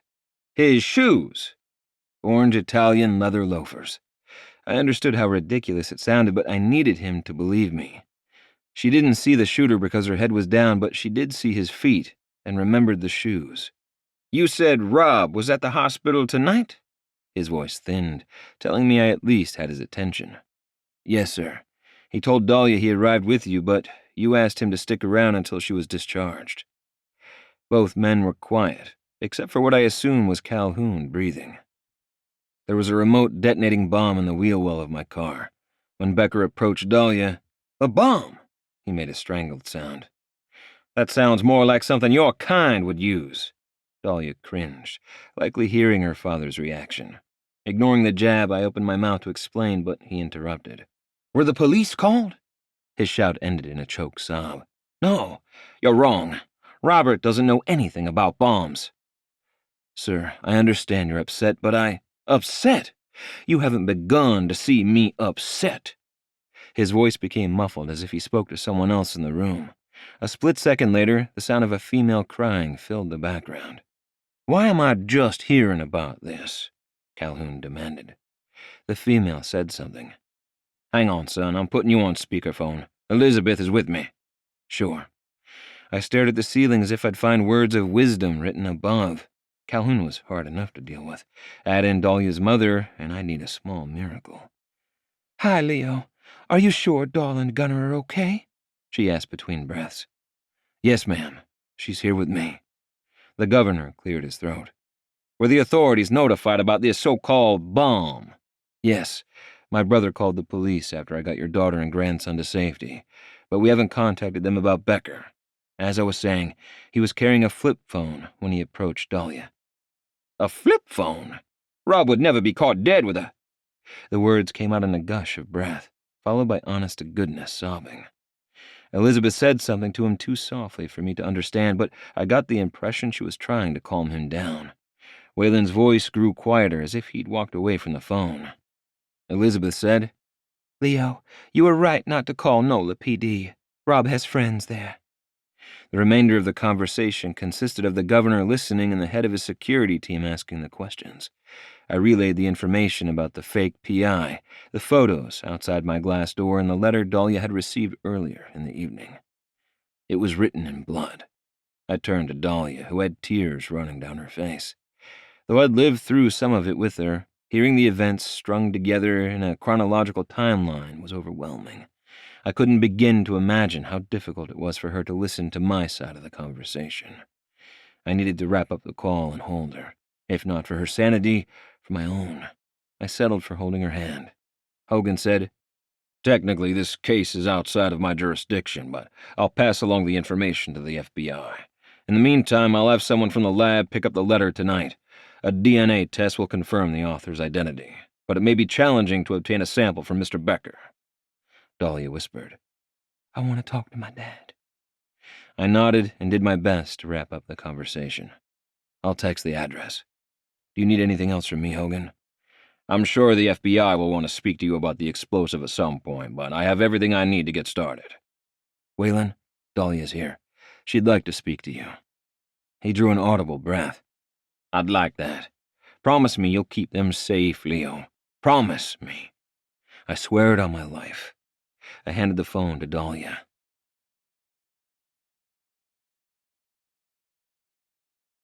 Chapter 33. Leo. My phone rang and scared the ever-loving shit out of me. I walked into the hall to give Dahlia some privacy. Plus, I didn't want to take the chance of the governor overhearing my conversation. Marchionni. This is Artie Guzman. Why aren't you answering the buzzer? I locked myself out and can't get to the poodles. His normally nasally voice rose to a pitch that rivaled nails on a chalkboard. With all of the excitement, I'd forgotten all about him bringing the dogs by. Pinching the bridge of my nose, I said, because I'm not home. Ha! He shouted. I should have known better than to trust you. I left them in the condo while I ran an errand for Mother, and now this! It took every ounce of willpower not to hang up the phone. Artie, what are you talking about? I know you're home. I see your shadow moving around up there. Shadow? Someone broke in? Robert fucking Becker. Artie, listen to me. I drew a breath to steady my nerves. Dahlia and I are at my folks' house. Are you sure someone is in my condo? Yes. He stretched the word into 3 syllables. I'm on my way. Whatever you do, do not go upstairs. I patted my pockets for my keys and remembered my car was at the hospital. But the babies! Our babies are up there! He shrieked. Is it the man with the envelope? The dangerous one? It is, isn't it? For the love of all things good and holy.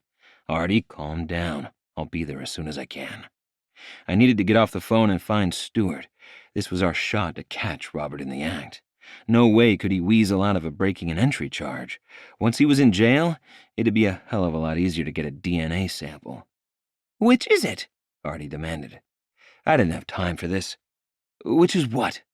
Are you on your way, or will you be here as soon as you can? Both. I disconnected and strode back to the guest room. Dahlia's eyes widened. "What's wrong?" "Someone's in the condo. I need to get over there."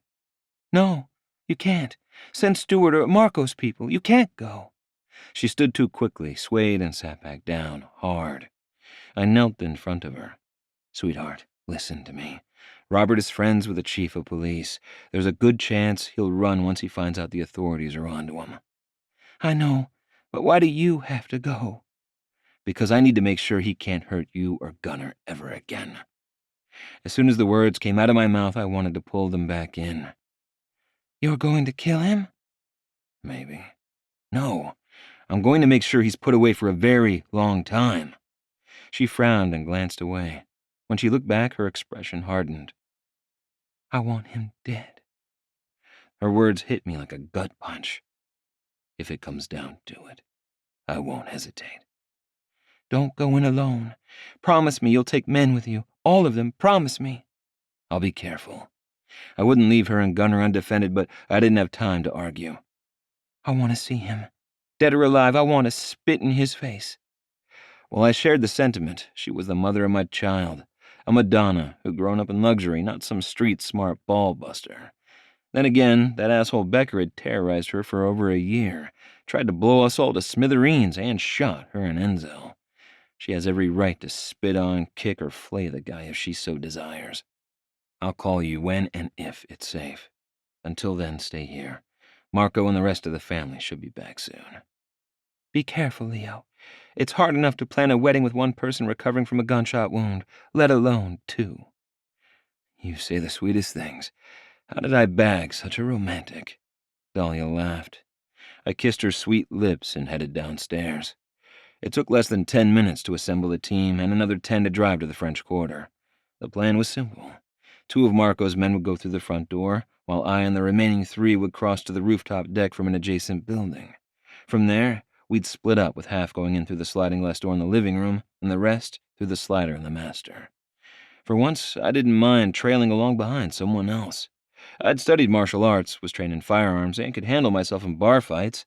However, my skill levels were nothing compared to the men who'd accompanied me. They were pros. Once we were on the rooftop of the building to the left of mine, I crouched beside Stuart. "See anything?" He lowered his binoculars. Becker is in a chair, a few feet in from the front door. Another member of the team relayed the information to the men waiting to enter. After a slight adjustment to the plan, the guy motioned for us to cross the gap between rooftops. I moved forward, preparing to jump. The space between structures was no big deal, but the child-proof railing I'd installed was another matter altogether. I'd need height to clear it. I crouched into a starter's position when someone or something screeched from the building to the right. The shadow of what appeared to be a human windmilling his arms and legs leaped across the expanse, cleared the railing, and rolled onto my deck. I'm man enough to admit I had to clench to keep from shitting myself. What the hell? Stuart hit the ground and pulled me down with him. I'm pretty sure that was the guy I'm co-parenting the poodles with. There are so many things wrong with what you just said that I don't know where to begin. He shook his head. I moved closer to the edge and used Stuart's binoculars to get a better look. Artie freaking Guzman, what the heck are you doing? He popped up and jumped around, punching the air as if he thought he was Rocky, training for a boxing match. I aimed the binoculars at the sliders and swore under my breath. Robert Becker stood with his hands on his hips, watching the idiot dance around. Artie let out another battle cry and plowed into the door as if he thought it'd shatter. It didn't. He slammed into the glass with a hollow thud that had the entire security team cringing. Like an old cartoon character, Artie Guzman seemed to hang there, flattened against the door before slowly sliding down. The team leader radioed to the men waiting outside the elevator. He's distracted. Move. Stuart shot to his feet, grabbed the back of my shirt and hauled me upright. I didn't have time to prep or think or look down. 1 second, I was on the neighboring roof. The next, I was flying through the air. I rolled to soften the landing. It didn't work. I'd left a layer or 2 of elbow skin on the concrete. Artie screamed high and loud. The poodles barked in almost the same pitch and volume. Men shouted from inside and outside my condo. It was pure madness. And then it stopped. Back off. Robert Becker had his arm around Artie's neck. The taller, thinner man's body wasn't much of a human shield, but the gun Becker had to Artie's head made up for it. Damn it. Where are you, Marchionni? Robert looked from one man to the next. Most were at least partially hidden behind my outdoor furniture and plants. I didn't dare move and draw attention to myself. Other than the shadows of a large, potted palm, I had no cover. It would take Becker a millisecond to put a bullet in me. Stewart motioned for me to keep quiet. Over here. Come and get me. Or do you only like scaring women and babies? His impression of me was close, maybe a little too close. I wondered if he'd practiced. I wouldn't have had to resort to such a thing if you would have stayed away from Dahlia. He continued to scan the deck for me. I had no doubt he'd kill me given half a chance, but I needed answers. I don't get it. Blowing me up makes sense, but why Dahlia and Gunner? Becker laughed. I didn't want her or the kid dead. Why do you think I didn't trigger the bomb? Stewart impersonated me again. But you shot her. That wasn't me. He glanced from my general vicinity to Stewart's. Either someone else wants her dead, or she wasn't the target. Although, the sympathy vote would have sewed up the election for Waylon. Maybe I will kill her, once I'm finished with you. His words sent a shiver down my spine. Not the part about killing me. The guy was seriously delusional if he thought he was walking out of here. Was Enzo the target and Dahlia got in the way? He jostled Artie. Come out, or I'll kill your friend. Artie made a sound somewhere between a wounded cat and a whimper. Eugene let out a bark that sounded more Rottweiler than poodle and launched his furry little body at Becker's leg. Fifi and Cupcake got in on the action, jumping forward, nipping and darting away. The guy cried out, tightened his grip on Artie, and kicked at the dogs. Drop the weapon, someone called from the other side of the deck. Becker fired a shot, but it went wide, way wide, as in it hit the grill 6 feet away. One of the team members moved behind Becker, but Eugene seemed to think he was a second attacker and chased him back several steps. Seeing such a large man intimidated by a tiny dog would have been a laugh right on YouTube, but under the circumstances, it sucked. At the rate we were going, it would only be a matter of time before Becker shot Artie or kicked one of the poodles over the railing. Artie screeched again, only this time it wasn't in fear, it was more like a distraction. He used his height to his advantage, twisted his torso, and went limp. Between the weirdly effective move and the piranha-like attacks from the 3 poodle tears, Becker lost his balance. The guard behind him moved fast and smashed the butt of his gun against Becker's temple. Both men went down. I scrambled to Artie's unmoving form. Artie, can you hear me? Guzman opened his eyes and grinned. You got him? See for yourself. I motioned to the bodyguard zip-tying Becker's hands behind his back. Artie sat upright. That was flippin' awesome. Did you see me? I didn't know if the possum attack would work in real life, but it looked good on the video I saw online. The dogs yipped and jumped all over us. Evidently, they wanted recognition for their part in taking down the bad guy, too. I fell back on my ass and laughed. You never cease to amaze, Artie Guzman. Stewart walked over and stared down at us, as if we'd lost our minds. What do you want to do with Becker? Dahlia wants a crack at him before I call the police. I stood and hoisted Artie to his feet. You should get out of here before the cops arrive, but leave the poodles. Why? He narrowed his eyes. I pointed at Becker's bleeding ankles. Those bite marks are going to be hard to explain if there are no dogs here. True. He knelt to pet the pups. I'll bring them to you once the cops leave. I nudged his side. If we're going to be successful co-parents, we're going to have to learn to trust each other. Artie leaned close to the poodles and whispered something about 2 dads and how much we love them. You 2 need serious help. Stewart frowned. Call Dahlia. I'm cutting Marco's guys loose. They shouldn't be here when the authorities arrive. 20 minutes later, Dahlia and Beth walked through the front door. I couldn't say which one was more pissed. Beth glared at Stewart, Dahlia glared at Robert, and I counted myself lucky to not be on the receiving end of either woman's wrath. Dahlia strode to where Robert sat with his wrists and ankles bound. Was it worth it? He smirked. My father loved you, you know. She folded her arms. Maybe he still does, but he'll get over you. It broke his heart when Leo told him you tried to kill me and Gunner. Robert turned his head toward the wall. You don't get it. I'm pretty sure I do. She crouched to his eye level. You two have been together for almost as long as I've been alive. You were the man behind the man, the kingmaker. You needed a way to control me, so you invented the stalker. When that didn't work, you became desperate. How am I doing so far?" He glared. "What I'm not sure of is which one of you fell in love first, or was it a mutual thing?" My brain hiccuped.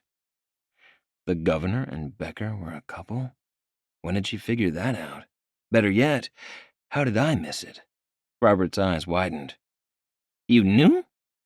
"Not until recently." Dahlia shook her head. "The sad thing is, had you loved him more than his title, the two of you could have had a wonderful life together. Think about that while you rot in prison." His mouth fell open. She turned to me. "Call the police. I'm done here."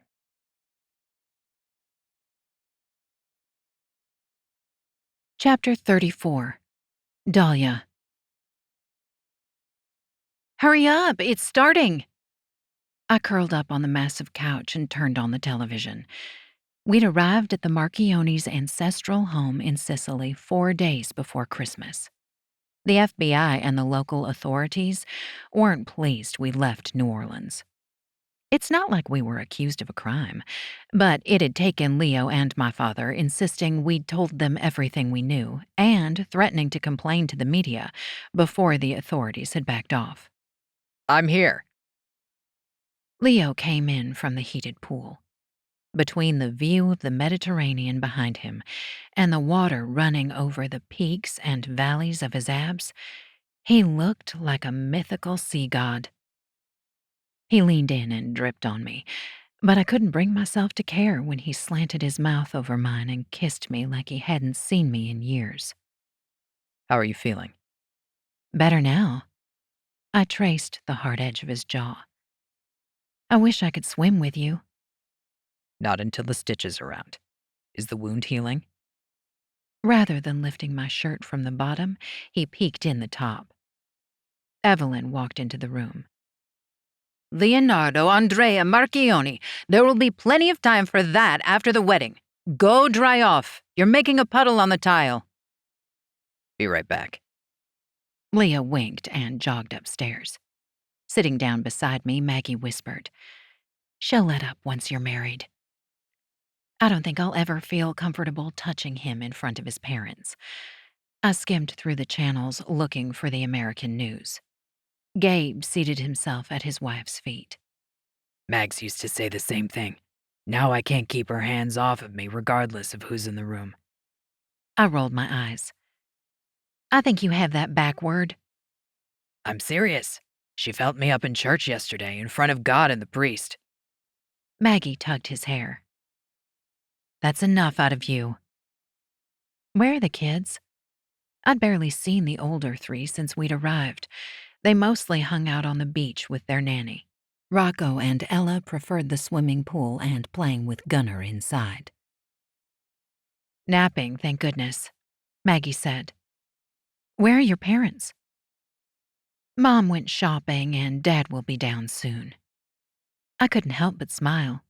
Rather than missing Christmas with me and Gunnar, my mom and Dad had accompanied us to Sicily.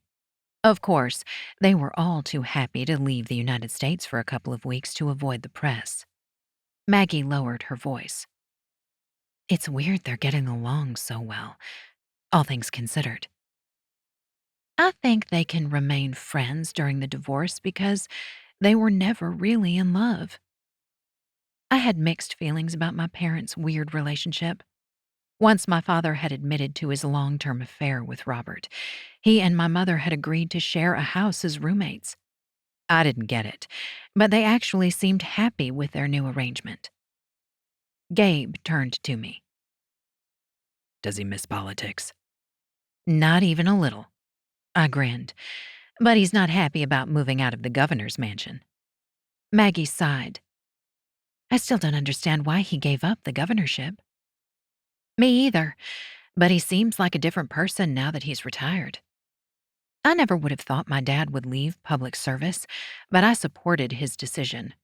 Most of all, I was happy to have a relationship with him without Robert Becker in the middle. Did we miss the press conference? Marco walked downstairs holding Nico's hand. Not yet. I found the channel, but a toilet paper commercial filled the screen. Prince Charming! Gunnar pointed at the TV. Look, Papa Joe, look! Leo's father laughed. I like the bears, but I don't see a prince. No bears. He waved his hand at the image of Harrison on the screen. Plopping down beside me, Leo leaned close and whispered, Is it me, or does Gunnar have a freakishly good memory? A little of both. I nudged his side. The nurse wheeling Papa Joe into the room arched an eyebrow. She spoke enough English to understand the basics, but Gunnarese had proven too much for her. Here is good? Yes, thank you, Rosa. He patted his lap and Gunnar carefully climbed up like we'd taught him. From the moment they'd met, the two had been inseparable. I'd worried the oxygen tank in the wheelchair would scare him, but Gunnar had taken to the elder Marchionni right away. Likewise, Papa Joe was tickled pink to have another grandson. The man seemed determined to make up for lost time. Enzo made his way to the couch with Shauna hovering like a worried mother hen. That he'd insisted on coming to Sicily for Christmas had surprised everyone. Although Robert had denied shooting Enzo and me, the general consensus was he'd lied. I still harbored guilt over Enzo's injuries, but he'd assured me he'd take another bullet if it meant keeping Shauna's bestie alive. A blonde news anchor spoke into the camera in English with Italian subtitles. Louisiana State Senator and Governor Calhoun's former campaign manager, Harrison Merriweather, denies any involvement with his former wife's murder. I hit the mute button. This isn't appropriate for little ears. Evelyn shot to her feet and took Gunnar from Papa Joe's lap. I saved a cannoli just for you.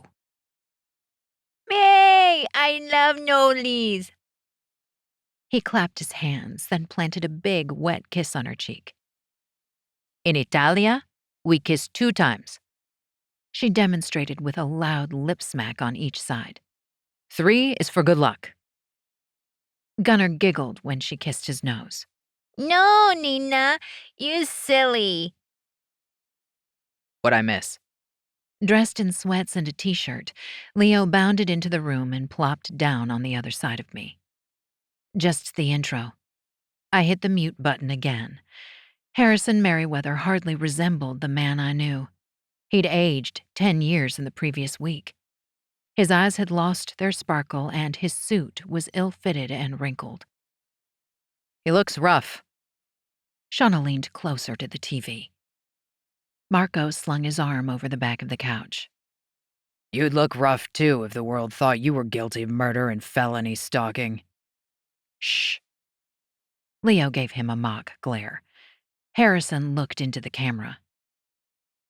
I had nothing to do with Elle McGuire, my former wife's tragic death, nor was I aware that Robert Becker was harassing Dahlia Calhoun. Lies. Shauna tossed a napkin at the television. Thank goodness for Dante. I mumbled half to myself. Leo frowned. You mean thank goodness for Frankie Abruzzo. The day after Robert Becker had been arrested, Leo had received a text from his baby brother. It contained a web link, login, and password. At the time, we had no idea what it was for. When Leo entered the information, the link took us directly into Harrison's personal email account. Most of the correspondence between Harry and Robert had been cryptic, but not all. Some of the emails contained the same verbiage I'd received in the letters from my so-called stalker.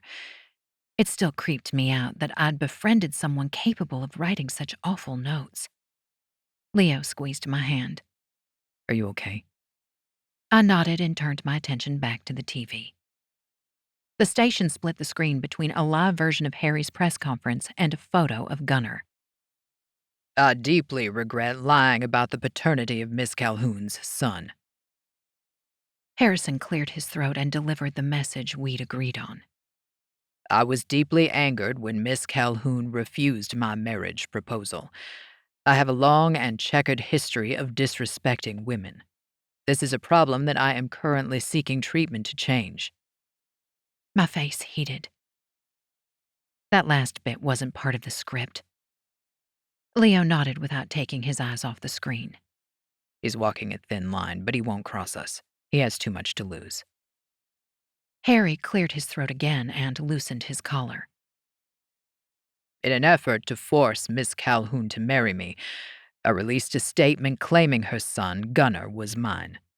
This is an impossibility because Miss Calhoun and I were never intimate. Leo chuckled. Wait for it. For the past 5 years, I have been unable to achieve an erection. Harry croaked out the last word.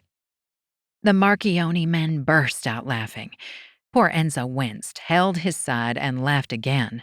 Meanwhile, the women in the room shook their heads. I apologize to Dahlia Calhoun and her family for the pain that my lies have caused. Harrison drew a breath. I'd also like to congratulate her and Leo Marchionni, Gunnar's true father, on their recent engagement. I wish them all the best. When Leo and I had confronted Harrison about his part in Robert's plot, he'd begged us not to go to the police. It had taken me 2 days, many conversations with my father, and a careful review of the emails to agree. The correspondence proved Becker had blackmailed Harry into going along with the plan. That, and he'd promised him political favors once my father was elected. My dad came into the room and rested his hand on my shoulder. How are you holding up? Okay, I guess. I laced my fingers with his. He dipped his chin and furrowed his brow. I waited for him to say whatever was on his mind, and judging by his expression, was a lot. Any regrets with how we handled the situation? He nodded to the images on the TV of Harrison being grilled by reporters. I still have a hard time seeing Harrison Merriweather as a victim. So do I. Leo sighed. Although it was funny, I don't feel as vindicated as I thought I would. Me either. I rested my head on his chest. You two getting married, giving Gunnar brothers and sisters, and living happily ever after is the best kind of revenge. Dad's eyes went misty, but he covered it with a devilish grin. That is, if you ever set a date. Evelyn chose that moment to return to the living room. Speaking of dates, why not have a New Year's Eve wedding? I checked. The church is available in the afternoon. Ma, stop it. Leo laughed, but I could tell he liked the idea. However, we had a small problem. Dante was missing in action. He'd gone after Julia Carpenter, a.k.a. Frankie Abruzzo, and hadn't come back. Other than a few cryptic texts to tell us he was alive and to pass on Harry's login info, no one had spoken to him since the day Enzo and I had been shot. We want our entire families to be there, Leo tugged me closer. which is why Marco has people searching for Dante. Marco's eyes widened. You rat. That was between us. What, guys? Gabe glanced between them like a spectator at Wimbledon. Why didn't either of you tell me? Enzo got into the mix. Call off your goons. Dante will be found when he's good and ready. The conversation grew louder and the hand gestures larger by the second. Leo held his finger to his lips, took my hand, and eased me off the couch. He glanced back at his crazy family and motioned for me to follow him. I would have gone anywhere with him, including straight to the church for a private ceremony. We'd waited forever to finally be together, and I was more than ready to become his wife. Holding my hand, he led me past the pool to the garden. The afternoon sun warmed my face and lightened my mood, or maybe it had something to do with the man holding my hand, or the enormous family inside the mansion, or the fact that, For the first time in over a year, I was at peace.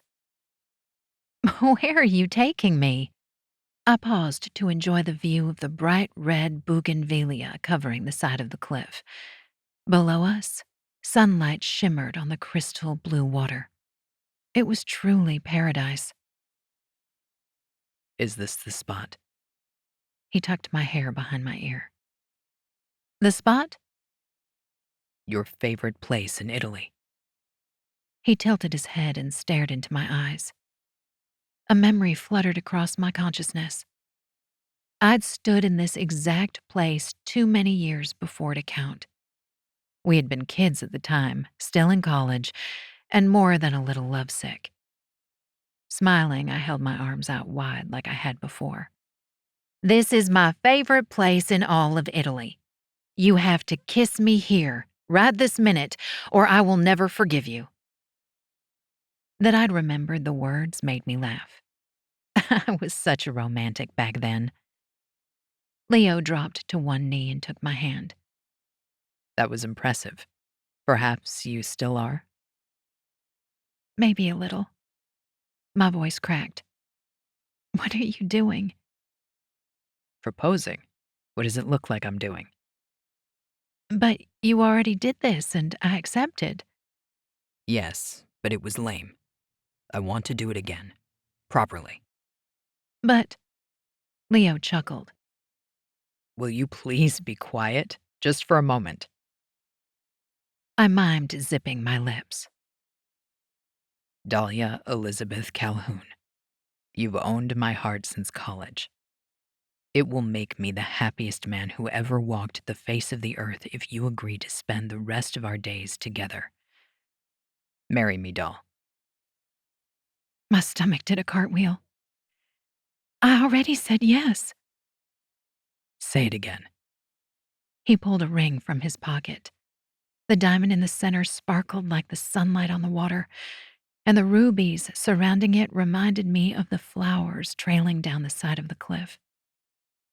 Yes, I'll marry you. I wanted to throw my arms around him, but the stitches tempered my enthusiasm.